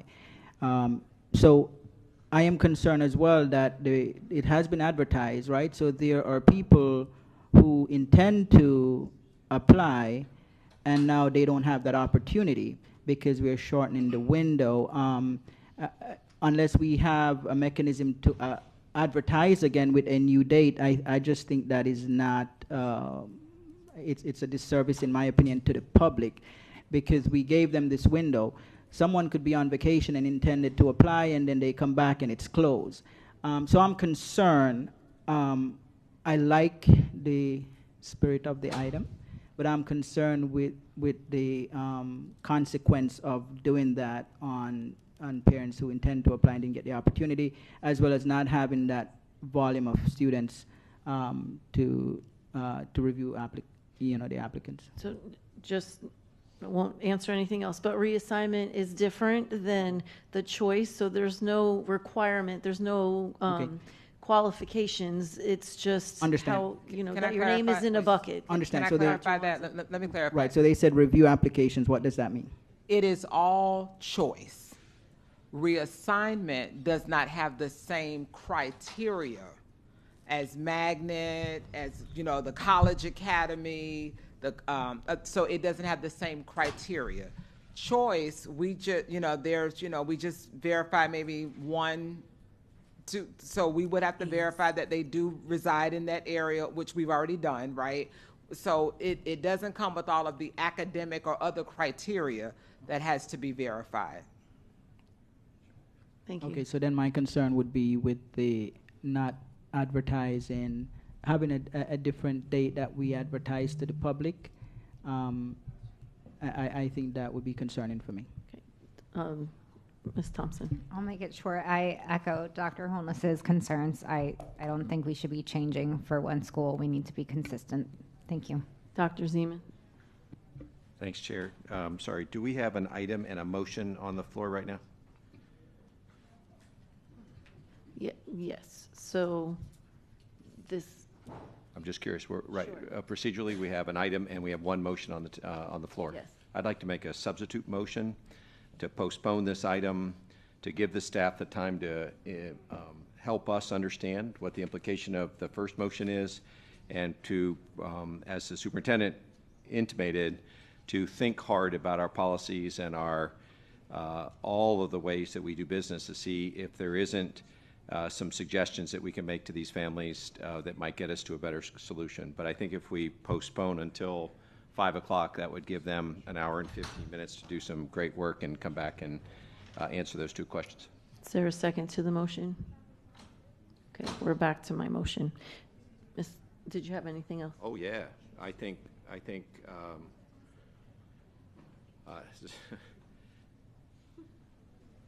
yeah. I'm really not comfortable talking about these incredibly significant issues without being able to get answers about what the implications of the conversations that are going on up here. These are people's lives. It's where they're going to go to school. It's incredibly important.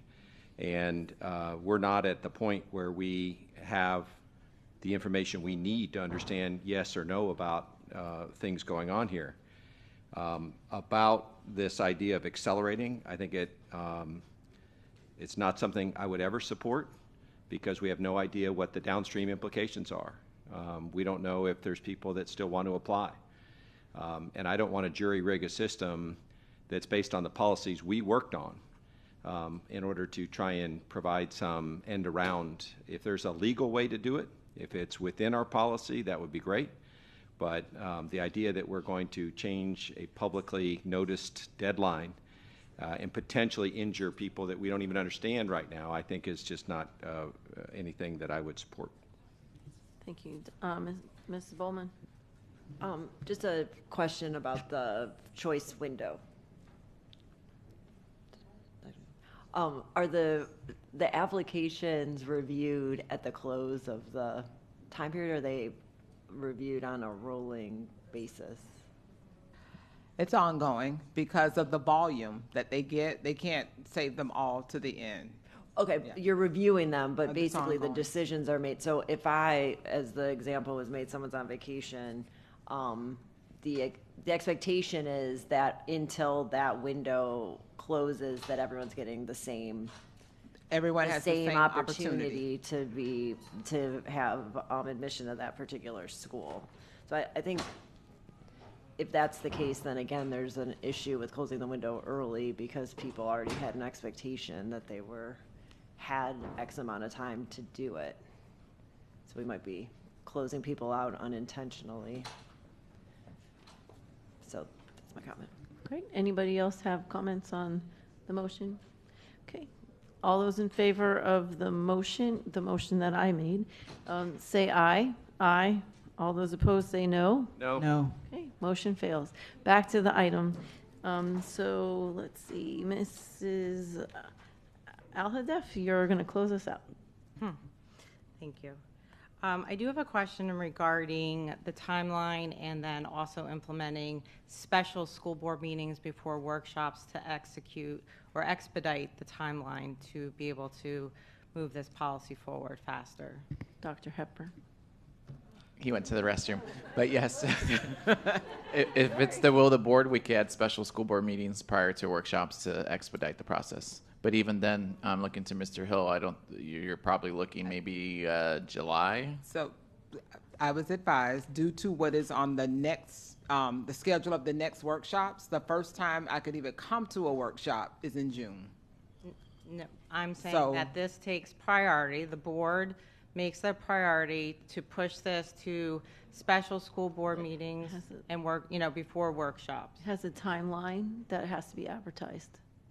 I think that's what Dr. Wanza, are you referring to? I think what Dr. Wanzer is saying is the workshops, the next two workshops are 8 to 9 hours each already.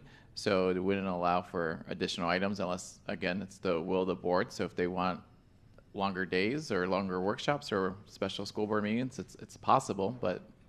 And Dr. Wanza.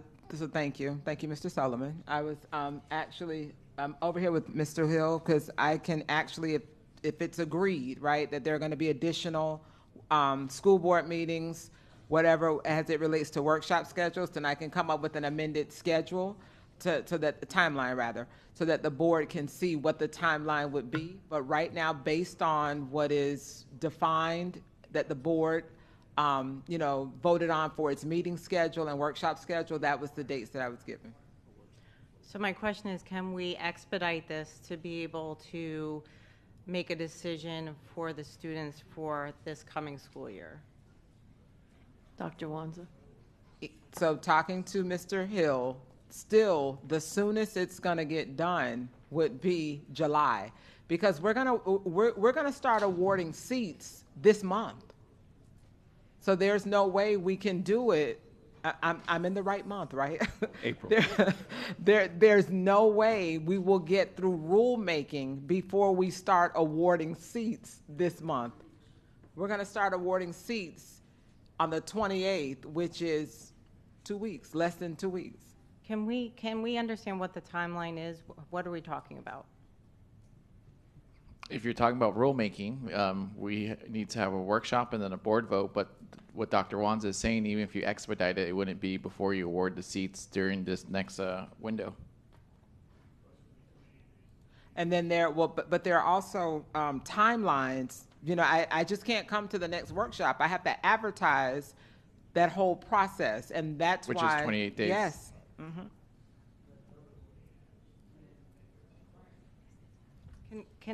So everybody can understand the timeline, can staff be specific on the number of days and number of meetings? Absolutely. Mr. Hill?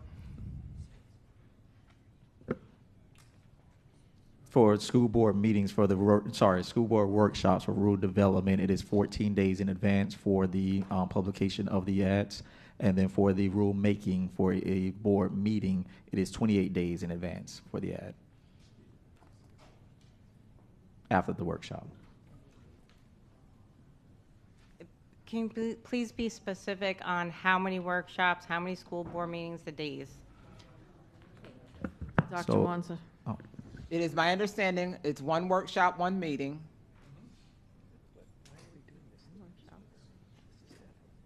So it would be, I would have to have the 14 days of advertisement for the workshop, and then 28 days after the workshop For board approval. for board approval.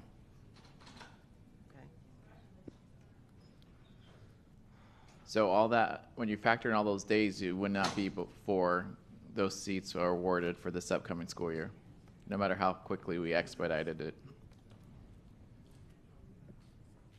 Okay.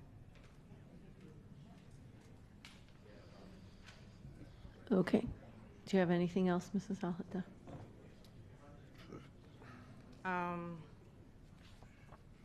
No, not at this time. Okay. Well, we're going to take a vote. All those in favor of item B2 say aye. Aye. Aye. All those opposed say no. Motion carries unanimously. Thank you so much. We are going to we have a time certain for 3 o'clock, but we're going to go ahead and take all of the items that were not pulled so we can pass those, and then we'll come to the time certain. So just give us a few minutes for that.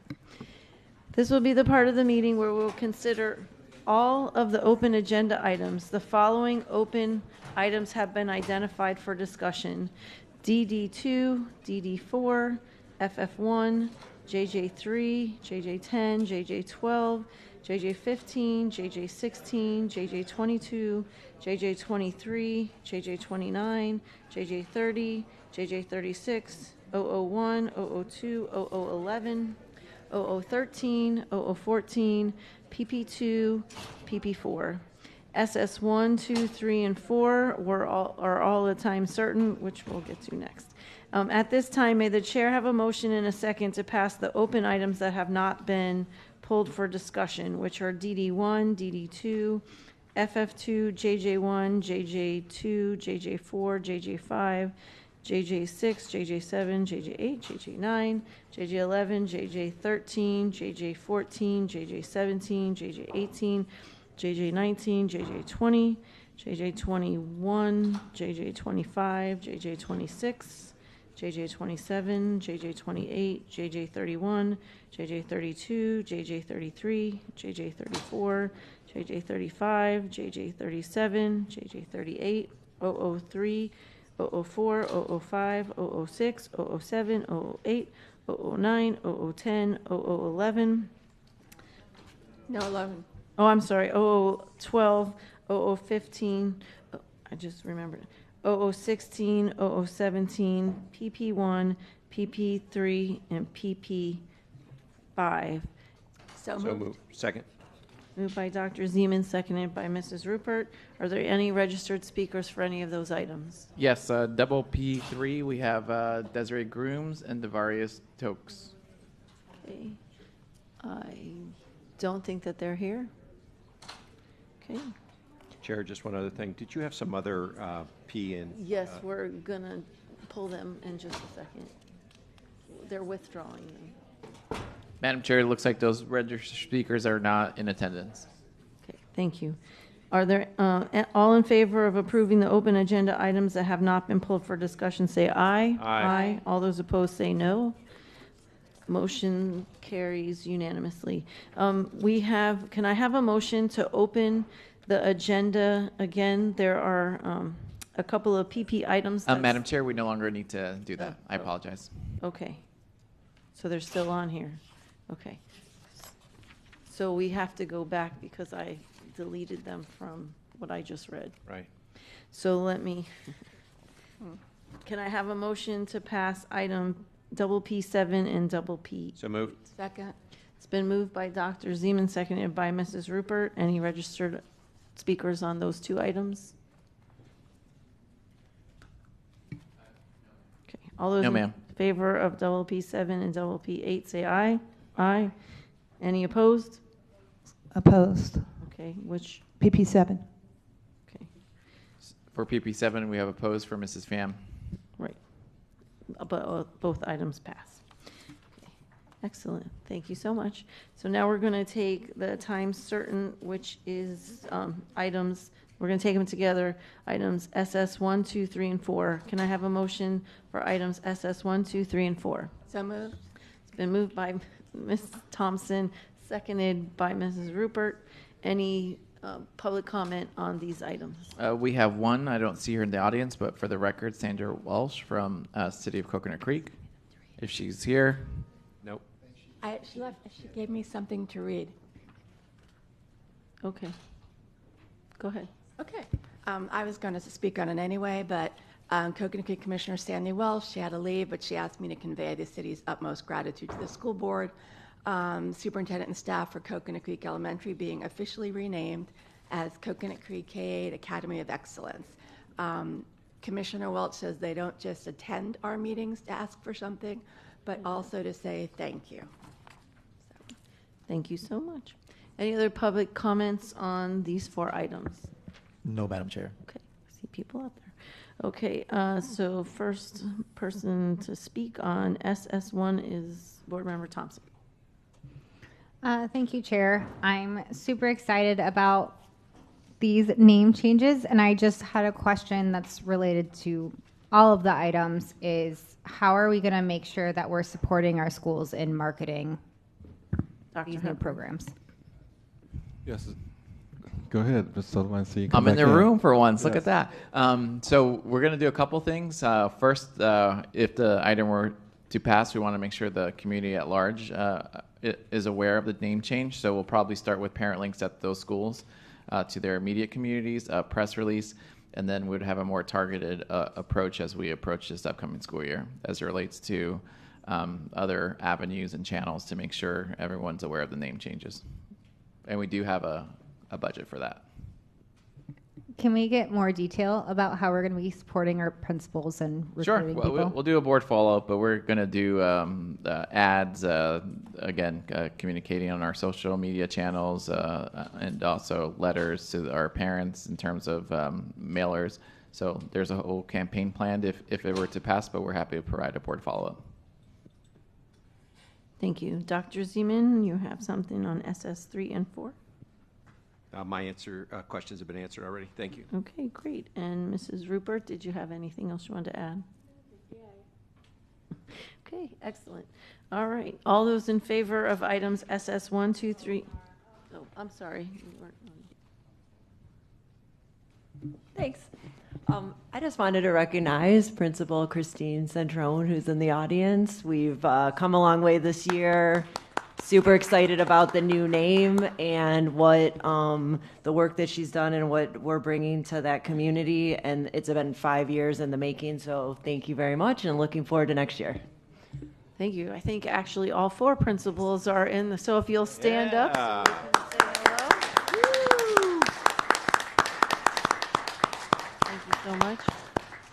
Thank you for coming and supporting. All those in favor of items SS1, 2, 3, and 4 say aye. Aye. Any opposed? Motion carries unanimously 8-0. Mrs. Al-Hadef isn't here. Okay. Thank you so much.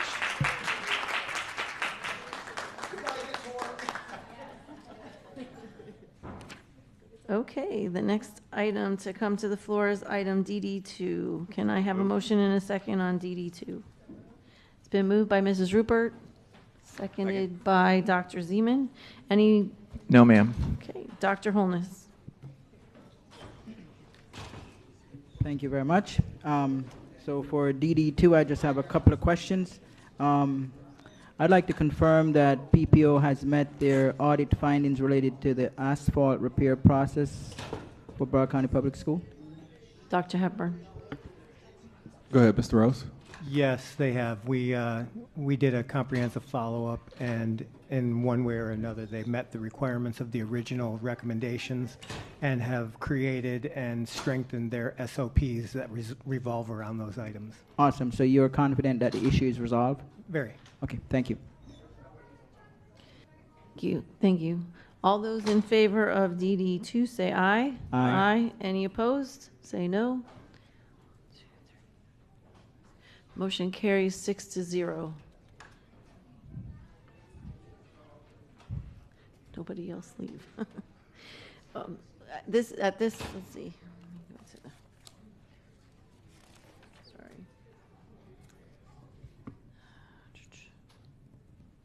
This is the time of the agenda when school board members will hear from our evening speakers. Do we have any evening speakers? No, Madam Chair. Thank you so much. We will move on then to item DD4. Can I have a motion and a second on item DD4? So moved. Moved by Dr. Zeman, seconded by Mrs. Leonardi. Is there any public comment on DD4? We have registered to speak Natalie Lynch Walsh, but I don't see her in the audience. Okay, thank you. Board member discussion, Ms. Bowman, but You she just stepped out, Chair. stepped out. So Dr. Zeman? Thank you so much, Chair. This is the audit that we postponed from our last meeting. There is, critical role to play in audits in Broward County schools. This particular audit got plenty of attention because of a finding at one school related to the use of trust funds. So I have a series of questions, Chair. First is, in the specific instance of Miramar Elementary School, were the funds in question placed in a trust? Dr. Hepburn? Mr. Rhodes? Yes, they were. Are there exceptions on restricted purchases that are placed in trust accounts? In this case, yes. Were the funds placed in the trust over multiple years to make this purchase? Yes, they were. And our own standard practice bulletin suggests that it's generally acceptable to use 10 to 15% of general funds for school improvements, but it is not prohibited to use more. Is that true? Yes, that is true. So, in my own history of audits, which has gone back many, many years, the power of audits is to ensure that people are doing things whether you're auditing them or not. It's not findings or exceptions. The ROI of an audit is not that we found 3 things going on that didn't meet standards, but it's that we do good, honest, clear audits, and which includes kind of discussions about materiality. Chair, last time we brought this up, we pointed out that this principal asked both their director, their regional superintendent, and the director of the budget support, BSC, budget support center. Is that right? Business Support Center. Sorry about that. Way too many acronyms, and after I've used it 143 times, I forget what it stands for. The director of BSC, the Budget Support Center, about this. She followed good practice to make sure that in an area that is sometimes difficult to understand, she was using those funds in a way that all 3 of those people thought were appropriate. All 3 of them told her that it was. I don't plan on talking a great deal about this, but I'm concerned about our ability to conduct audits and to get information from the staff in a way that reflects positively on the teamwork that we believe in Broward County. This, in my own opinion, and in the opinion of other auditors, could have been a discussion point, not a finding or an exception.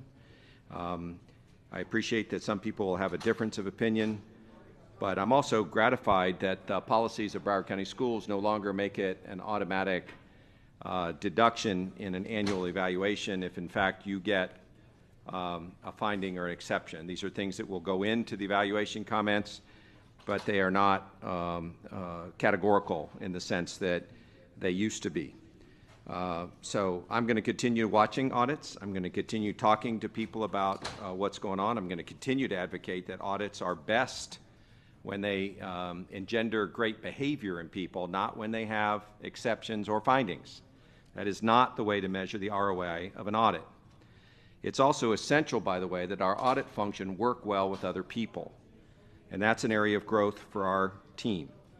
There are tremendous people that work here, and they deserve to be partnered with, to be teammates, sometimes to be deferred to, so that we can get the right information for audits and report back to this board the things that matter greatly to us. Things like being accountable for property, using internal funds properly, fraud, waste, and abuse, and other things. I appreciate the board's permission last time to postpone this, and I have no motions at this time. Thank you. Mrs. Bowman? Thank you, Chair. So I pulled this to discuss because we had pushed it to this meeting, and in the intervening time period, I was able to talk to our chief auditor. I am not an auditor by profession. So I think, just to clarify the issues that Dr. Zeman and I had in the last discussion was that there was a finding that this principal had gone away from the guidelines that I believe it's called the Red Book. Mm-hmm. Listening. Chapter 8. The Red Book guidelines. But the concern was that, she had consulted with various departments and relied on certain advice that she'd received. So I'm not questioning the audit findings themselves, and I think they kind of run in a direction that might be different from what actually ends up happening in this particular situation. I hope that this particular principal doesn't suffer any negative impact as a result of this audit because of the ways that she did consult before she acted, even if it has to be included in this audit as an exception. Thank you. Thank you. Madam Chair? Yeah. Matt? Go ahead. There's just one item there's some information that's flowing around, and some of it's good information and some of it's not complete. There's one line item in here that I think makes it complete, and it's very concise. Restricted expenditures in the Red Book state, the following expenditures from internal funds are deemed inappropriate and shall not be made except from trust funds collected for a specifically identified purpose.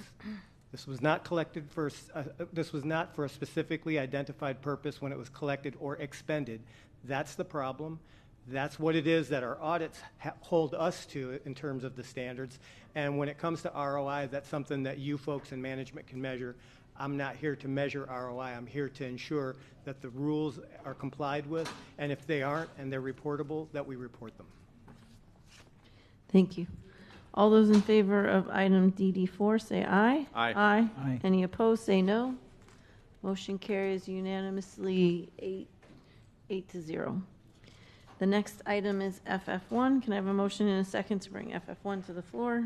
It's been moved by Ms. Thompson, seconded by Mrs. Leonardi. Any public comment on FF1? No comments. Thank you. There's 2 comments, so Mrs. Rupert. Yes, I just wanted to thank the Seminole Coconut Creek Educational Fund. This grant is going to encompass a grant of $20,000 for tutoring for our K-1 readers at Coconut Creek Elementary School, K-8 Academy of Excellence. Thanks. Thank you. And I had a similar comment. So the total for grants this month is $71,000, and most of that is Seminole Coconut Creek Education Foundation. It's not $20,000 just to one school. It's actually to a few of them. So thank you so much for the partnership. All those in favor of item FF1 say aye. Aye. Any opposed say no. Item carries unanimously 9-0. Everyone's here.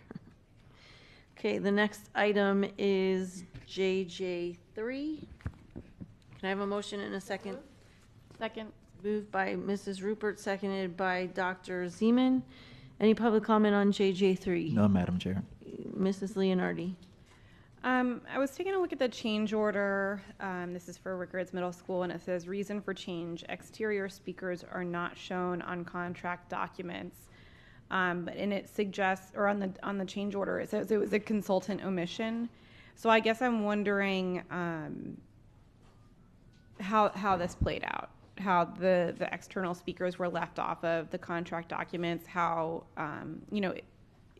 do we as a school district, does anyone on our team review those contract documents to ensure that everything is there? Dr. Hepburn. Ms. Paul.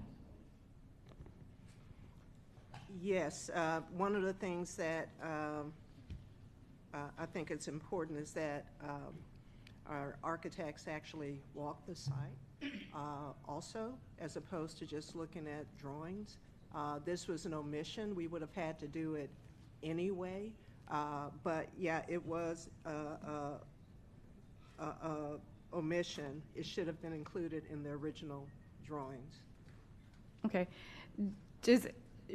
I guess what I'm asking is there a scenario in which someone on our team could have caught that so it didn't have to become a change order, but, it could have been included in the contract to begin with?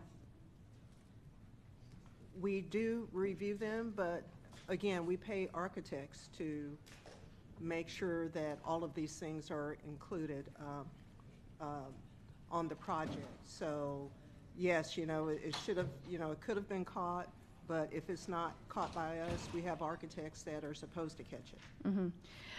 And I guess I'll ask a Mrs. Hickson type question.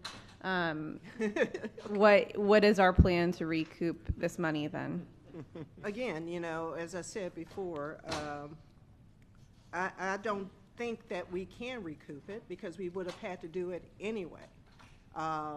It should have been included in the original drawings. And if it were included in the original drawings, we would have had to pay for it anyway. What I am concerned about is when we miss things, and it costs us more way down the line. Well, that was going to be my next question. Yeah, I think that's where you were going. Again, this is a project that started in September 2023, and you would think that it would have been caught, but we have a requirement and responsibility to put them in anyway. So, yes, I understand. We need to have better quality control over our drawings, and we have talked about this in depth in our meetings of Thank you. How to get better. Got it. Dr. Zeman. Alfian question. You ready for this, Lori? Can we bring an item next week that we discussed in our workshop last week related to superintendent and chief facility officer designated authorities? Do we have room in our special school board meeting to get that item done? Dr. Hepburn. Mr. Sullivan? If the item's executed by Friday, we should be able to add it to the agenda for the special school board meeting. And the reason I asked is we made a decision in the workshop on kind of what levels and authorities we wanted to get to. We continue to have long JJ item sections until we get that done. Given that we're going to have a special session next week, sure would be great to get that implemented as soon as possible. Okay. Thank you. All those in favor of item JJ3 say aye. Aye. Aye. Any opposed say no. The item passes unanimously. Everyone is here. I just need to correct the record. I didn't realize it was a policy, so we couldn't do a special school board meeting. It would have to do the 14 and the 28 days. So we're looking at June is probably the earliest based on the policy requirements of rulemaking. Thank you. Sorry, I didn't realize it was a policy. Thank you. The next item up is JJ10. Can I have a motion and a second on JJ10? Move. Moved by Dr. Zeman, seconded by Mrs. Leonardi. Is there any public comment? No, ma'am. Okay, Dr. Holness. Thank you, Madam Chair. So I know there's a credit here because of what intended to be a renovation became a replacement. So just wanted, because I know there were a lot of work done at Markham. Is there, this credit is going back into, I believe, based on what's said here, capital project reserves. So I just wanted to ask a question for Markham. Has all the work been completed at Markham? And it's not in my district, but it's in Broward County. And so just wanted to find out if everything is completed for Markham, knowing that this is a credit going back into the reserves. Dr. Hepburn. No, all the work has not been completed at Markham. We're just beginning a lot of the work, actually. Okay, and all right, so this particular credit is simply based on that particular renovation being a replacement, and you didn't need as much money to do it, correct? Yeah, I have Ms. Paul get the specifics on the credit. Yes, so the history of this is it came forward as a replacement, then it went to a renovation, then it came back for a replacement. So this is the renovation money. Okay. So we're putting it back in the capital reserve. Got it. Okay, thank you. Thank you. I also had a similar question because anytime you see a credit of over $1 million, you're like, yes, that looks great. But then also the question, I know for sure that the work is not done at Markham. So when you say it goes back in, it goes back into the funds specifically for Markham's project? It goes back into the overall capital reserve, and if for some reason we needed additional money, we would bring a board action to the board, bring a board item to the board, and request whatever is needed from the capital reserves. Okay. All right, thank you. And just for this month, when you look at all of the consultant omissions, that was almost $201,000, and the consultant errors was $13,000. So it totals up to $214,000, which is way more than last month, but still better than the $500,000 to close to $1 million we were doing every month. So I just always like to keep us mindful of what those numbers are. So thank you very much. All those in favor of JJ10 say aye. Aye. Any opposed say no. Motion passes unanimously with everyone here. The next item up is JJ12. Can I have a motion and a second for JJ12? Been moved by Mrs. Rupert, seconded by Mrs. Leonardi. Any public comment? No, ma'am. Okay, Mrs. Pham.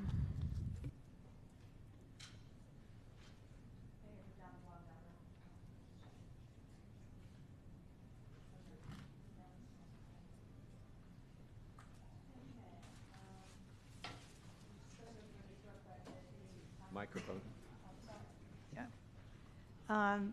There's a confusion about this because there was a time extension request for additional work done, and when they were doing the work, they found water damage in the insulation and in the new roofing membrane, which caused them even additional delays, and this was not attributable to the contractor.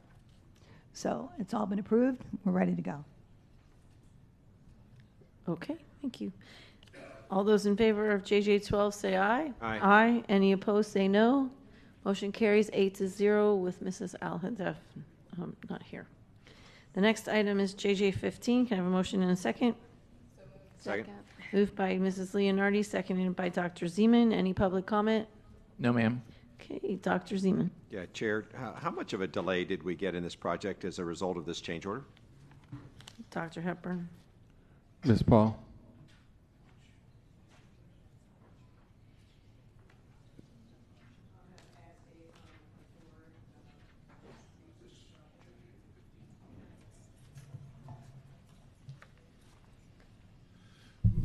Michael McIntyre, AECom, through the chair. JJ15 is actually not a change order. It is additional funding so that we can do the demo. This project has gone back and forth between what the board had originally given direction to happen with the music room. The previous administration at the school, the principal did not want to use the space that the school board had set aside for the music room. So the music room was held in a portable. The new principal has decided that it doesn't make sense, and we agree. So now we'll complete the demo, which was the original plan to demo the building. And the music room will find a classroom that's suitable with the principal that will then be renovated for use as a music room. So it's a bit of a convoluted project story. But this is not an actual change order at this point. We're just looking for additional funding to actually do the demo. Terrific. And Chair, do principals have the authority to override the Broward County School Board? Dr. Hepburn, but I'll just quick say the board actually voted on what to do beforehand. I know it. Yeah. Dr. Hepburn. Go ahead, Ms. Paul. I'm going to answer your question, but not answer it. We work in collaboration with the principals. But one of the things that the history of this project, as Mike said, has not been a straight line to the target. And so, again, you know, it is very important to establish that relationship with the principal, but at the end of the day, our job is to build, renovate, and do it to standards. So we'll work with our Deputy Soup and work with the team to come to the best collaborative approach. Thank you. Chair, did the board approve the principal's request based on the music room? If I can just explain real quick, Dania Elementary was a big discussion when I first came on the board, because I recently brought this up to Ms. Paul, because the board made some decisions, but nothing moved on the what we had approved. So there was lots of discussion. There was community input. There was, were we going to actually build a new building for the music room? Were we not going to build it? And we landed where we landed, but then the boards kept changing, and then the chief facilities people kept changing. And so I think that's how we got to this place. And there's a lot of things that were supposed to be done that the board approved that did not. So that's just my input. But Ms. Paul, if you wanted to add anything to what he asked. No, I do not. Terrific. The net result of all this is a single building, standalone building on a very, very important elementary school in Dania Beach. Was identified in 2014 to be demolished. Not a big challenge for a construction crew. And we're in 2025, and we're still talking about changing. Sorry, it's not a change order, Mike, but it is a change in funding. And I still go back to my original question. This change in funding, how much time did it add to this demolition? Dr. Hepburn. Ms. Paul. So if we had done it initially from 2014 to 2025, that's how much time. 11 years. 11 years. Okay. And part of this is, I know there's a lot of back and forth between boards and CFOs and principals maybe in the past. But at the end of the day, the kids deserve to have that building demoed and have a field for the past 11 years. And demo is not a complicated process. It can be if you run into some critical elements like asbestos. But other than that, most demos are pretty straightforward projects. And they're quick, and they add tremendous value, even if the demo just ends up with a field that kids can use thereafter. So lastly, I think the discretionary authority that we discussed last week, which is a change in policy between the CFO and the superintendent, should help with issues like this, because if something comes up and the PMOR goes to the chief facilities officer and says, this is the amount of money, these are going to be well within the decision authority, and we can actually get things done for our students, which I cannot wait. Thank you. Thank you. Dr. Holness. Thank you, Madam Chair. So with regards to this item, after building 2 is demolished, what is the intended use of that space? I see here where it says FHP Tectonics has submitted a proposal of $510,000 to complete work as far as grading and sodding the area. What is the intended use of the area after the building is demolished? It's going to be a play court. A playground? And is that what? Play court, like a play court? And is the $510,000 the cost to create this play court? Ms. Paul, or go ahead, Ms. Paul. I'm sorry, what was the question? Okay, so it indicates in the item that $335,500 is for demolishing building 2 at Dania Elementary. It also indicates that after demolishing the building, the area will be graded and sodded, and it shows a proposal cost of $510,000. So the question is the $510,000 to create this play court that Board Member Hickson mentioned, or is that simply to grade and sod the area? What is the $510,000? Is it additional cost beyond the demolition cost? So the intent initially was to grade the area, but went back and Ms. Hickson sent a lot of the information to me in terms of the board discussions over the years about this particular project. So we're going to do a play court. So that money will go towards the play court, and we have sought additional funding to actually complete the play court. Okay, so that was documented in some of the, I think, a board workshop. So. Okay, understand. But in the item, and I understand there might be changes to what the use will be, but in the item it shows grading and sodding. A proposal is presented for $510,000. So for the play court, do we know what the estimated cost of that will be as opposed to what the intended purpose would have been before that decision was made? We have an estimate, if Mark is here or someone can speak to that. Mark Dorsett, Executive Director of Maintenance. Good afternoon, Mark Dorsett, Executive Director for Physical Plant Operations. Yeah, the estimate for the play court is around the figure of $220,000 to make the play court, to put the play court in the place of the building. Okay, so just another question. So is that 200 plus thousand the only cost after the demolition, or is there a 510,000 possible cost to grade and sod and then put a play court? I'm just trying to understand what is the total cost after demolition to achieve the play court goal? Okay, so the total cost after demolition would be the 220. The 500 includes the demolition, the restoration, everything else needed to restore that building. The 220 would be to install the new play court. Okay, so the 510,000 would include everything, demolition plus play court, that kind of a thing. The play court is extra. It's an extra 220. So you have the 500, whatever the figure was, for the demolition, restoration, do everything. The play court is an additional 220. Okay, so the demolition in here is 335,000. The play court is an additional 200,000. The entire demolition is what was it? 510,000. The demolition for the building is $510,000 to restore and restore the field. The play court is a separate project to build a play court. The play court is $220,000. Understand, but in this item, I'm voting on a demolition cost of $335,000. But now I'm hearing the demolition is 500. No. So I am confused. This is requesting, if I may, an additional $335,000 to complete the demolition.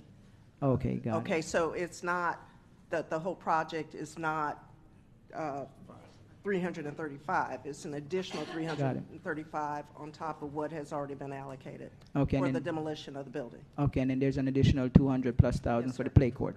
Yes, sir. Got it. Okay. And that's an estimate. Yes, sir. Okay, thank you, Ms. Bowman. I pulled it, but it just wasn't marked. Just to clarify a little tiny bit more, because I'm trying to do the math here. When I'm reading this, and maybe I'm just not correct. So when it says there's a carve out of 290 and we need another 335? Yes, and that's for the demo of the building, demolition of the building. And the play court is additional. Okay, but 290 plus 335 doesn't equal 510. Is that correct, or am I wrong? I might just be publicly humiliating myself, but I was getting 625. No, you did right. Okay. Go ahead, Ashley. Hi, Ashley Carpenter with Atkins Realis, sorry, through the chair. Correct, so it doesn't equal 510. There is money in there for contingency and change orders if needed. We always, put that in there. Any other purchase orders that are needed through that. And the contract itself to the contractor will be the 510,000.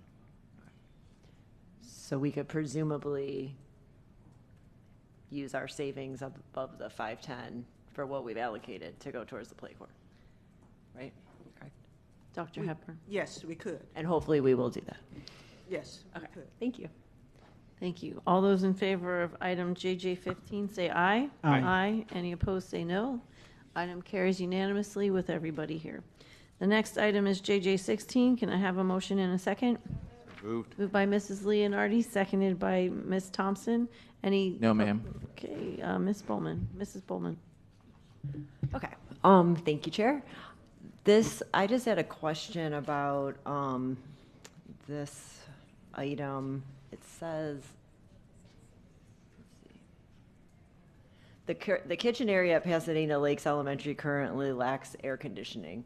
Is that because the air conditioning is broken, or because they just have never had, this is kind of like a Collins Elementary situation? Yes. All right. Well, I'm glad that our this is the staff last one, has I lived believe. through this so Yeah. far, because Yeah, I think this is the last Very hot in the school, kitchen.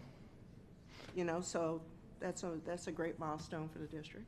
Okay, yes, I think it's important that when it's 5 million degrees, particularly with the ovens going, that our kitchen staff has air conditioning, so thank you. Thank you. All those in favor of item JJ16 say aye. Aye. Aye. Any opposed, say no. Item passes unanimously with everyone. The next item is JJ22. Can I have a motion and a second? Been moved by Mrs. Rupert, seconded by Mrs. Leonardi. Any public comment? No, ma'am. Okay, Dr. Zeman. All right, thank you so much, Chair.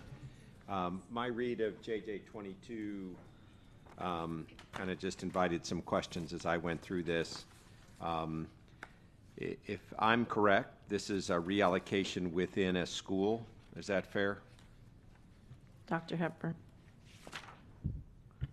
Ms. Paul, Cooper City, JJ22 STEM lab. So this is to provide equipment and furniture for the STEM lab. So we had this construction money, but we did not have the necessary money to equip it. And so that's why it's coming to you. And what's the source of funds for this? Dr. Hepburn. Ms. Paul? Ashley. Or Ms. Carpenter? Yes, thank you. Ashley Carpenter with Atkins Realis. Yes, it's coming from the project budget. So we have the money within the budget, but we needed the board's approval to utilize it for the FF&E. What was it originally allocated for? It was just part of the contingency for change orders, and it still remains in the project. And was this FF&E part of the original scope of the project? The original scope of the project in the SMART program renovation did include STEM labs. It had an allocation of money for STEM labs. The majority of that allocation of money for STEM labs was used up by the contractor, so there wasn't enough money left to purchase the equipment needed for the labs. Thank you. Thank you. Mrs. Pham? No, that's all I was going to put on the record, is that this is a reallocation of funds already available at the school. We're not going into the general fund at this point. Thank you. Thank you. All those in favor of JJ22 say aye. Aye. Aye. Any opposed, say no. Motion passes unanimously. Can I have a motion on JJ23? So, second? Pass. Moved by Mrs. Leonardi, seconded by Dr. Zeman. Any public comment? No, ma'am. Okay, Dr. Holness. We're on JJ 36. 23.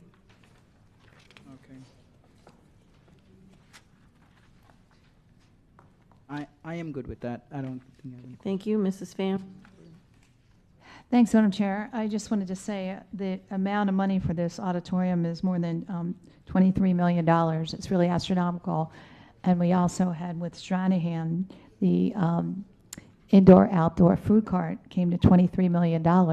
If we keep spending like this, we can't afford this. We have 270 schools, and this is just for one area of the school.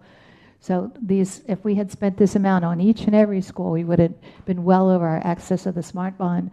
So I just want us to be aware of where this money is going and can we really afford it. These expenses are either astronomical or we're being extravagant. Seems like one or the other. Thank you. Thank you. All those in favor of JJ23 say aye. Aye. Aye. Any opposed say no.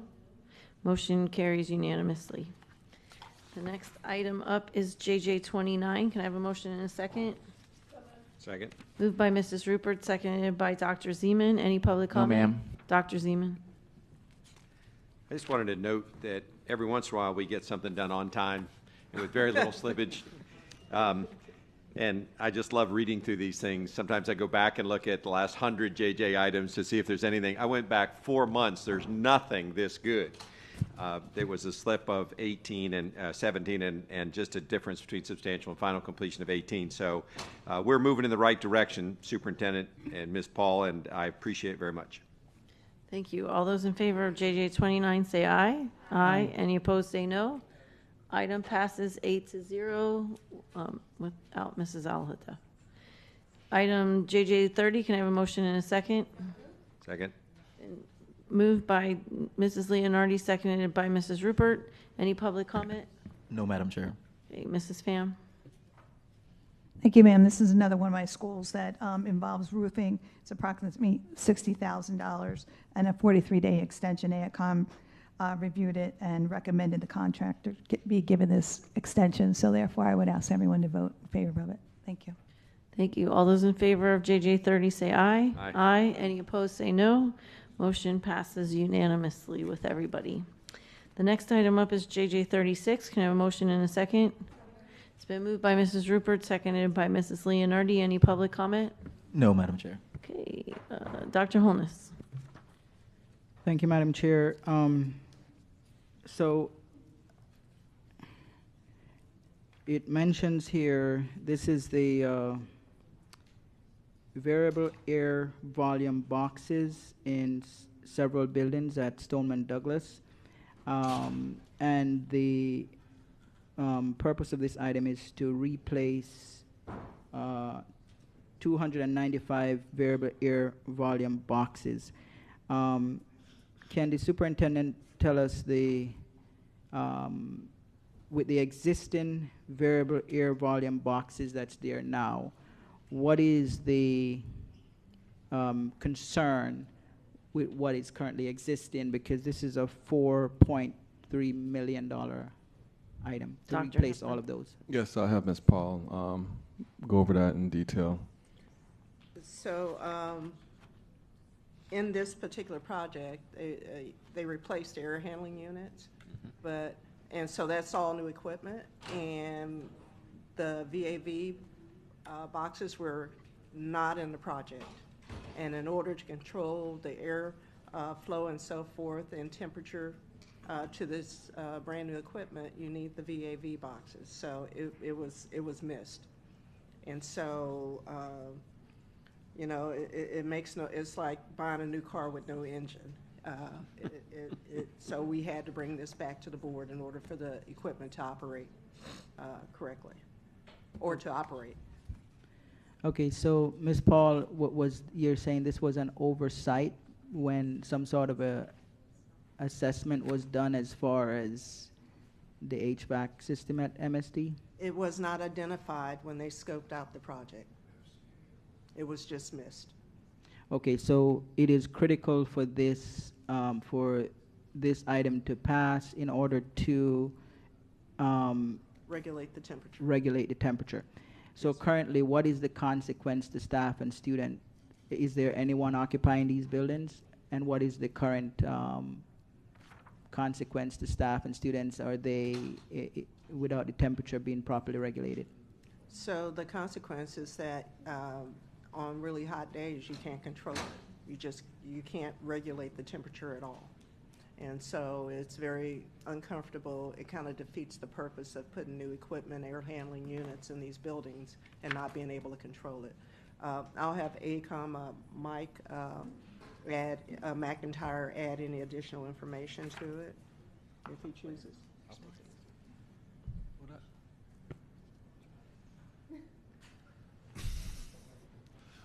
Michael McIntyre, AECOM, through the chair. The original system is non-functional with the new equipment. They do not work together, so we have to change the VAVs as well as install electronic control systems. Without that, one room will be cold, the room next to it will be hot. We will not be able to maintain proper airflow. So we will have difficulty with health conditions in the space because we will not have adequate fresh air flow as well as temperature issues. Okay. This was missed back at the development of the program during the FCA. The equipment for this school was called to be replaced in kind, which is, on a system this old, is unheard of. You do not look at a mechanical system and say replace in kind when it's as old as this is. You have to replace out the system. So this is catching up to items that should have been captured 8 years ago. Okay, and all of these buildings 1, 4, and 9 are currently occupied by staff or students? The spaces occupied were also in portables, So this will get students out of portables into the buildings as well. Okay. So this has been a compounding problem, the fact that it wasn't captured at the beginning during the FCA. And we've put a lot of money into the modern equipment. We need to now finish the job so that it's operational, properly operational. Understand. So I just wanted to find out, buildings 1, 4, and 9 will be predominantly occupied by staff and students. Is that correct? The buildings that are being impacted by Yes. the... Yes, sir. Okay. All right. Well, thank you so much. Appreciate it. Thank you. Dr. Zeman? Thank you. Chair, are you aware of any alternate technologies besides $4.3 million worth of VAVs to complete this project? Dr. Hepburn? I'll let the experts provide information on that. Ms. Paul or Mr. McIntyre, either or. I would say no, but Mike, if you want to weigh in on it. Mike McIntyre, AECom, through the chair. This is the alternate technology. This is all we have available to us to make the system functional and turn it into a modern system. Thank you. Second question, is there alternate ways to solicit these VAVs that would cost less money? There were two options that we were asked to look at. One was a design-build approach, and the other was what we would call traditional delivery method, which was a design-bid-build. Design-bid-build added roughly a year, if everything lined up perfectly, a year to the schedule, which would have a cost implication because we would not be able to order equipment until design was complete. The world we're now in with tariffs, we're unsure of what that financial pressure would be on equipment like this. Since the majority of VAVs are manufactured outside the country, they're from Canada or Mexico. So the concern is time is a multiplier when it comes to cost right now.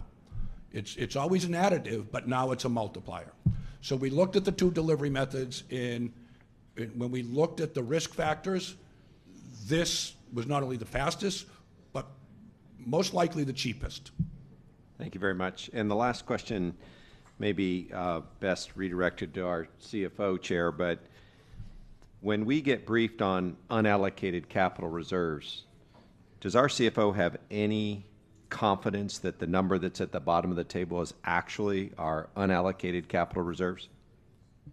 Dr. Hepburn? Ms. Johnson.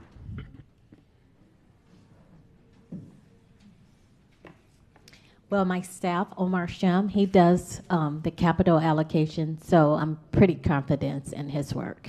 And I apologize, that's not a personnel question. Mm-hmm. That's Mike McIntyre just told us that there was a project scoped inappropriately that is costing us $4.3 million when we scope it correctly.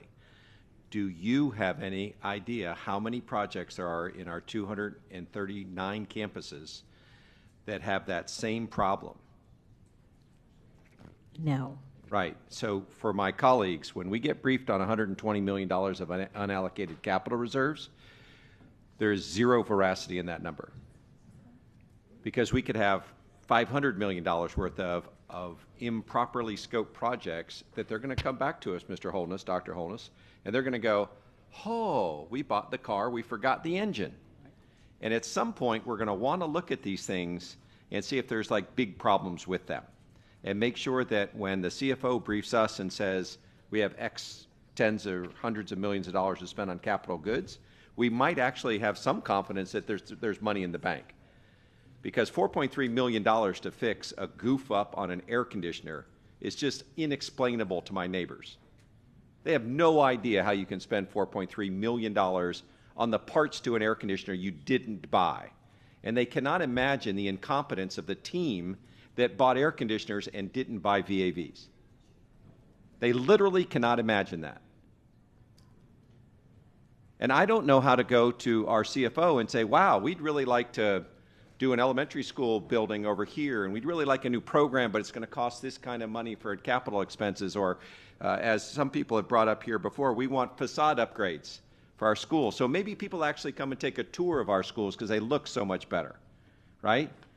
But we can't go as a board and believe what is on the bottom of Omar's charts because we have so many projects out there that we really don't know how much it's going to cost to complete the project. And that's a big problem. I'd say besides the FCA, when we're going to be done this summer, that's got to be our next big house on fire moment. Like how many projects are underway right now, because there's hundreds of them still, are we going to have a $4.3 million bogey that just drops on our heads? And right now, as a board, we have no idea. And we need to know. How can we buy buses when we have no idea how much money's in the bank? How could we do facade upgrades? How could we do anything in the capital budget until we know how much money's in the bank? And just to be clear, Ms. Johnson, that was not a question about you or your staff. That was a question about the system that runs construction has got to talk to the people that keep the bank account. And if this information is incomplete or just wrong, then this information about the bank account is irrelevant. There's zero credibility in our capital budget because of our inability to say how many $4.3 million bills are we going to get next week and the week after. And we need to know that before we start allocating that money. So this is a big deal. I'm glad that we're cleaning it up. I'm sad that it's a $4.3 million one. I really cannot explain this to people in Broward County how we cannot get an air conditioner project bought in a way that you buy the A and the B, which you need and to actually provide climate control for students who deserve it. And how long, by the way, Chair, have people been in portables at MSD because of this mistake? Dr. Hepburn. I asked Dr. Fleming. I'm not aware of how long they've been sitting in portables out there. I'll defer to the construction team, but I knew 2 years ago they were doing this HVAC project, so it could be about that long. Any specific information Someone from AECOM? from Mr. McIntyre? How long they've been in portables out there?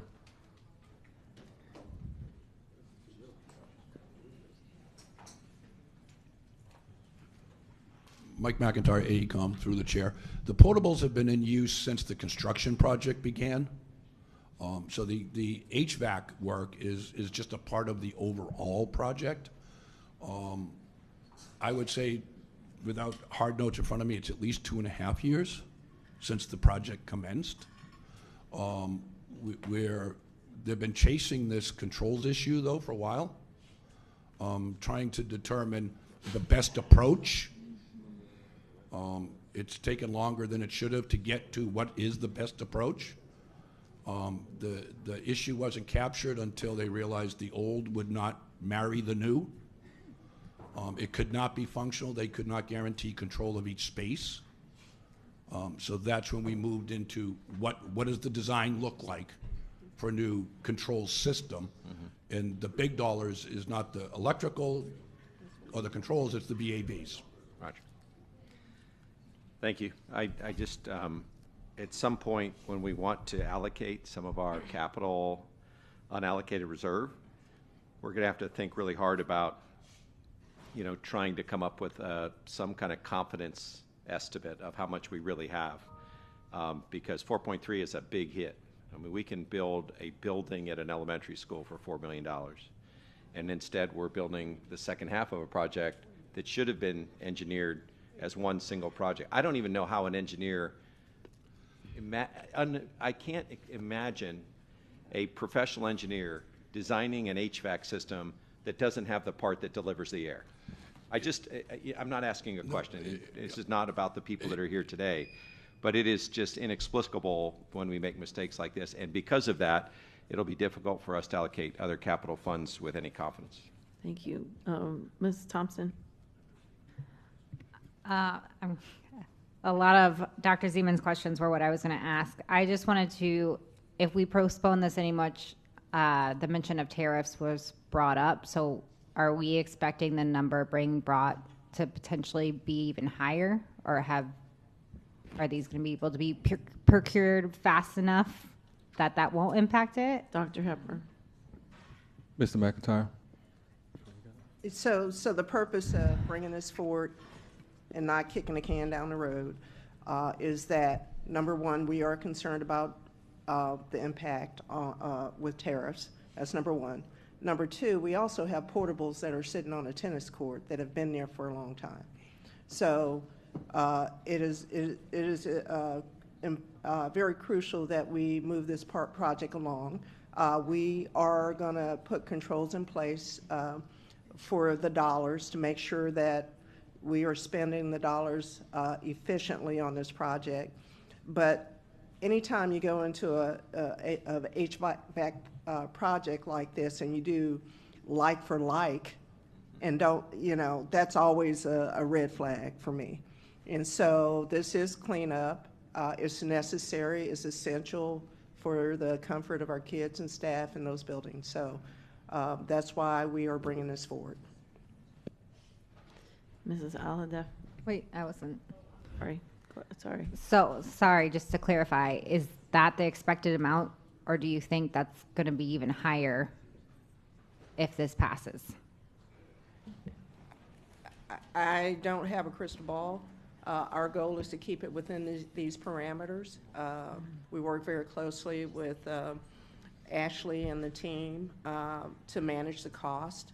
This is what it is today. With the up and down of tariffs, I can't predict the future. I would not want to have to come back to the board and ask for additional funding on this particular project. So this is what we know right now. Okay, and then in the interest of time, I would really like to see some kind of follow-up or some kind of plan or workshop in place of how this cannot happen again, because as Dr. Zeman said, this seems like a very silly mistake that was made, and I'm not blaming anyone, and I know it happened a while ago, but we can't do this again. And that's it. Thank you, Mrs. Alhadeff. Thank you. So what I was going to bring up is that the portables are sitting on top of the tennis courts. So now we're affecting the tennis team that cannot be playing tennis on the tennis courts.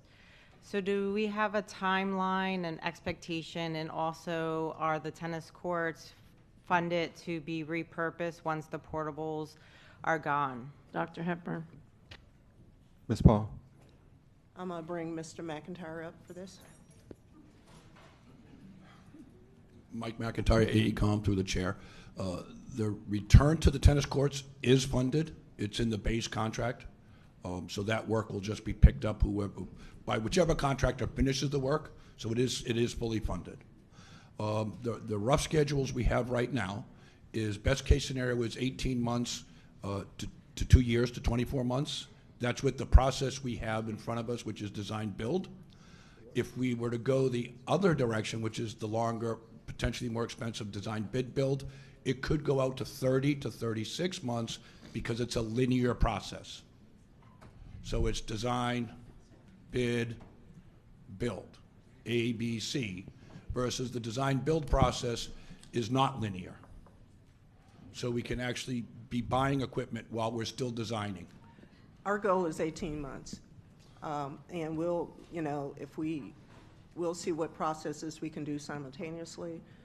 We are going to work with procurement to expedite as we can. But our goal is 18 months to finish this. Thank you. Thank you. I have a couple questions, and then we'll end with Dr. Holness. So I sent some questions, and I got part of the follow-up, but not all of it, and I appreciate how you're explaining it now. I wish there was more explanation in the item, because we had, in terms of why it's coming, because there was some pushback from the community. There are elementary schools who have unregulated temperatures in their school. So is it possible that we find out who else is sitting in that position and why it is? How do we correct it? Is it because of something similar to this? Is it for a different reason? But there are other schools who have similar actual physical issues. Whether they're caused by the same reason, I don't know, but I will tell you that we've gotten some pushback on that. So can you answer that, Dr. Hepburn? Ms. Paul? So that is the whole entire purpose of doing a facility condition assessment, to identify the deficiencies. What's different with this project is that it was scoped out originally in 2014, and these items were just left out, or it was just left out. So doing an FCA, doing a complete comprehensive FCA will give us additional eyes on our buildings. If we have situations where we have hot or cold issues, we have a process through PPO to do work orders for it. That is different from what has happened here. The controls were just left out of the project. Okay, so my other question to that is, if that's the case, is there a way for us to recoup any of the money that we're going to have to dish out, since it was not I'm assuming it was not necessarily us, it was someone else who caused the issue? It was not even, I wasn't here, obviously. I'll have Mike talk to the history of this. So Mike, if you can just step forward, I don't want to just. Mike McIntyre, AECom, through the chair. This is not categorized as an error or omission, because the architect and engineer designed as they were directed, which was to replace in kind, which was just to replace the hard equipment, not to replace or change the control systems. So that's the problem with missing this kind of scope at the conception of the project. FCA delivers information that allows you to conceptualize the project and develop the essence of the scope. That's when it was missed, and it carried forward from there. So this isn't even a case where an architect or an engineer made a mistake. Okay. This happened long before going to a design was envisioned. Okay, thank you for that answer. Just a couple of other things. So I appreciate, and no one wants staff, students to be where it's too hot or too cold. It's miserable either way. So I think the project is obviously very important. I think it just has sticker shock, and it's, people saw the school and the amount of money, and it caused some questions to be asked. So I had another question, which is there a list of scheduled HVAC projects that you can give us a timeline? Because it seems like this just bubbled to the top, and there are other people waiting. So that was not answered in my question that was here. Like, can you share with us what is the order of HVAC systems coming through so that we and the public can know where everything falls in pecking order? So again, this project was part of the SMART program. So this is unique in the sense that these things were just, or this issue was just left out. These items were just left out. In terms of a pecking order for HVAC, again, we have a PPO department that manages the maintenance part, but the bigger issue is what is the long-term ability of the district to respond to HVAC issues, and part of that, the major part of it, is the facility condition assessment to give us what is the actual status of our systems across the district. It gives us a lens across the district, and that process is being undertaken. In an interim between having an FCA or going out for a bond, we do maintenance and we do repairs and we do replacements. So if your question is to give you all of the HVAC work orders that we have in the system, I would tell you that it would be an extensive list.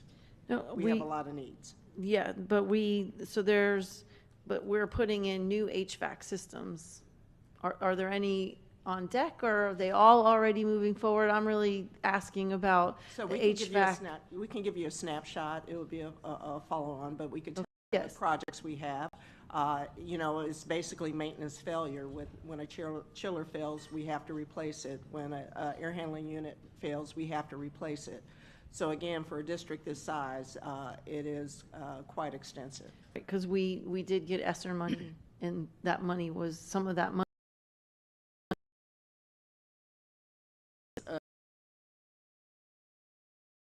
and take care of you, and I'm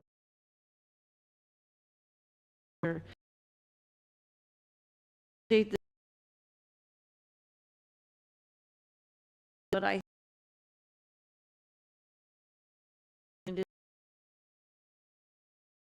there were schools and they're saying I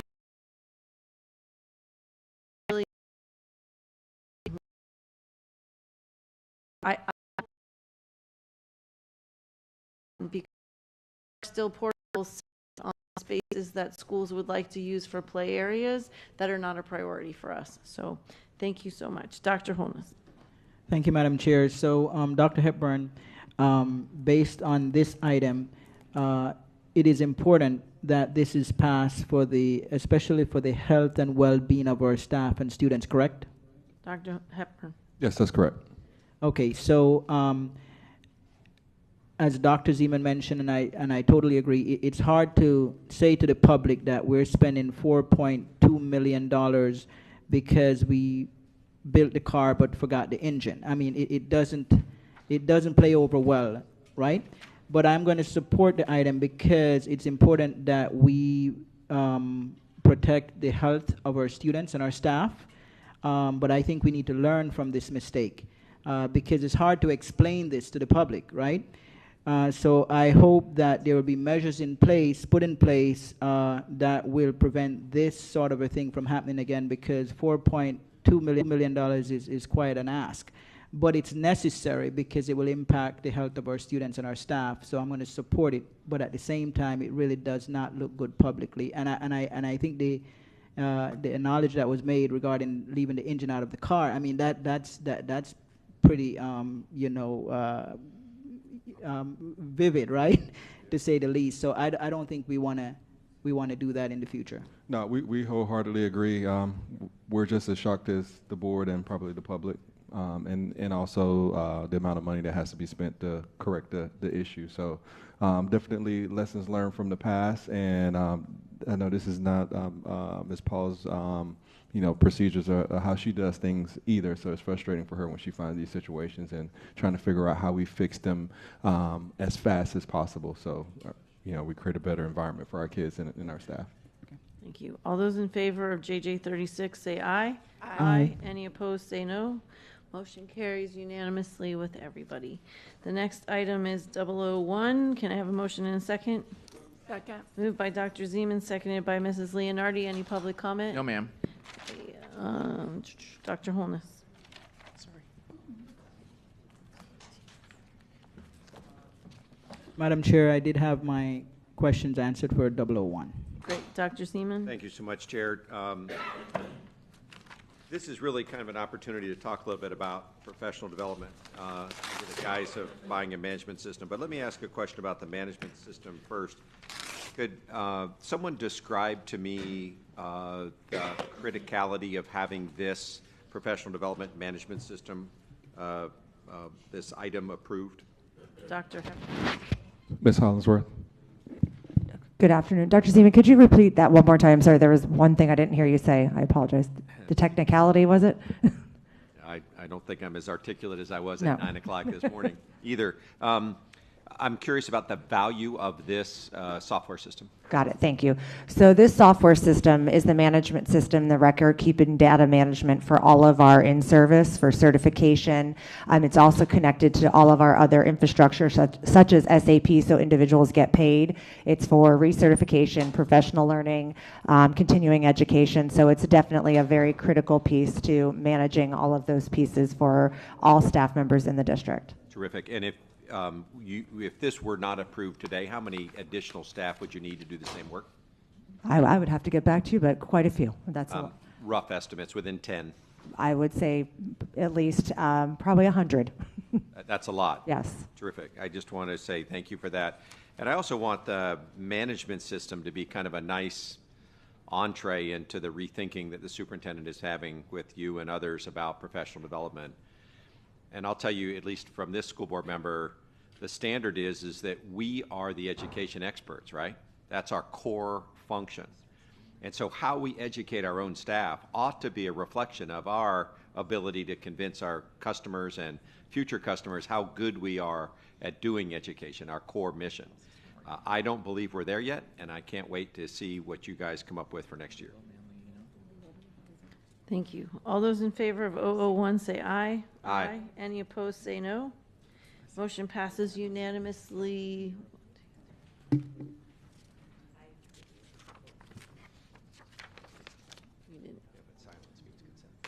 Yeah, 1, 2, 3, 4, 5. With 7-0, Dr. Holness and Ms. Thompson are not on the dais. Item 002, can I have a motion and a second to bring that to the floor? So moved. Second. Been moved by Mrs. Rupert, seconded by Dr. Zeman. Any public comment? None, Madam Chair. Okay, Ms. Bowman. Mrs. Madam Chair, my question has been answered. Thank you. Great, and Dr. Holness is not. Dr. Holness, 002. I believe his questions might have been answered as well, but he's coming back. Is this for 002? Yes. Yes, Dr. Wanza answered those questions. Great. Thank you. All those in favor of 002 say aye. Aye. Any opposed say no. Motion carries unanimously 8-0. Ms. Thompson is not here. Can I have a motion for 0011? So moved. It's been moved by Dr. Zeman, seconded by Mrs. Rupert. Any public comment? No, ma'am. Okay, Mrs. Alhadeff. Thank you. So my first question is, what controls are we putting in place to reduce the present spend, and speak specifically at our schools? Dr. Hepburn. Yes, I'll have Mr. Davis answer that question. Trey Davis, Chief Information Officer.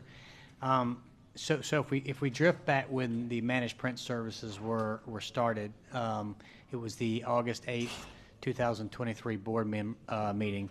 There was an amendment to the motion to not put fiscal controls in place for schools. Central office, yes, but not schools.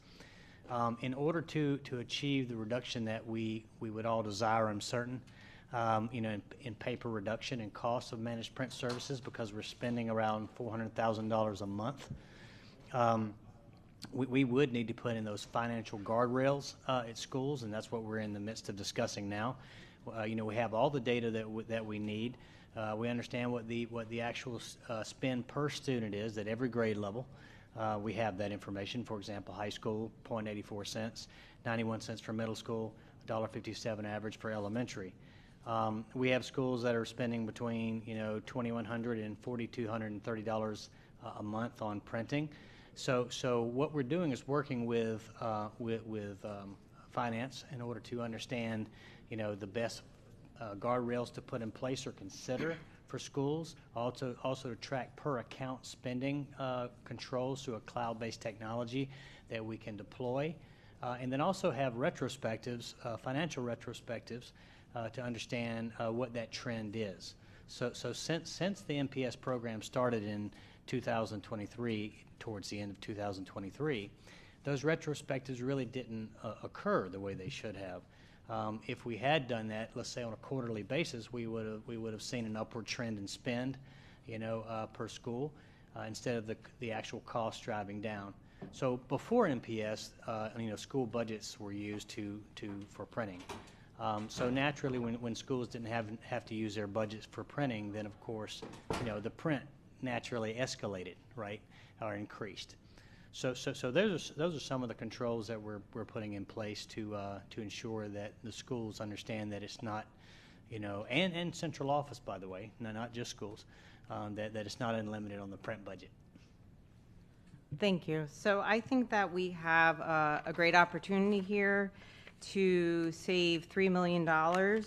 And if we put these fiscal guardrails in place, we put these controls in place. So I move to amend the suggested action to approve the additional spending of $4.5 million for the agreement between the School Board of Broward County and Lexmark International, Inc., district-wide. Is there a second?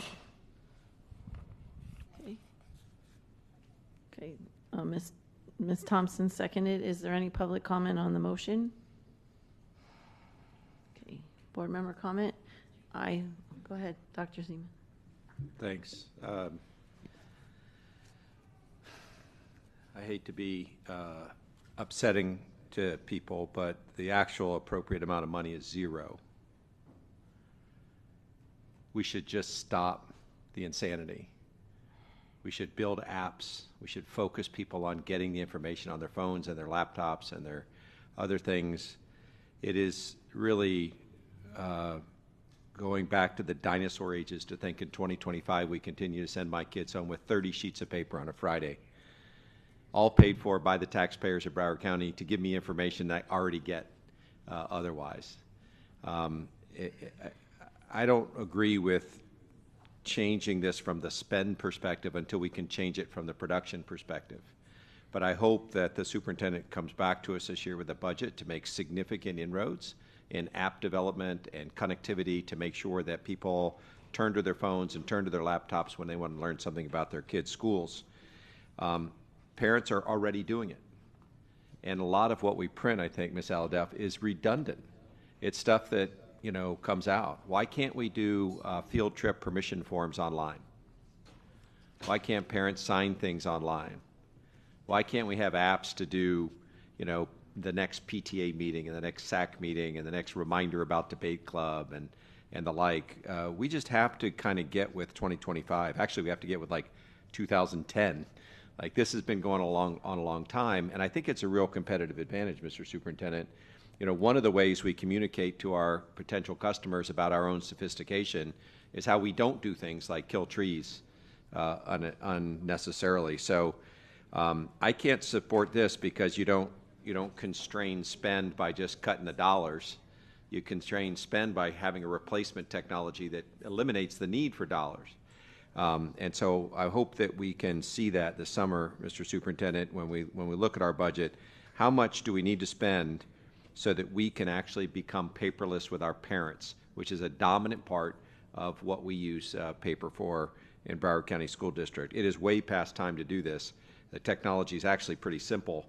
We can build apps with AI in about 4 seconds. I built a 9-minute podcast with AI this morning. 2 people and a topic. It took them 12 seconds to make a 9-minute podcast for me. I'm almost done, Trey. I know you're on with this, but we have to get a plan to eliminate the need for paper, and then all this money can come back because we're not going to spend it. Okay.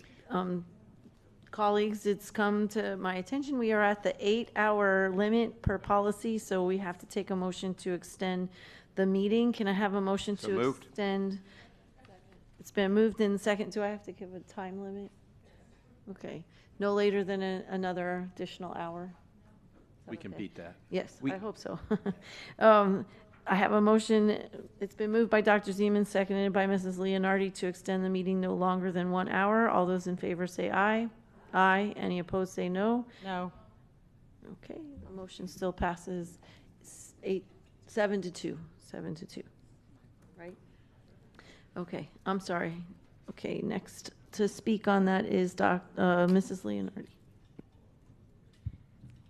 Thank you. And I agree, with the sentiments that we need to move things more online, especially when it comes to things that can easily be done online, like field trip forms and things like that. I also think, it's not so simple, and we need to be mindful of a few different things. For instance, some IEPs or 504s may require that things be on paper. A lot of students do prefer paper textbooks, things being done on paper. A lot of students prefer to do things online. So, while I do believe in moving things online, I think there's a happy medium there. And we do still need to serve the needs of our students. And I will add, as I visit schools, some school communities are less willing and less comfortable with engaging with us online. They prefer to do things on paper. for a variety of reasons, especially in the climate that we are in right now.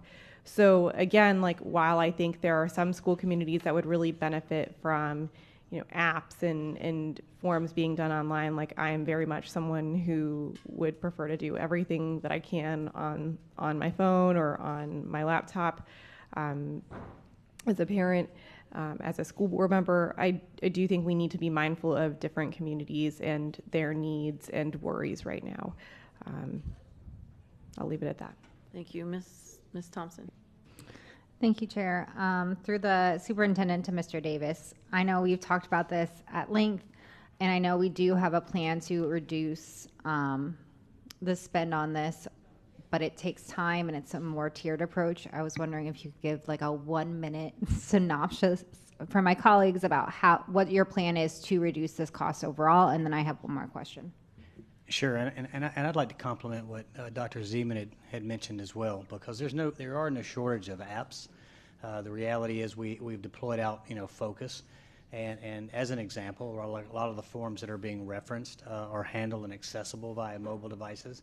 So if we look at what has been digitized, so those paper-based or physical objects, and what we are doing to digitalize those things, we actually have those initiatives in place. For example, Focus being one of those, and also the mention of AI. So we've got some very robust plans here in the near term, some of which will be seen on the next board meeting, relative to a district-wide deployment, foundational deployment across the district, AI-based, that will also automate that. So we're excited about that. So part of that plan in between now, and to speak to this, was a 2-year. So first year was transitional, and it was going to be all about assessing any outstanding, lacks in process, so that process innovation and improvement, so the digitalization piece, the digitizing of any assets that may need to be put online that are causing people to print. We also have the accommodations that were mentioned, for example. One reason we're transitioning to kind of that hub concept of printing instead of necessarily having printers in every classroom. So there's the intelligence aspect of that, to understand what it is that we need to do to help people want to use apps versus just printing something. And I know that's been around a long time, so this is a big can that gets kicked down the road, but what we're doing now is not kicking it down the road anymore. So I appreciate that. And then my second question is the $4.5 million enough to cover? Could you make that work? You could make that work if you put the controls in place that we're speaking of, because if you don't, and we keep the current spend that we have, which is again $400,000, with 20 out of our 36 months that have been invoiced, that would obviously far exceed that $4.5 million. But that is our goal, to ensure that we put some controls in place, that we focus on process as well, innovation there, as we transition into the following year, so that we can mitigate that spend, right, as people become more au fait with actually using digital process workflow, the applications that Dr. Zeman mentioned, inclusive of things like Focus. So to see Focus having that ability for surveys and all the other information, but to see those things be printed out when you really don't have to do that, I think it's a mindset shift in the mindset. And then and last question, can you speak on the controls and how reducing it to 4.5 would impact our schools? Well, I always look when you can reduce spend, especially in millions of dollars, that you can turn right back around and say in general fund that could go towards teachers, teacher pay and all. So and things that are more worthy initiatives. I'm a little sensitive on the paper part. Yes, I mean, what are the controls and how, what does that mean for schools that we're putting in controls? Yes. Okay. So at the moment, obviously we get spend data per printer site, right? But it's not account based. There is no dynamic or any intelligence into that spend or throttling that, for example. That's the technology I referenced at the very beginning. It's cloud based. It's ID based. So what occurs at a site is the principals or administrators have insight into what the spend is. instead of it being, you know, a retrospective situation and saying, well, I've already consumed those funds, it's, no, you're at 70% of your threshold, you need to, right? So without that, we can't really institute controls other than looking at historical data, you know. So that's why we're doing that. And if I can add also, Ms. Thompson, is that we're deploying one-to-one devices to all of our kids, and that will naturally also decrease the amount of paper that students are using too. Dr. Holness. Thank you, Madam Chair. So, Dr. Hepburn, as it relates to Board Member Al-Hadef's motion to amend to additional spend of 4.5 million, as opposed to the 7.5 that's referenced here in the item, is this doable immediately, or do you think some time is needed to assess this situation and come back to us? Regarding, you know, reducing the spend authority? Dr. Hepburn. I'm going to rely on my expert in the field who's been monitoring this all year with his team to give us an answer that he can actually have some confidence that either or, that the 4.5 is enough, or if we need more. I just want to say that my goal is the 4.5. The 7.5 is realistic if you're looking at the current spend rate. So that's the reason for the ask. That's assuming that status quo, nothing is done to govern this. Clearly, we need to do that. So I'm not opposed to the 4.5 million, you know, being our target, our goal to make this happen. The reality is, though, if none of these controls are put in place, whether they be fiscal controls or whatever, you know, you might have a situation where you come back and have to ask for additional funds because, you know, you can already project out that this is what the spend will be unless you put those controls in place. But this has to work in parallel, you know, with kind of our modernization project that we have ongoing. It's not only what we're doing with, let's say, Focus and other applications, but it's also our AI initiative. And I've gotten a couple of questions around, well, if we have Focus, then why are people printing? That's a good question, you know, because why are people printing if we have the technology that we're deploying out, right? And I just believe that it's really it's a shift in mindset that some people print, some people are okay totally online. Okay, so Mr. Davis, I understand your response, but your response will also help me in how I vote on this item, right?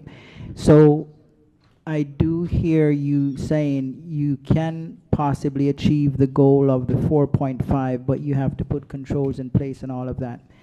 Voting on this item, I want to know, do you need time to put those controls in place, and would you prefer that a higher spend authority is approved and then you work on bringing this down to the 4.5? Let's do this, Dr. Holness. I'm making an executive decision for the team on this one. Since we're going to be coming forward with a plan anyway, because print services were going to be a part of that plan, let's go ahead and stick to the 4.5 spend authority. If we need more, because we'll be able to forecast out, right, based on future need, we can bring ask for additional spend authority later on. Okay. So I think this provides a good guardrail for this right now as we work with the school leaders to say, hey, here are the guardrails, here are the controls, here's how we're going to assist you in monitoring how much you're spending on these items. And if we see in the future, because we'll have that capability to do that, if we see, you know what, we're going to need X amount of services in 6 months, we can come back early to request that. As long as there is not a reluctance to come back, because I do not want this you won't to be reluctant. significantly We'll bring impact it back. in, you know, the way we function. Yep, absolutely. And so it provides a on-ramp to start changing, because we were planning on changing anyway. So. Okay. All right. Thank you. And I'll end before we vote. I was a teacher in a classroom many years ago, since I've been here a while.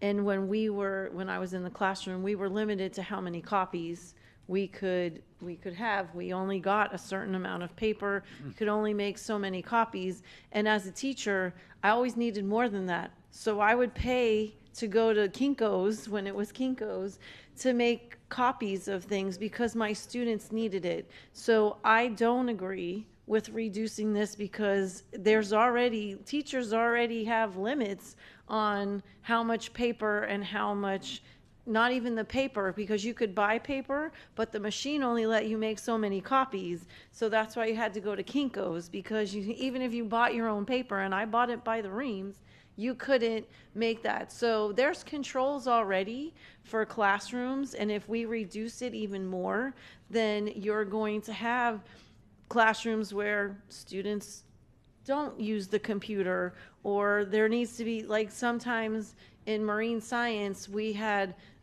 they did coloring in order to understand the parts and the function of the different systems of the different marine organisms. So the idea of going to zero paper is never a great idea, but not realistic in a classroom setting. And I just think that this would impact teachers and classrooms too much. If I'm not mistaken, we did reduce the amount that we had last year. I think it was 10 million, and we went down to 7.5. I could be off on the numbers, but we did reduce it last year.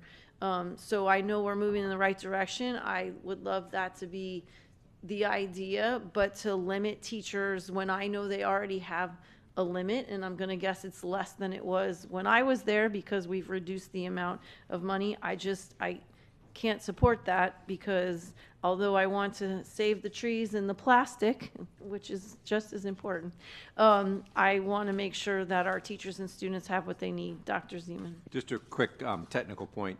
If I'm correct, this item is to approve a spending authority of 7.5.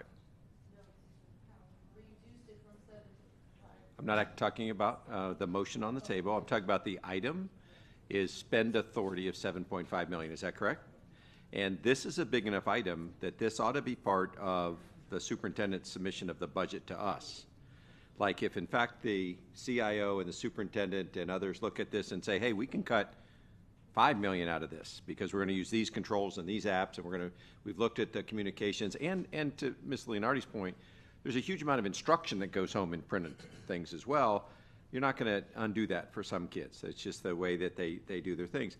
But this is a big enough item that when the budget comes back, I expect this to be an item.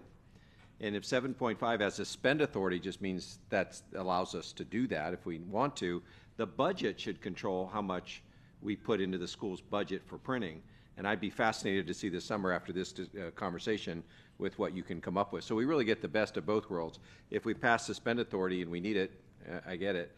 It's not a good answer, but it is what it is.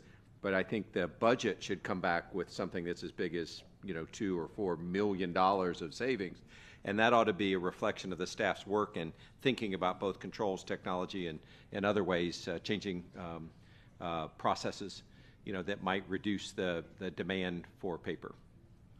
Thank you. Okay, so I'm not in favor of the amendment, the motion, because all this does is approve spend authority. It doesn't actually change the budget, which we'll be doing this summer. Thank you.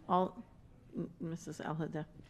I don't agree with that. I think that it does more than just approve the spend authority, because we're also asking for, as Mr. Davis said, some fiscal guardrails and some controls to be put into place. So if the board approves my item, then this will go into effect. But if we just keep it at the 7.5, then they might do it, but there's not going to be more of a sense of urgency to do it. And it's saving $3 million today, potentially, that they're not going to spend. And this board needs to look to ways to save money. So we can't just, roll everything, give everything out and then not reduce what we think should be. And the superintendent already said, if he feels down the road he needs more, he's going to come back and ask us. Madam Chair. Dr. Holness. So, Madam Chair, I listened to your feedback as well, and that's the I think that's the importance of having board member feedback and audience and so on. And I appreciate your feedback, because I was a teacher as well, and I remember limiting my copies. And so now that you raise that concern, it raised a red flag for me. So I would like to ask the superintendent, because I know it's very frustrating when you're a teacher and you can't get enough copies to provide the academic needs for your students. So if this is reduced, how can we ensure that we do not further limit teachers in the amount of copies that they're able to make currently? Dr. Hepburn. Yep. So just to recap, we'll have a system of controls. This was going to be part of our discussion as far as cost savings anyway, to bring back. And then also knowing that we're going one-to-one. And my experience in the previous district and with my own kids one-to-one, I saw the significant decrease of paper that came home. It was only essential things that came home because most of the things were done online on their computer. Here would be Canvas and all those other aspects. And of course, for students that need paper-based items, they receive those. But nonetheless, it's still the cost decrease because you don't need paper for everybody anymore. So with all those aspects, I don't think you're gonna see the spend rate or the burn rate for the printing service budget that you saw the year before or this current year into next year. But as I said, if we do need more, we will come back and ask for more because we'll be able to forecast out how much we would need in the future and not be in a situation where, oh, we need more paper tomorrow.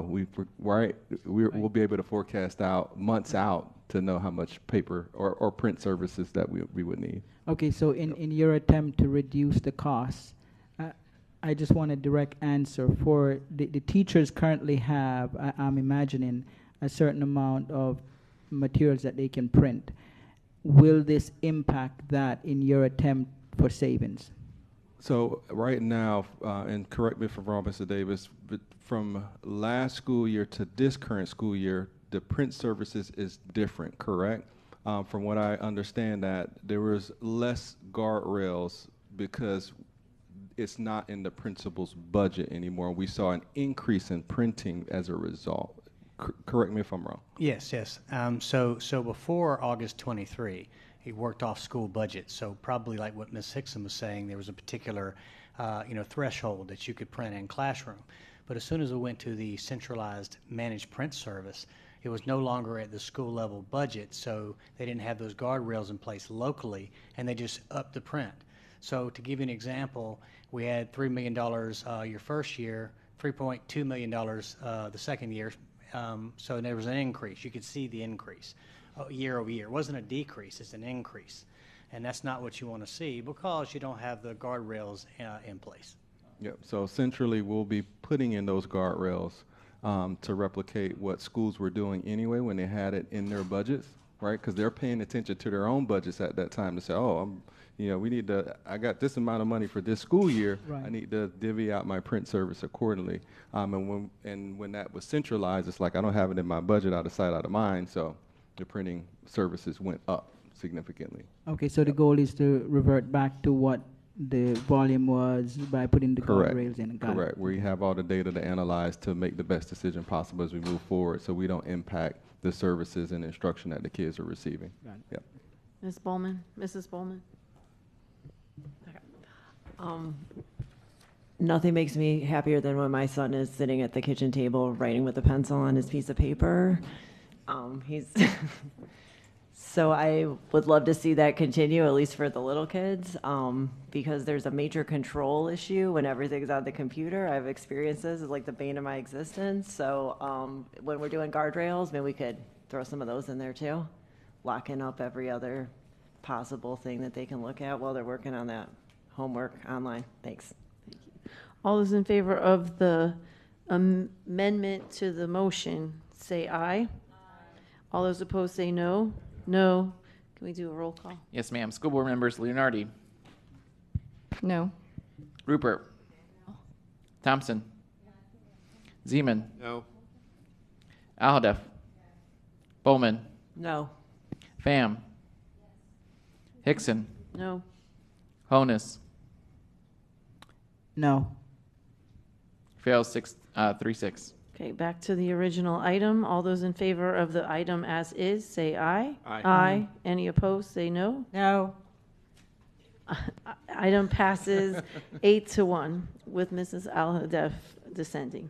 Next item is 0013. Can I have a motion in a second? So moved. Moved by Dr. Zeman, seconded by Ms. Thompson. Any public comment? No, ma'am. Okay, Dr. Zeman. Thank you very much, Chair. I have the same question about this as I had for the professional development management system. What value is there to the audit management software? Mr. Rhodes. Yeah, most importantly, it's going to allow us to get away from paper. It's going to allow us to manage our resources by seeing what they're doing in this software.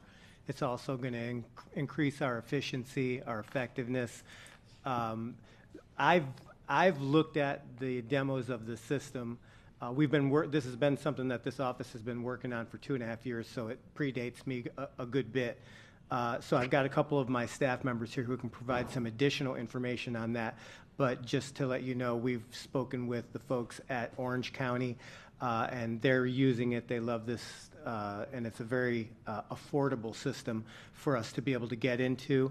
And again, between utilizing work papers, so to speak, electronic work papers off of other systems, we can pull those into this system as well as scan documents as PDFs, store those in the systems, eliminate printing altogether, and have our work papers put together in one place. And again, seeing individually where our auditors are at different locations and adding to those work papers as they're doing their work by the day. And that's a much better way to manage our resources than what we're doing now. Terrific. And you mentioned that it will increase effectiveness and efficiency. Yes. How much more efficient will it make the auditing process? I think it's going to make the audit process at least 50% more efficient, just based on the fact that we're able to go out to the site with a laptop and a scanner and not have to bring back reams of paper. And you said 50? 50. So for the same number of audits, we need half as many auditors to do it? For the audits that this touches, this doesn't touch every audit function that's within our department. We have departments that we're going to initially roll out that's pretty heavy with working with paper, and that's going to be our internal funds and to some degree our operational audits. But as we see how that works and we begin to unroll it more, we're going to start to use that with our property and inventory as well as our IT audits. But our IT audits are generally much less paper intensive anyway. Terrific. But this software does more than just reduce paper. It actually increases the efficiency of the audit core process. Absolutely, and it allows us to better manage our resources internally real time. Terrific. I would like to explore this further, to see which % of each of these 4 buckets of audits could be done 50% more efficiently, so that we can make sure that the budget for next year is reflective of that. Thank you very much. Thank you. Thank you. All those in favor of item 0013 say aye. Aye. Any opposed? Item passes unanimously with 8-0. Ms. Rupert is not on the dais. Next item is 0014. Can I have a motion in a second? So moved. Is this on? Been moved by Ms. Thompson, seconded by Dr. Zeman. Any public comment? No, ma'am. Dr. Zeman. This is always a concern, and I think it's just important to get the information out. We are replacing or improving equipment used by our athletes. One of the big issues in athletics, in fact, one that is causing a lot of parents to restrict their children's participation in football, is whether or not we've moved to the new modern national standard for helmets. This is a huge competitive advantage we have over public charters and private schools. We provide funding for our athletes to have world-class equipment. The question, Chair, is are we buying world-class, super safe, concussion-proof helmets that meet national standards for all athletes that play in Broward County? Dr. Hepburn. Dr. Wanza. Thank you, Dr. Hepburn. Dr. Zeman, thank you for the question. The answer is yes, and that's why in this bid you'll see the recommended awardee is Rydell, I believe it is. And as we know, that is the supplier for the NFL, coupled with the fact that the products that they provide meet the National Operating Committee standards for athletic equipment. That's terrific, and it's great to know that. I'm not sure that I'm not going to opine about whether that still makes kids safe enough to play football. But for those that choose to play football, this is the national standard for helmets, and it is paid for, Chair, by who? It's paid for through Broward County Public School. I'm Are sorry. you the chair now, Oh, Dr. Wanda? Dr. Hepburn. No, I'm not, You but should Dr. be, Hepburn man. looked, no, I shouldn't. Yeah. Dr. Love to Hepburn have looked you. at me. Chair, who's paying for this? Dr. Hepburn. Dr. Wanda. Kidding me. He just got a raise. So Yeah. Who's the best? Choose BCPS. Thank you. This is paid for by us. We provide the equipment for athletes in Broward County. Now, if some athletes want to buy special extra stuff, they do that on their own. But if you want to just come to a school and play football, we're going to suit you up with equipment that costs over $1,000 per player. It's really, really impressive, and it keeps you as safe as we can be. And I want to make sure that we have that on the record. Thank you so much, Dr. Wanzek. Thank you. All those in favor of item 0014, say aye. Aye. Aye. All those opposed, say no. Item passes unanimously with everyone on the dais. Next item is P2. Can I have a motion and a second? So moved. Moved by Dr. Zeman, seconded by Mrs. Leonardi. Any public comment? For the record, Narnique Pierre Grant and Dr. Natalie Lynch Walsh, but they're not in the audience.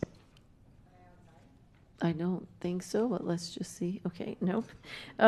So, Mrs. Pham.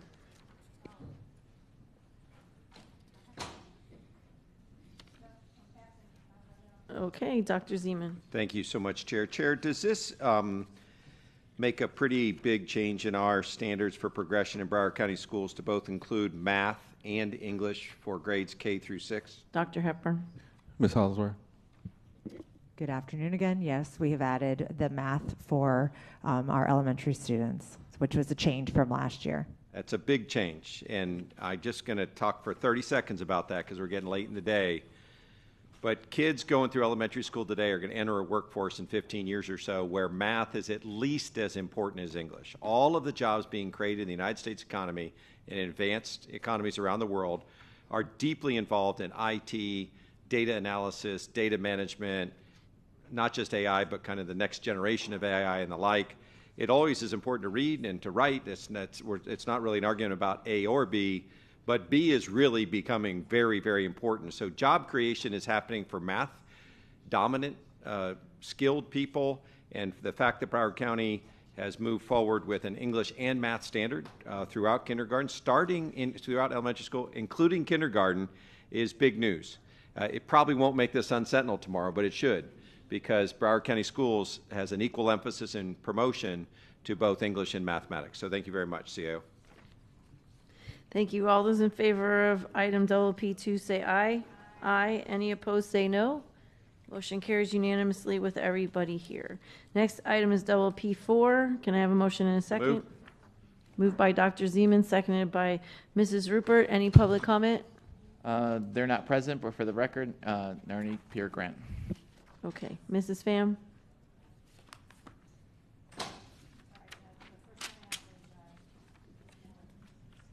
That's the one.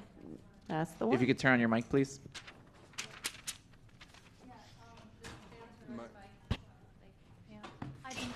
Excuse me. I've been contacted. I had a discussion with Mr. Lozano earlier that I've spoken with a few of my principals, and they don't feel comfortable making a determination about the credibility of a bomb threat, and they're asking that that be relegated to someone else where they have training in that, and they can make that call whether this is a legitimate bomb threat, whether it's not a legitimate. So if that would be a great burden lift from them, because they don't want to evacuate schools when not necessary, and they want to make sure they do evacuate them when they are. Dr. Hepburn. Yes, go ahead, Mr. Lozano, or Dr. Lozano. So, Ernie Lozano, Chief Task Assigned Chief Safety Security Officer. So, in initial assessment, it says the principal will assess the credibility in coordination with the superintendent, our chief of school police, and local law enforcement. So principals don't do that in isolation. We do it together, but principals are the initial receiver, so they are part of that process because they may have to immediately make a decision on a standard response protocol. Thank you for clarifying that. That's going to be a big relief for many principals. Thank you. Thank you. All those in favor of P4 say aye. Aye. Aye. Any opposed say no. Passes unanimously with everyone here. And the final item of the evening is, oh, 7?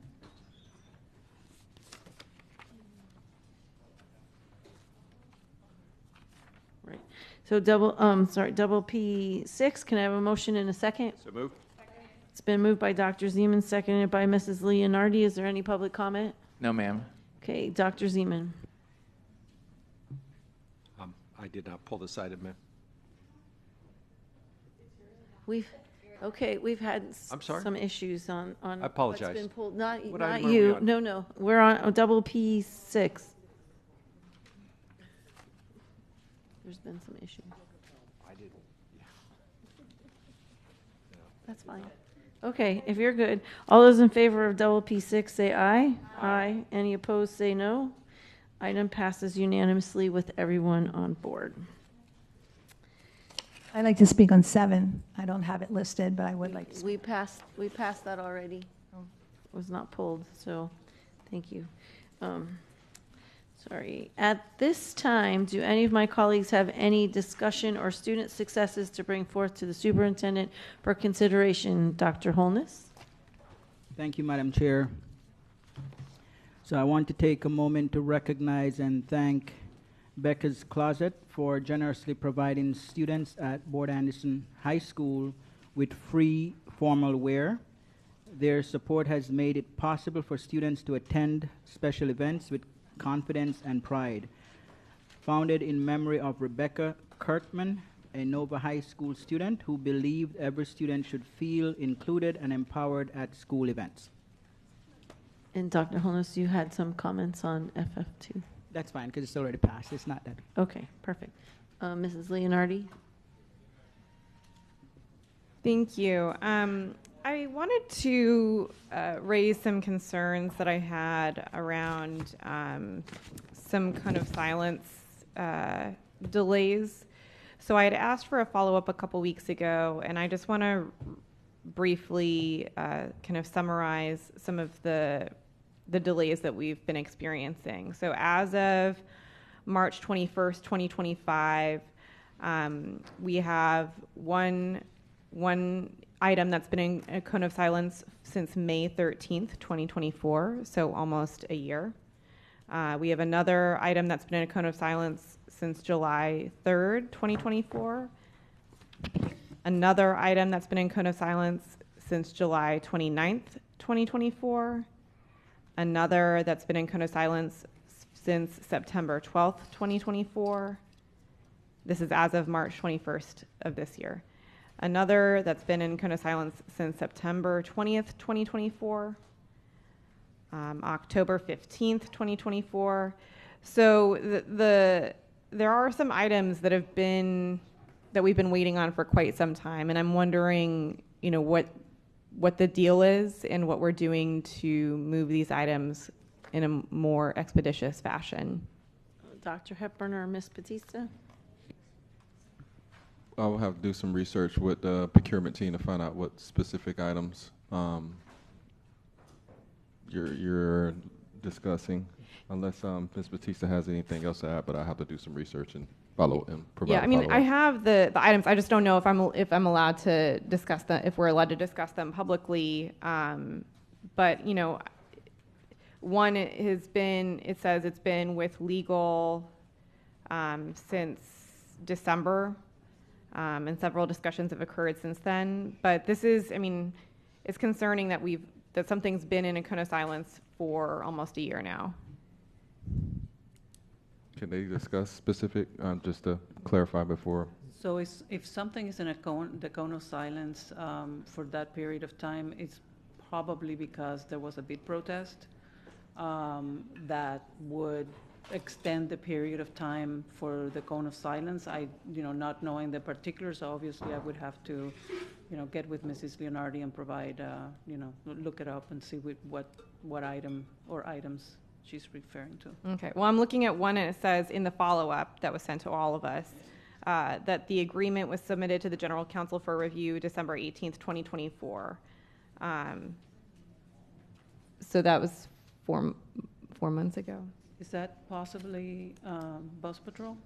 It says school bus infraction detection solution. Right.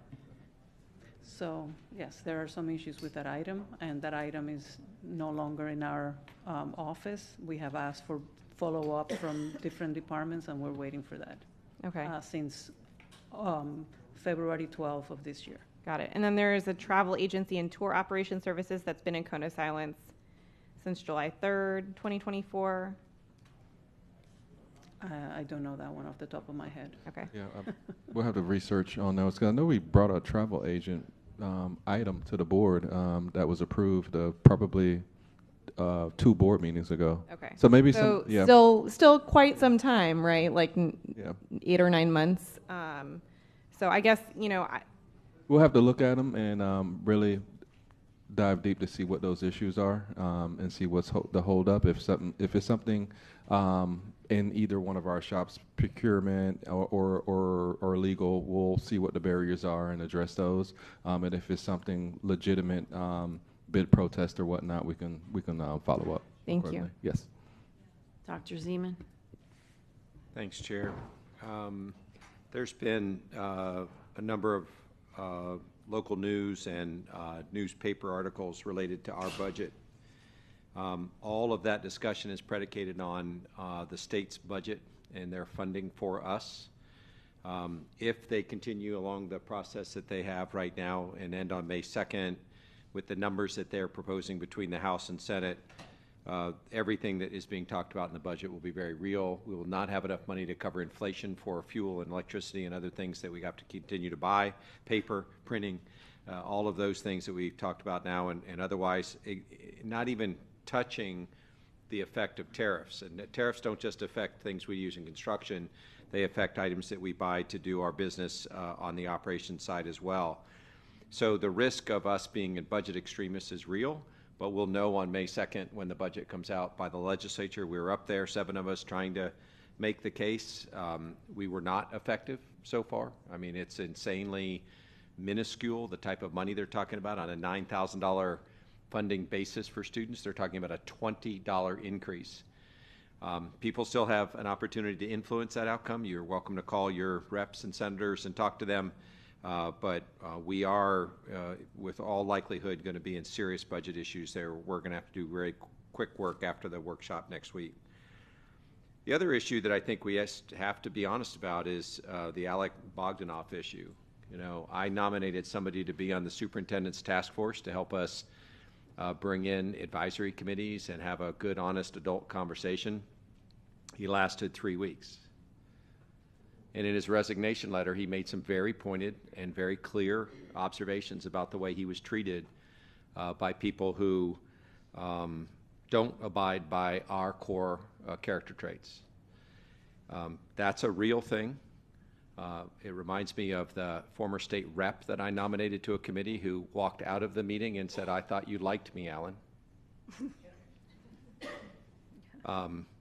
We have got to figure out how to wrap up this 60-day period and figure out, how we can get advisory committees to help us make decisions because we hear advice from them.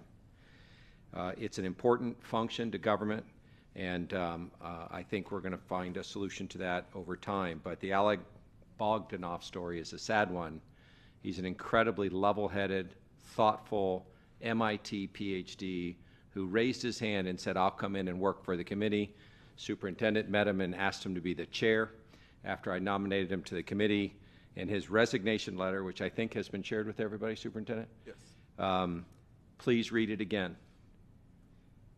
This is not how we treat human beings in this business.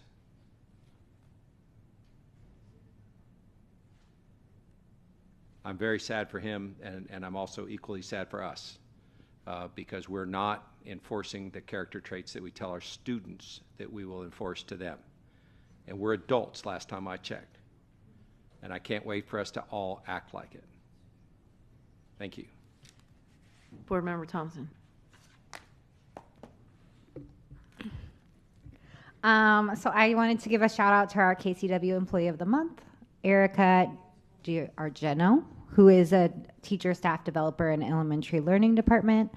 I also wanted to give a shout out to Coral Cove, who's having their Lion King performance that I will not be making. It starts in 5 minutes, but there is a show tomorrow. It should be amazing at the Miramar Cultural Center. West Broward just had an amazing performance of West Side Story that I heard several amazing things about. Their choir team also placed Superior in the Palm Beach competition, and they had several students place, also received Superiors as well. And then also the Silver Palms Elementary robotics team is going to Worlds in Texas, which I think is super cute. Yeah, right? So cool. All right, that's my comments. Thank you. Thank you. And I'll be late, but I'm going to the Lion King, so I'll let you know how that is. Congratulations to the South Area scholar athletes that were recognized last night at the Bahia Mar and won lots of money. Up to $50,000 was given away last night at that banquet, so congratulations to them. And we mentioned this earlier, but I just want to end with this.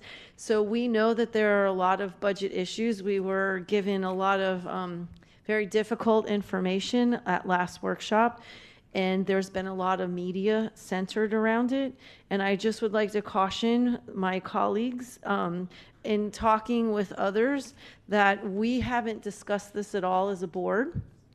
We haven't voted on anything. And to present things to the media that looks as if we've made decisions as a board does not do the community or the superintendent or us as a board any favors. So I would hope that when you're discussing things with the media, please make it very clear that it is only your view. If you make those statements and make it clear that the board hasn't voted on anything yet, because it makes it very difficult, because we have not had any conversations. I just want to make sure that the public knows that. The board has not voted on anything. We don't know how, we're not getting rid of staff. We're not moving people from one position to the other. I mean, we're not at this time. Who knows when we vote on it? But I just wanted to be clear that we as a board did not vote on anything. So thank you very much. The scheduled order of business. I got a sorry. couple of things. Sorry, Madam Chair. Ms. Pham, you had something? Yeah, I did. Go ahead, and then I'll go after Ms. Pham. Thanks. You turned it off.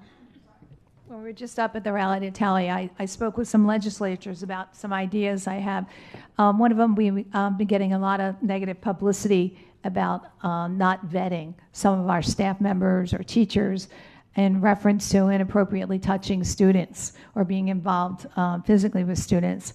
And what I had suggested is a recommendation, a change in the law in which we discuss trusted adults, when instead of just be a battery or sexual assault, it would be an aggravated battery or aggravated assault, sexual assault. And the reason being is because these people are in positions where our students trust them.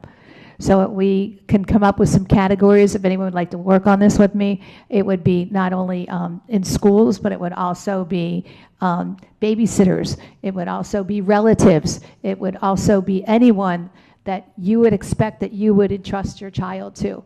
So therefore, instead of looking at a minimum of, a maximum of 10 years, they would be starting at 20 years. So we know they're really going to think whether or not they want to touch an underage person. The second thing is I reached out to some of my mayors in reference to vetting, because it seems like somehow these individuals are getting through the vetting process. And I asked if we could work with their police chiefs to try to collaborate to see if we can come up with a better vetting system. I don't know if anyone else has done that, but I did want to speak with Dr. Hepburn about what are we doing to increase our vetting, so at least we can not let these people through our doors. We have to improve. We're not doing it. We're not accomplishing what we need, and that's the biggest need, is to protect our children. We can't let the doors be open for these predators. So what are you suggesting, and how are we handling this as a district? Dr. Hepburn. So what I'll do, Ms. Pham, is have Mr. Azarito go over the whole HR process, which is pretty robust with our background checks, the required federal background checks, the required fingerprinting. Is pretty robust to identify anything that a person has done in the past that would not warrant them to be around our kids. And that's the same goes for volunteers also. That register to be on our campuses and help support our kids. So I can have Mr. Azarito follow up with you just to make sure you understand all the details of that process. So as you collaborate with other constituents and other leaders in cities, you can be able to converse with them about our process. I thank you for that. That would be great. And if we could find out how that one teacher got through from Dade County when he was wanted, wasn't there a warrant out for him? I'm not aware history, of. but we need to know. We need to close those loopholes because people are getting through. I'm not aware of that specific case, but I'll do some research with the team and find out which. Okay. Yep. So that's it. Another board. I have two quick items. One with Alec Bogdanoff. I think I pronounced it right. Yep. Bogdanoff.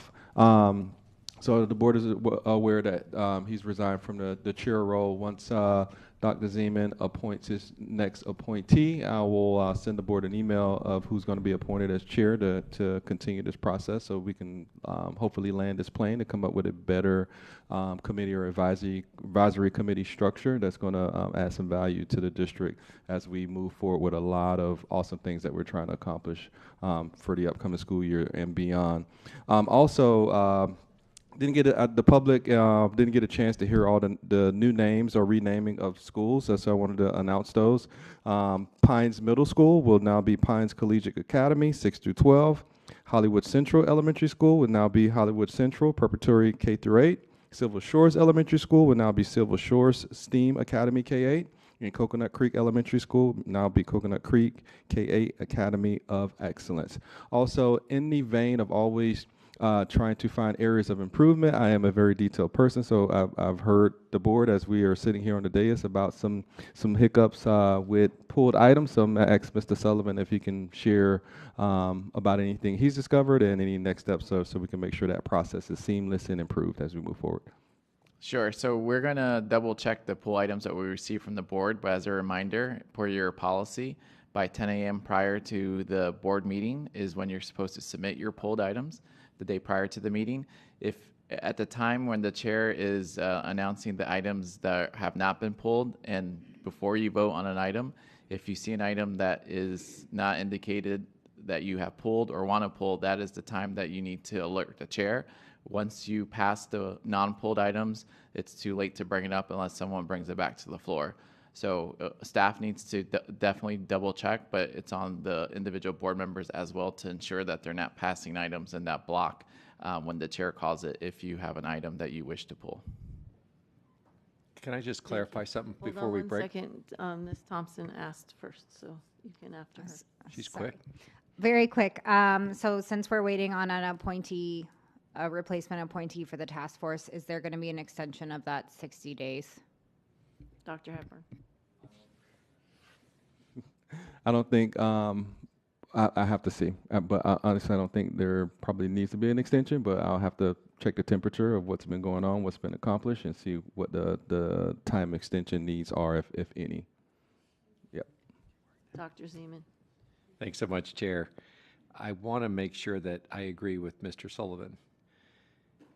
I think when we pass en masse items that were not pulled, they may not be brought back because they passed unanimously.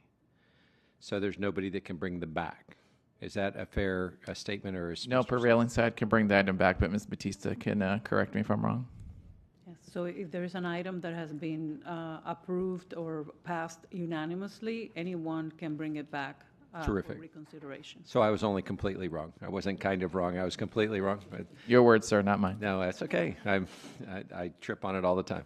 Mrs. Bowman. This is back to the superintendent's task force. Hopefully you'll appoint someone soon. I'm just concerned about, how effective this is going to be given what has already happened in its nascent existence. So I don't know if there's a plan for that, or we're just going to see how it goes. So The plan is to continue with the current task force. Is there anything different that the board wants to do? Probably an opportune time to quickly let me know if it's bringing the original item that we brought at the workshop, or updating that item that we brought at the original workshop and bringing it back, or continue with the task force and let them bring us something. What do you? So whatever the will of the board through consensus at this moment. Mrs., do we want to take a consensus on that? If I may, sir? Go ahead. I think the consensus is whether we want to continue with the superintendent's task force, or does the board want to give consensus to dissolve it and then give the superintendent an opportunity to bring back recommendations and go through that process. So we'll go around. Mrs. Rupert? No. Okay, Dr. Holness? Madam Chair, I just want to ask a question to the superintendent. With the current task force, I understand that the chair resigned, but do you believe that it is an effective mechanism to get input as far as the revision to the committee chairs, or do you believe that you bringing forth recommendations with collaboration with your staff is the better option? I think we attempted that, and as a result of all the feedback we got in the room at the time, we pivoted to create a different forum for more feedback and input from the community and people on the superintendent's task force. So I think if either route works for us, so I'm happy to move based on consensus of the board. If we choose to continue the task force, let them do their work, bring that information back to us, or if we want to bring back, dissolve it and bring back a workshop item to go over our recommendations. Okay, so the information the task force bring back, you're going to consider that information with your added recommendation, or are they the complete driving force for that? We're going to bring their recommendations and discuss them. Okay, so Madam Chair, I prefer to continue with the task force. I think we have a little hiccup, but I think we'll get through that. Okay, Mrs. Alhada? Continue the task force. Okay. Continue. Continue as with the task force. Mrs. Leonardi? Continue, and I had some comments. I don't know if Okay. Dr. Zeman? Okay. Give it another whirl. Okay, so you have your direction for that. Okay, Mrs. Leonardi. Yeah, and with regards to the task force, you know, what happened and what transpired was really unfortunate with the chair. And, you know, I don't go on Twitter very often, but I did go and look because I received a phone call. And the comments about of a video that was posted online of the task force were really astonishing, and they were not the way I would want my children to behave, and these are grown adults basically cyberbullying, you know, members of this committee. So I hope that in moving forward with the task force, people can conduct themselves in a manner of respect and kindness. And, you know, I got some phone calls this morning about, you know, from people who were very concerned about the voices of a few overpowering the voices of many. And I truly believe that the majority of the people who are volunteering on these advisories are doing so to help move this district forward, and they have excellent and productive conversations. So I hope that we can uplift those, and I hope that this task force can have kind of a reset to move forward in a hopeful and productive manner. Thank you. And we will end with Mrs. Bowman. I agree with Ms. Leonardi, and I just want to, I mean, I don't have to remind you guys, but the purpose of the advisory committees is to be a tool for us to advise us.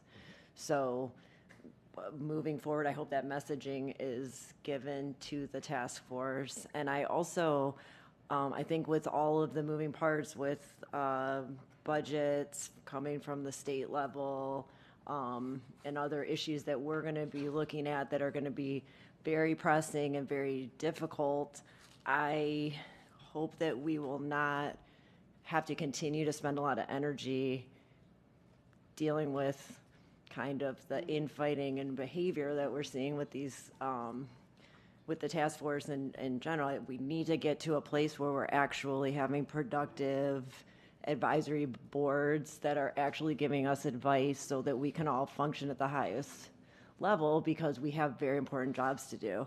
So that's all I have to say. Thanks. Thank you. The scheduled order of business for this regular school board meeting of the School Board of Broward County, Florida has been completed. Seeing no obligation, I now adjourn the meeting.